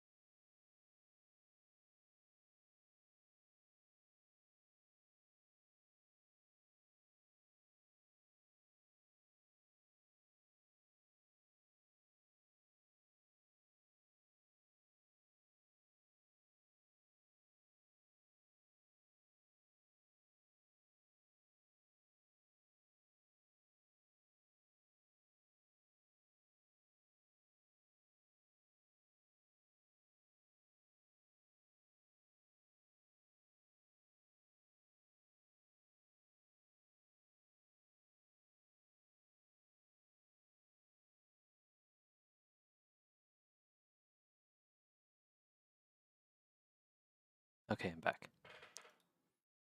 To understand, to hold in the mind. It gives us a way to map the path ahead and to feel that, well, we're going to be okay. And there's a great comfort in looking at a series of bullet points like I need to be good at drawing in perspective, anatomy, I have to practice my hands and my heads, and I have to practice my value scales, and et cetera, et cetera, et cetera, et cetera. All of the fundies that we've all heard of. It is very comforting to look at that bullet pointed list and say, well, I'm quite a dedicated person, or I'm an angry enough person right now that I have the piss and vinegar in me to get through this. And I've never failed at things before. I always find a way to do things. I will do this. I will get through this list. I get it. It is very comforting. I've been there. I was that person. But that ain't it. That just ain't it. It sucks to say, and it is a little difficult to admit, especially as someone who does a bit of teaching art. It is very difficult to admit that the parts that can be taught are really not that important, not super important, and really must be carefully regulated. They need to be kept in balance. And, the tendency is to not keep them in balance. And I think that, unfortunately, a lot of that culture that makes it so easy for people to focus on the training parts instead of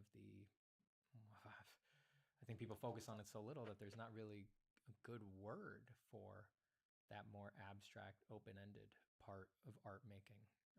At the risk of sounding saccharine, I'm going to call it the more heart-centered part, the inward-looking part of art making.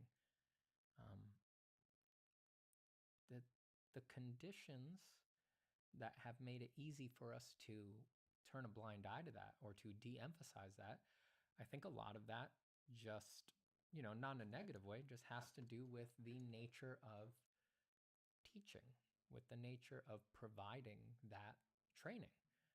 The only parts for the mostly, generally speaking, the only parts of the practice that can be taught really in a concrete way are those trainable parts. And even our current internet and social media climate makes it more likely that that's the way that people will lean, especially, I believe, because of sort of an asymmetrical teaching structure these days, a highly asymmetrical teaching structure where, especially with online tutorials, and again, I know that I'm putting myself in a position here as someone who sells online tutorials, but just being honest and pointing out the way that this conditions people's practices. The way, in order to provide, for example, a video which will not provide feedback on the work for a student, when you provide something like that, a product like that, you are going to focus on concrete things that can be handed off. And there's a little bit more flexibility to teach the more heart-focused parts of art when you are in a feedback system, when you are in a classroom or doing a one-on-one mentorship situation. There is just more opportunity there to react with the thoughts and the more intimate inner feelings that result in the ideas or changes or craft aspects of the art. So I say all of that just to try to put it into your mind that there are subtle structural aspects that are influencing the way that you train in art. And I think that the really strong kind of overbearing emphasis in online art instruction these days on the trainable aspects, on the quote-unquote fundies, I think the emphasis on that is a function of the way that art instruction is largely distributed these days, which is highly asymmetrical. The teacher produces something, then provides it, the student consumes it on their own, and 99% of the time receives no feedback on what they took from the instruction, how they're applying it to their work. And with a structure like that, your best bet whenever you provide instruction is to be as clear as possible, and clarity lends itself to the trainable bootcampy parts of art. And I always want to make the disclaimer that that's not bad. Those trainable parts they are important, you know. I went through all of the training for those things, you know. I was taught perspective for years, and I learned anatomy from some of the best, and you know, I really value all of the concrete skills that I gained and was given. But at this point in my practice, which is far from where I want to be, but still further along than I was when I was doing all of that training, those hard skills, the objective parts, I don't get the satisfaction and energy from them that I used to. And it's not because they became less interesting. It's because parts of the practice unfolded that I had been paying less attention to. And I was shocked to find that the energy and interest that was hidden there was, well, it made the other aspects kind of pale in comparison. You know, the turning more towards the intimate, towards the closer parts of the practice, the first steps, you know, trying to learn what it meant about my art and me and my practice, that I react to certain kinds of ideas over others, that my ideas come to me in this particular flavor and not that particular flavor, the sort of secret things that my taste was whispering to me, you know, all of those aspects, those very, very close in aspects, right? Like you are not granted the privilege of being able to inspect where your ideas come from or how they arise, right? That's just not a privilege any of us are granted, right? We get the idea and we truly have, upon inspection, if you pay attention, you have no earthly idea where it came from. You know, you can tell yourself a story afterwards, like, oh yeah, well, 2 weeks ago I saw that, and then it kind of looks like that mixed with this thing that I saw 5 years ago, plus this thing from my childhood. But that's just a story. And you didn't, that's a hindsight understanding. And you didn't consciously run any of that program, you know? The idea just sort of blossomed into your mind, unbidden, fully formed while you were in the shower or in the car or whatever. And you don't get to inspect the place from whence that comes. So really, the most intimate parts of your practice are just noticing the character of those things when they arise, right? You do not get to see how they come together or where they come from, but you can inspect and learn from the way they present. And that is a fascinating and extremely intimate part of the practice. It's utterly personal, like unspeakably personal. I can't even fathom how to, like, you know, translate what I've learned from that onto another person or anything. It just can't be done. It's too personal. But, you know, I can say from experience that I have learned more from that now and gained more from that now, both in my practice and in my life. I have gained more from that space than I ever did from the hard skills. And I'm only now making work that I'm actually, I'm only now making work that I want to use the word proud.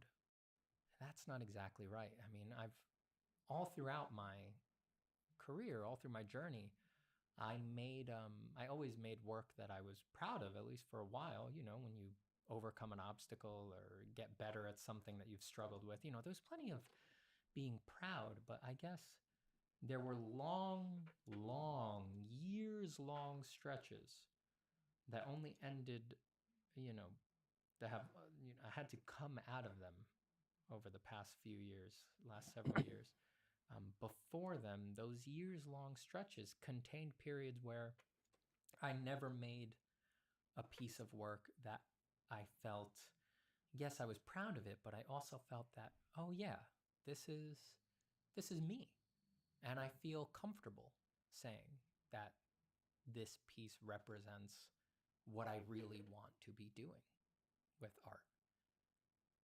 I mean, when I was in those darker stretches where I was never getting that feeling, I think if you had told me, you know, that was something I was supposed to move towards, or that it was possible to feel that way, probably would have laughed at you or just not believed you, or I don't know. I feel like I would have been, it's very easy to be very cynical about that until you experience it. But that feeling is really, that is an amazing feeling. Jesus. It dwarfs a feeling like nailing a piece of anatomy or properly modeling the contrast hierarchy on a piece of flesh or something. It blows that away to actually make something where you feel like, oh no, this aligns with me truly, you know. And that it's a whole different subtle set of skills to get to that, to arrive at what you feel your voice is, right? And I have only learned how to do it in so much as I have done it, you know, and it takes a long time. I haven't made a lot of work in that voice quite yet, but I've only been able to do it at all because of the more intimate inspection of the practice. I learned everything that I learned to be able to do that. It did not come from the hard skills. It did not.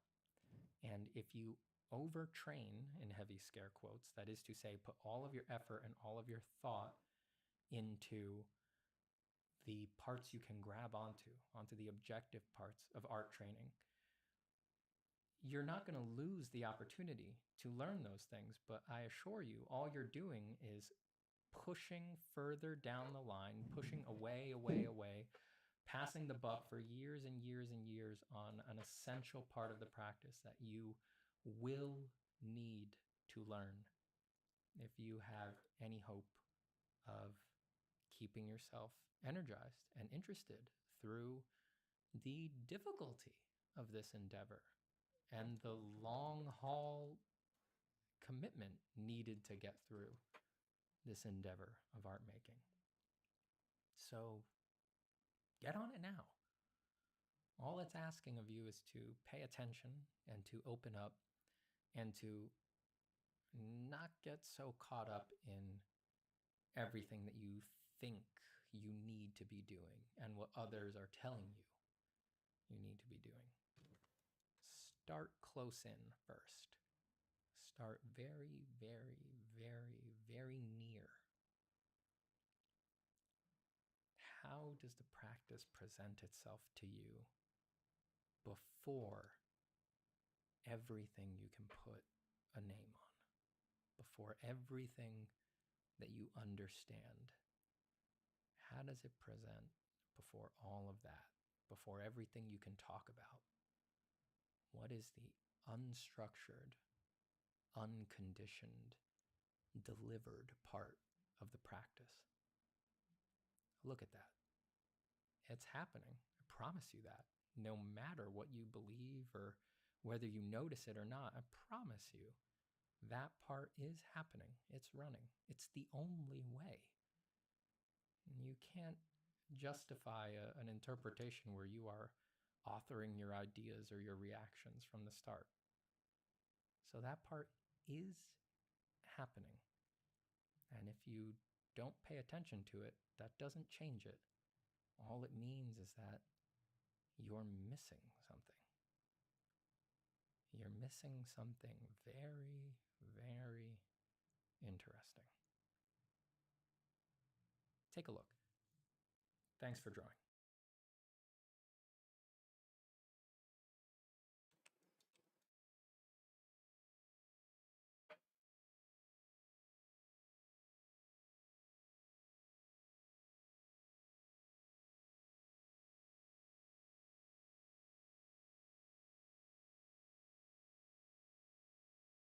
It's amazing to me that we can get mad at our art.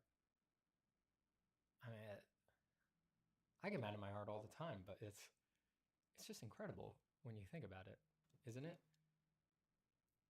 How is it that when we are creating something from nothing, from the most intimate place at the core of our little being, we can let comparisons and expectations and assessments off of others and off of ourselves and off of our previous work, that we somehow we can make all of that which is not present in the room with us while we work, which is not even a ghost of a ghost in reality, while we're making the things that we make, we can let it become so real and so powerful that we can actually get mad at our work, at our practice, like angry, real anger. You know, like anger, like the blackest, darkest, most hurtful feeling that we can feel, that can drive people to do terrible things, just an absolute darkenment of the eyes that view this vision, that sees everything that is before us. And that real anger for our, I mean, if you're like me, for our drawings, for our bits of carbon dust on paper, it really, you know, in one sense, it kind of highlights how foolish and ephemeral anger can be. That anger is one of those feelings that just feels so concrete when you're experiencing it, right? When you're really feeling anger, it feels completely justified. You know, if you're really feeling it, it feels as real as anything, right? There's very little impression that anger is unnecessary or an illusion when you're feeling it. It feels absolutely needed. It's overpowering. It's so strong. The fact that you can be thrust to such a jagged, energetic height as anger by, yeah, the illusion of form on paper, it highlights that anger is not as concrete as we think. That it's a little silly. This is all a little bit silly. Do you get what I'm saying? It's silly. That's silly.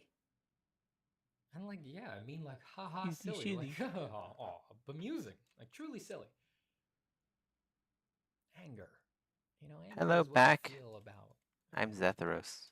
the loss of a loved one, when you shake your fist at the heavens themselves, the indignation at the effrontery that is being in existence. It's like, that's anger, you know? That emotion. Anger is anger, you know? If you're gonna feel it in your darkest, most existential despair, no, that's the same thing that you're feeling when you're peeved that you can't get better at drawing. That's crazy. That's crazy. We really must be more willing to forgive ourselves. All of this, really, of course. That is the key to not getting mad at your own artwork, to not becoming mad at yourself. That's really what that is. You know, just turning it all inward, all of that frustration and all of that embitterment. Of course, the key is to just forgive yourself. Just forgive yourself. And when you're looking at your work and you're feeling unsatisfied, or like you haven't given it your all, you haven't done your best, look, just look at your work and just see it for what it is. If it's on a piece of paper in front of you, What is it, truly? Look at it. Just actually look at it for a second. Look at something that you drew. And just look at it. It's not critique time. It's not time to write some notes about it or think about if you're going to take a photo of it and put it up somewhere. Just look at it. When's the last time you just looked at your own work? Maybe like the way a viewer. I'm not expecting. I'm How often do you do Zethros. that? I don't do it a lot. If I'm looking at my work, it almost immediately triggers my desire to nervously control things. I immediately get to picking at it, working on it, moving things around, developing things. And the second that I think I'm done, I tend to just put it away. Close the file, slip the piece of paper under another piece of paper. How often do you actually look at what you've made? Maybe look at it like a viewer. I mean, you're expecting people to look at it. Yeah, Rusty. How often do you just look? How long do you spend looking at Just it? look at yourself. My God. Gaze at your work and ask yourself, what really is it? What are you getting so mad about? If it's a drawing on a piece of paper in front of you, it is just a dust arranged into hazy clouds on the paper, such as to create the illusion of form. And the miracle of drawing really is that that illusion can be quite convincing. And for as unreal as it is, it triggers the same illusion in everyone. That's pretty incredible, but that's still all it is. How come I'm still at 0 upvotes on my stream? I've been streaming. All of the weight. I've been streaming for 5 hours. I still have 0 upvotes. Interpreted successes. 0 likes on this video. Where is that coming from? Not even any dislikes either. That's terrible. In the drawing. That is where's my audience engagement? It is, of course, nowhere. It's absolutely nowhere. You are adding that. And by you, I mean you with the small y. Don't forget to crush that subscribe button and upvote that like button. That judges and analyzes and does the easiest, most uninteresting, most low effort part of the process, which is just adding. There are 7? No way. It still says 0 on my screen. To what is actually present. The drawing doesn't contain any of your frustrations or your hopes or your successes or your failures or your comparisons. Oh, you guys are right. There's 6. Okay, yeah. Very nice. Instead, the drawing just I'm proud of you guys. Sits there. Well done. As such, as is. Perfectly, steadily presented. I had to reload the page. What it is. And you add everything else compulsively, habitually, without choosing. You know when I wake up or when I go take a poo poo, I open up the YouTube Studio app to see how many likes I got on my last video. It's like an addiction now. I need a outside affirmation of my existence. How long will you let them throw you around?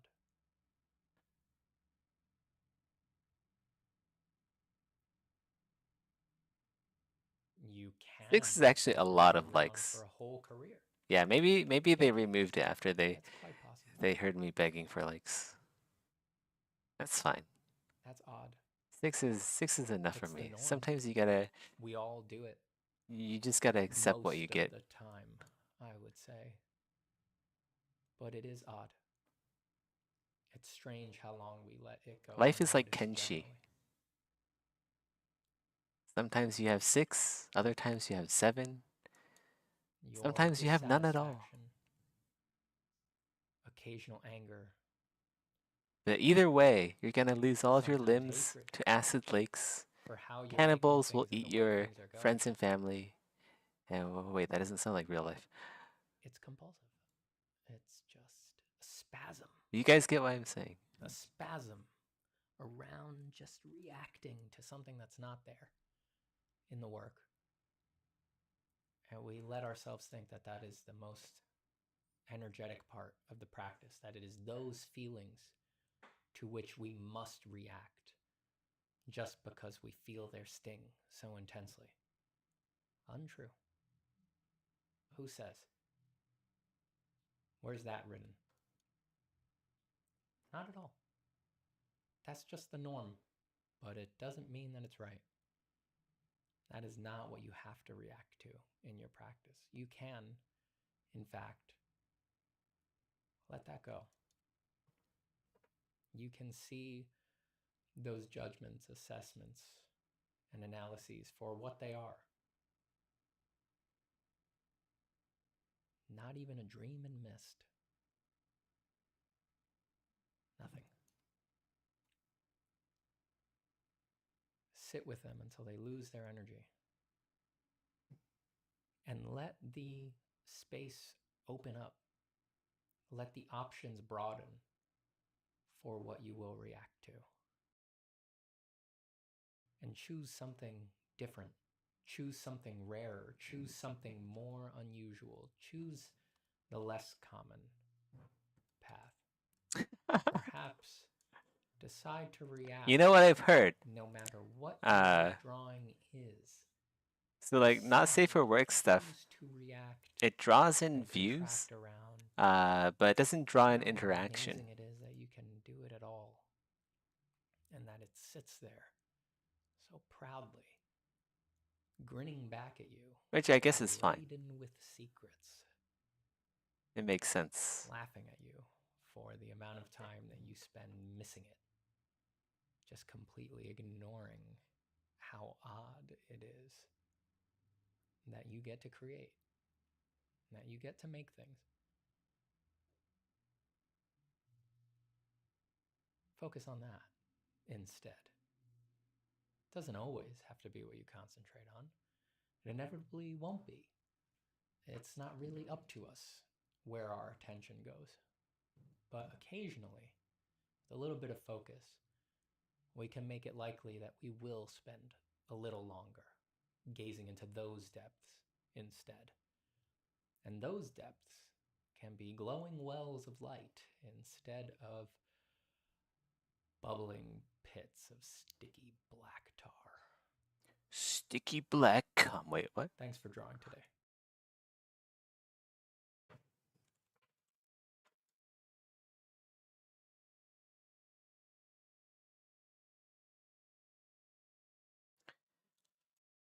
I'm gonna shut up for a bit and just listen to some music. Try to get as much as I can done here, but I'm probably gonna end the stream soon. It's 1 a.m. here and I've been streaming for 5 hours.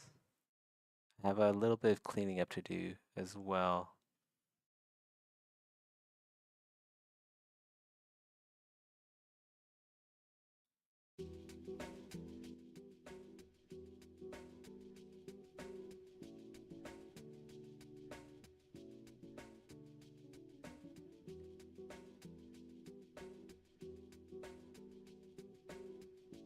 Still have a lot of work on the feet to do.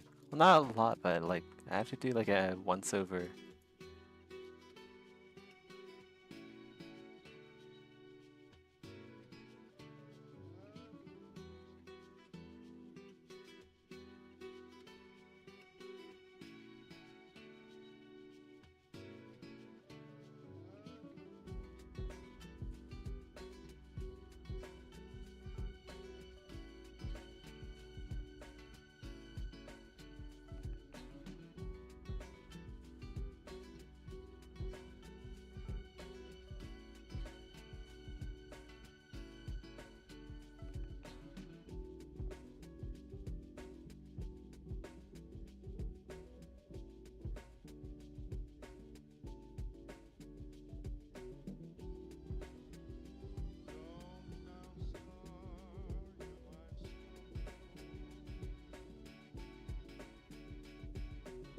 Yeah, the feet do need some love. I gotta make Miyazaki proud. I'm gonna make these feet, and then I'm gonna send... I might actually do this. I'm gonna like email like Miyazaki and send him screenshots of the feat that I made. And if he replies to me, I'll let you guys know.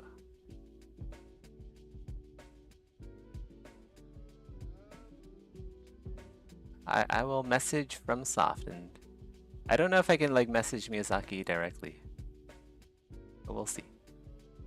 We'll see if he likes my feat.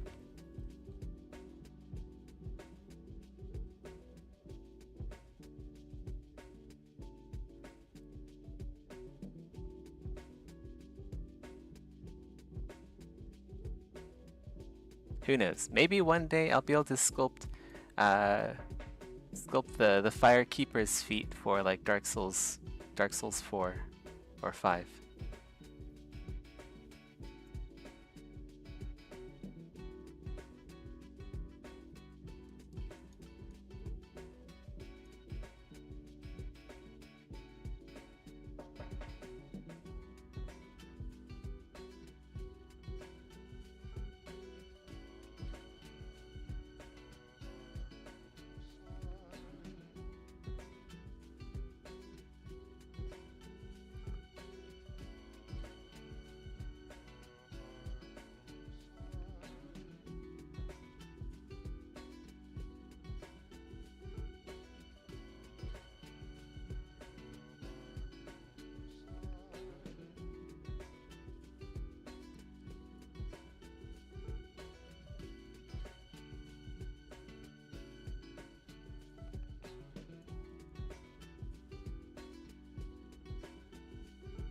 The fingers still need work as well. Like, I did work on the fingers, but I just didn't work on them enough.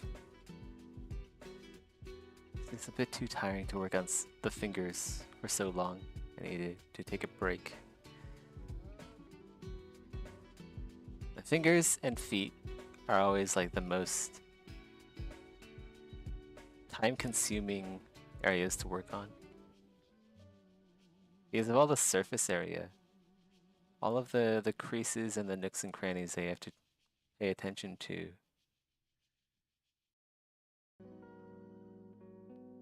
And like also how it moves, right?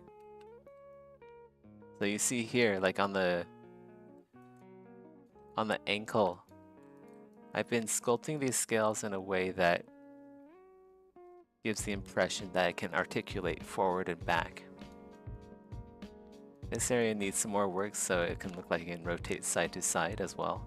This area is mostly okay. We still need some more work here on the inside of the ankle.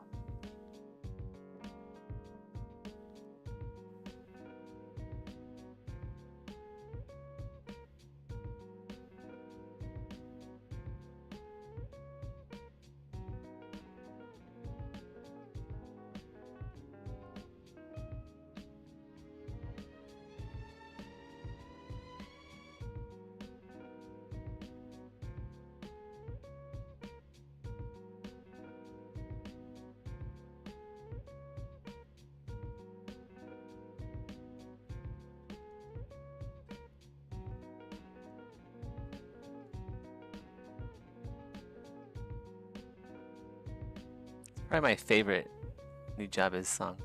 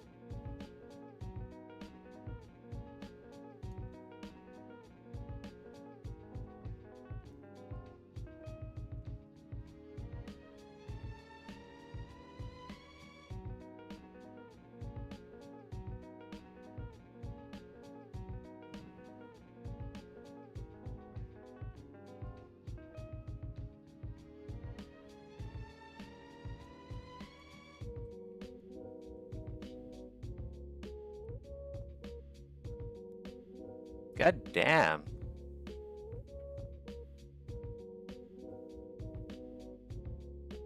Where is that? Is that like Instagram? I know you can get a lot of views on Instagram. I don't usually post anything on my Instagram. My Instagram is just for like replying to Shirley.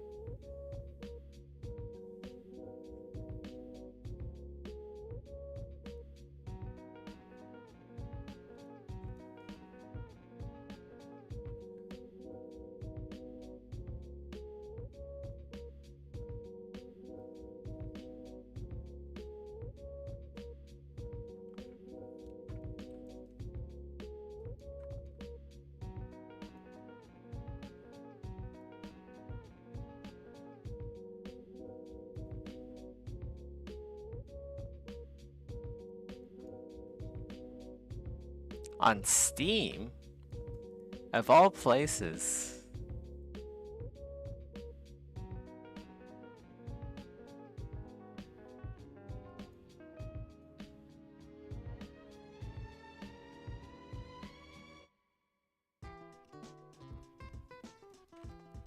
Alright, take care, just me. And take care to you as well, just you. Have a good one.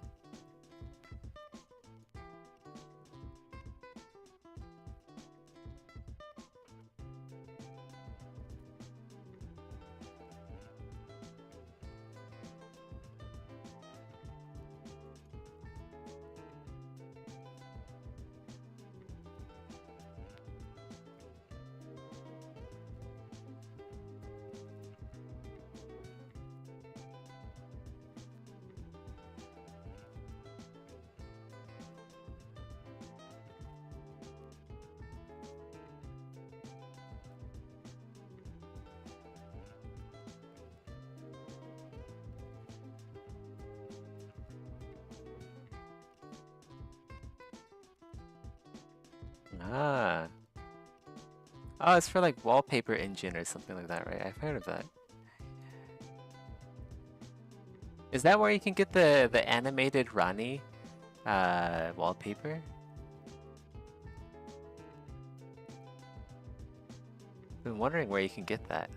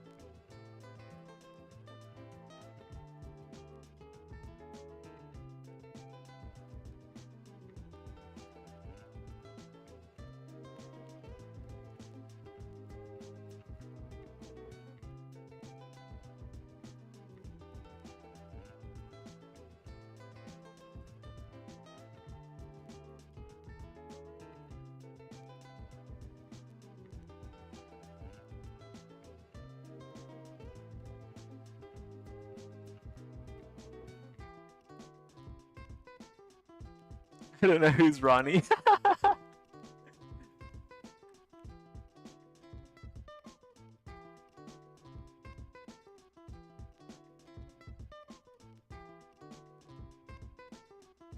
Now I'm imagining like Hogwarts Ron.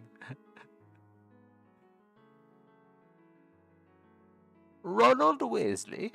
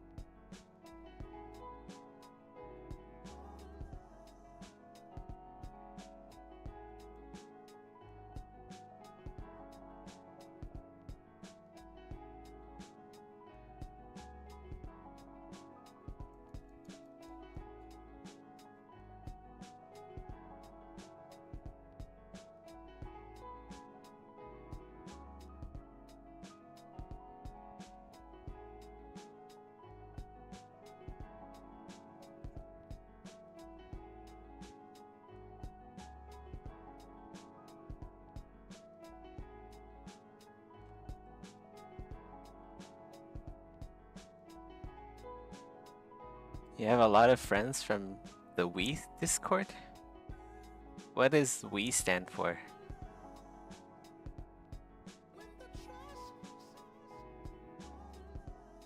Oh, wallpaper engine. Okay, never mind.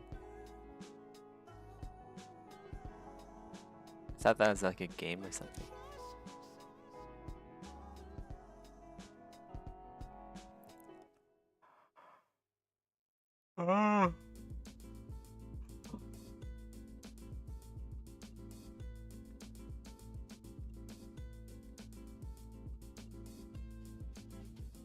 That's cool. Very cool.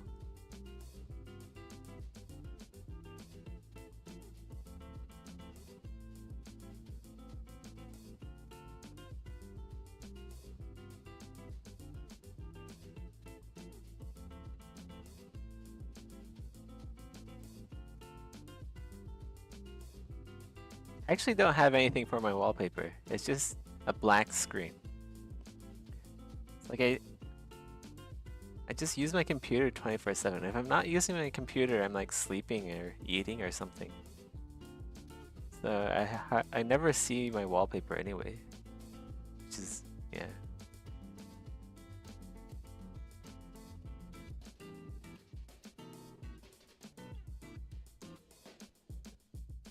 You're kind of a big deal. I mean, it sounds like it.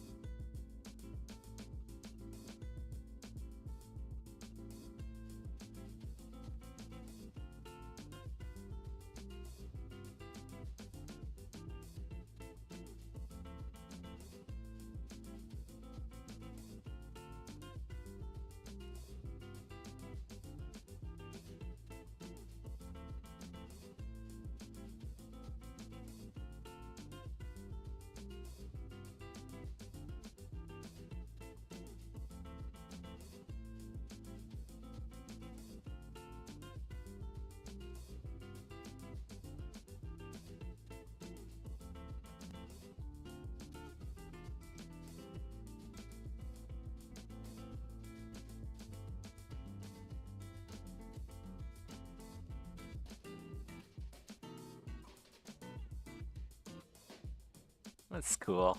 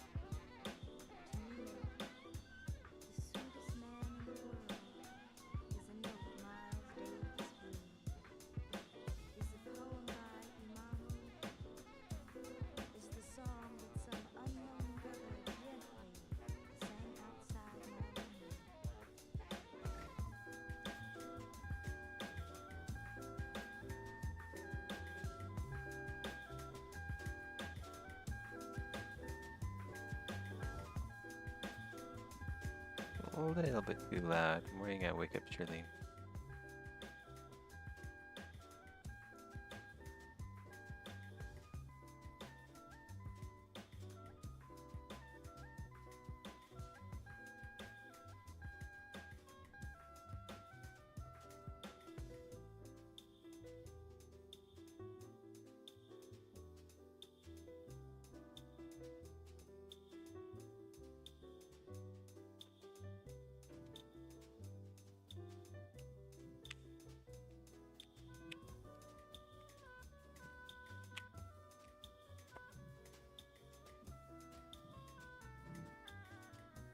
It's Tim who contacted you.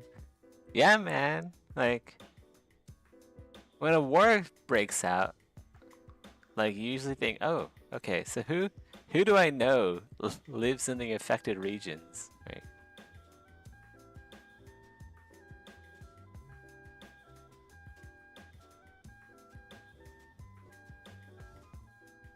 Well, yeah, that's nice of him.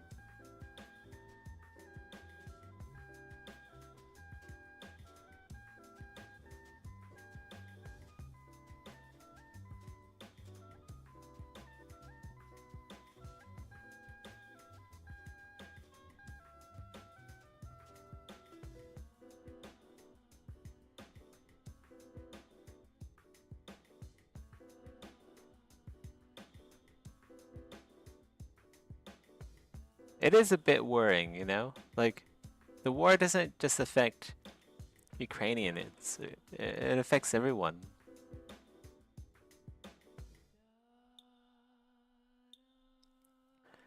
Putin is the kind of person who will,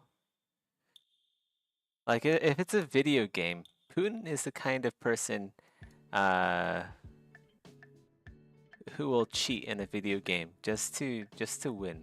Like, all he cares about is griefing people and winning.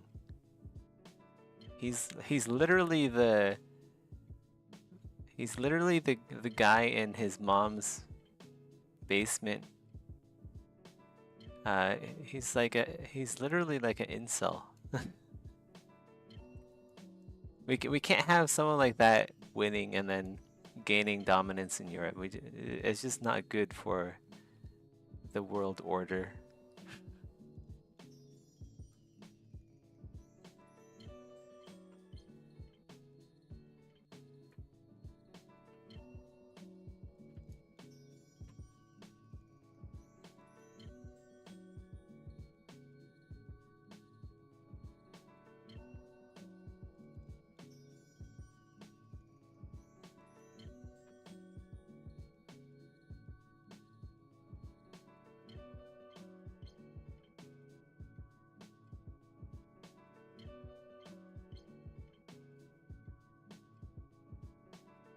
That's good. I would offer to help too, but I'm kind of broke because I'm a game developer. All I can offer is like my streams.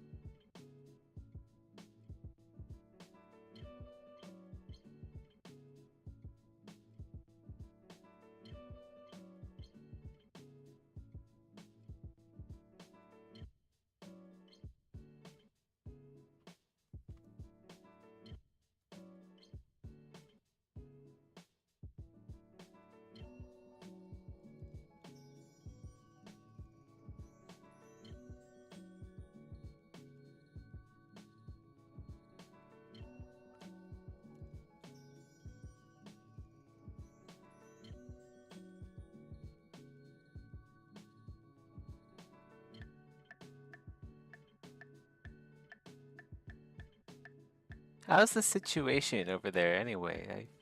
I heard the war isn't going very well for Ukrainians. Like the orcs keep coming, right? I don't know. Has like the 90 billion aid package. I think that's split between different countries, but I think the US government recently approved like a $90 billion package for Ukraine and also the Middle East. One of the, I think like Israel or something. Or was it like Palestine? I don't know.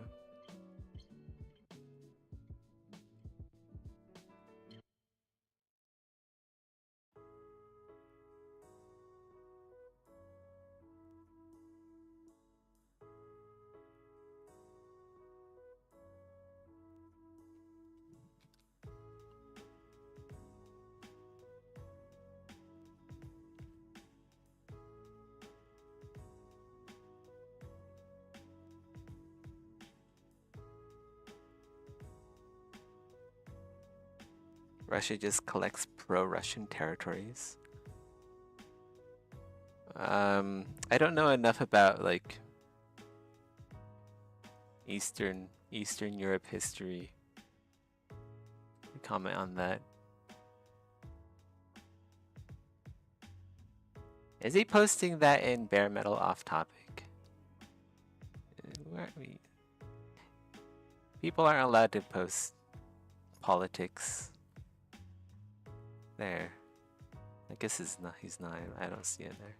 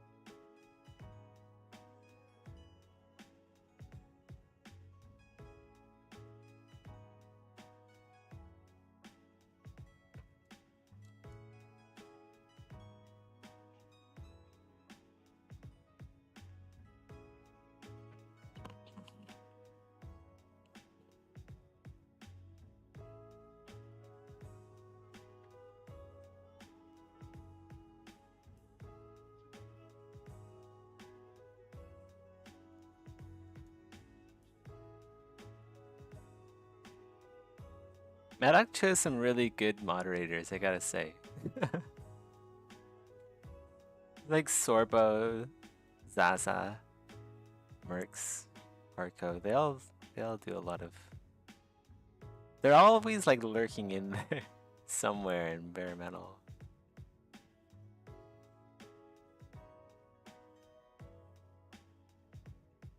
It also helps like bare metal Discord. Not a whole lot goes on, to be fair. Like sometimes there's like discussions that go on for a while, but like there really isn't a whole lot to moderate there. Everyone kind of knows each other.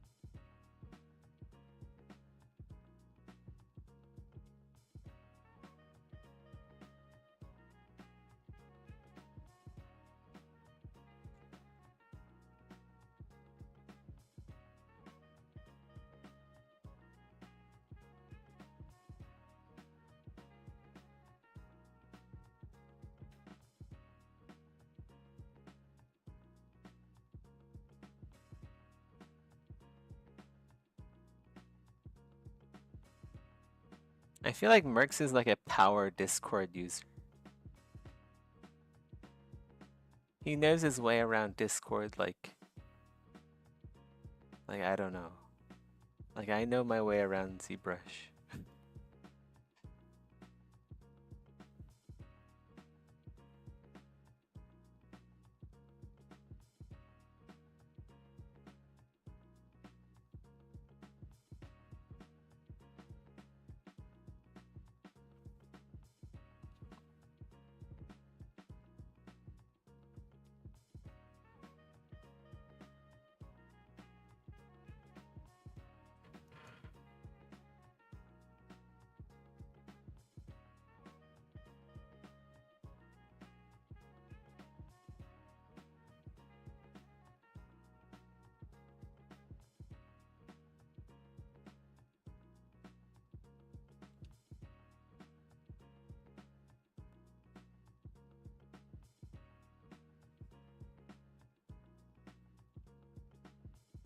Lord Cucky.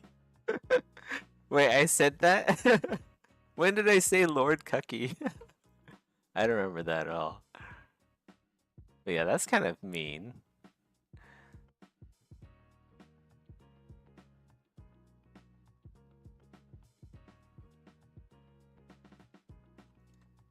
But I mean, when the entire basically when the entire allied forces are against your country, I guess you gotta compensate, right? You gotta take it out somewhere. Like, oh no, the United States, Canada, EU, Australia, basically everyone who isn't China and Russia hates us.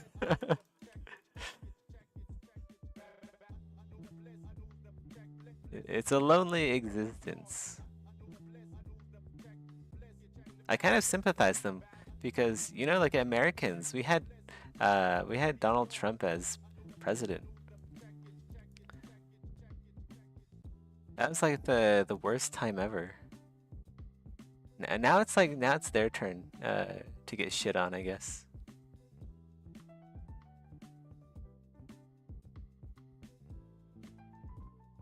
Like the good Russians with like morals and like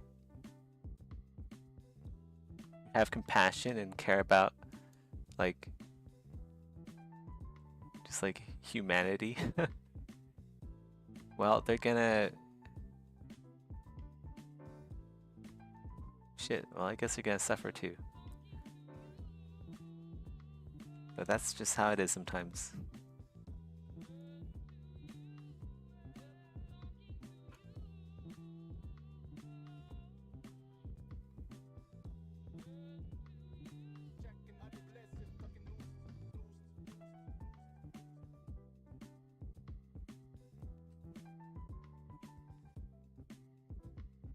Like personally, like when Trump was in charge, like I wouldn't even say that I'm American. Like I look at Chinese. My entire heritage is Chinese, so I'm like 100% Chinese in blood, right? So people would just assume I'm Asian. They just assume I'm Chinese, which is nice. I said Lord Cucky in the Discord. Wait, which Discord is this? Is this the Bare Metal Discord? No way, right?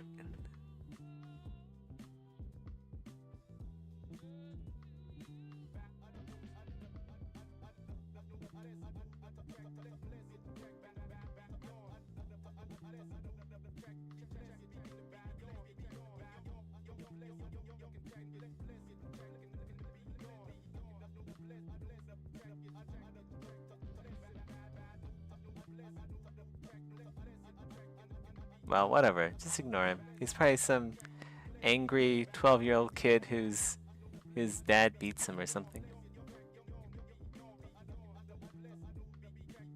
Maybe his dad died in the war, so now he's like pissed off at Ukrainians. It's minimal Discord. Okay.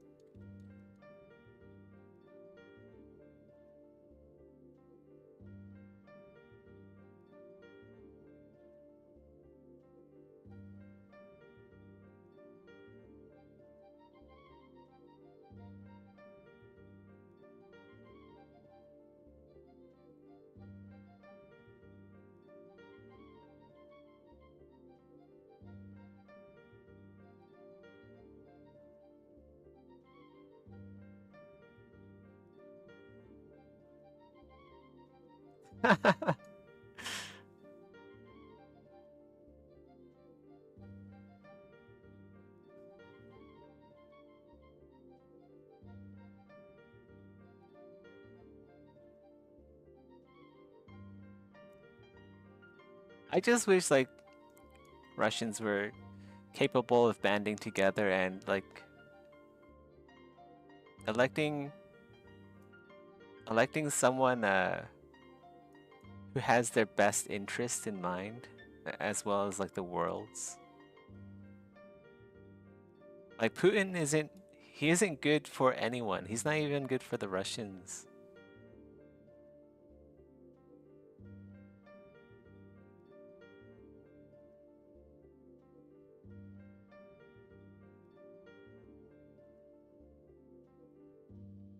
And after all of this, like how long is this gonna go for? How long is this war gonna go for? Eventually, like you're gonna have to, like both sides are gonna have to make up and like make amends. Mostly the Russians because they started it. There's just a lot of stupidity and waste all around. Waste of human life, waste of natural resources.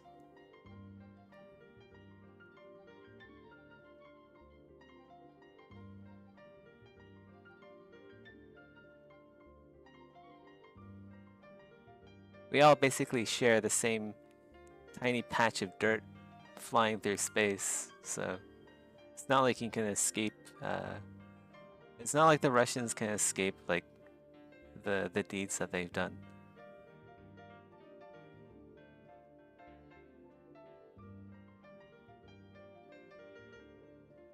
Like there's no long-term, there's no end game here. It's just a corner. That's what wars are after all is said and done. That's why wars are always stupid. Until humanity finds a way to like fly off in spaceships and colonize other planets, wars will always just be a massive waste. Like, it's like shitting in your own bed.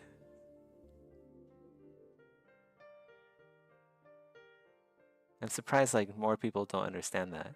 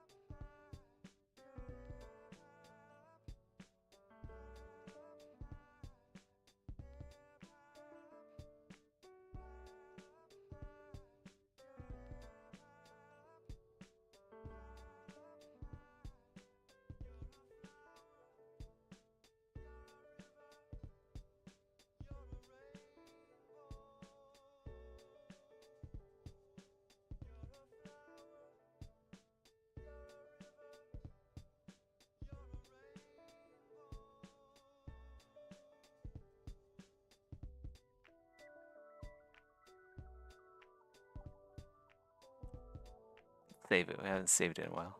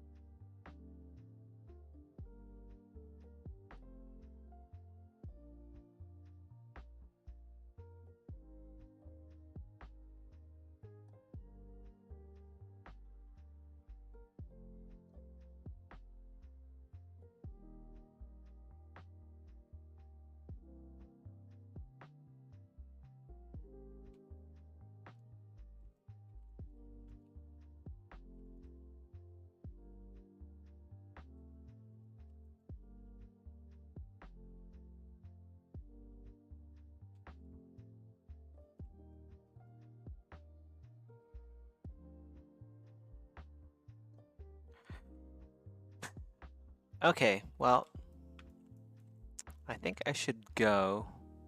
I have some stuff to take care of after this stream anyway. It's 2 a.m. here.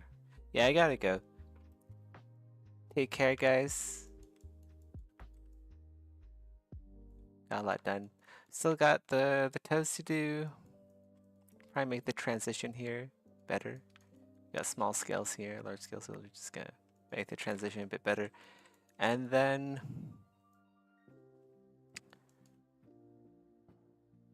maybe the fingers could be a bit better as well.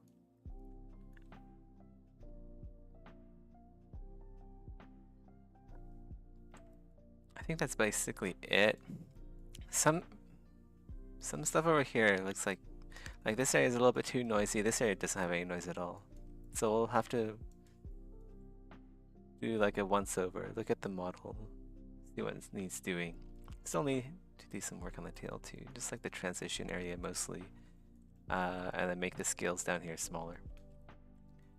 Alright, see you Rusty. Good night.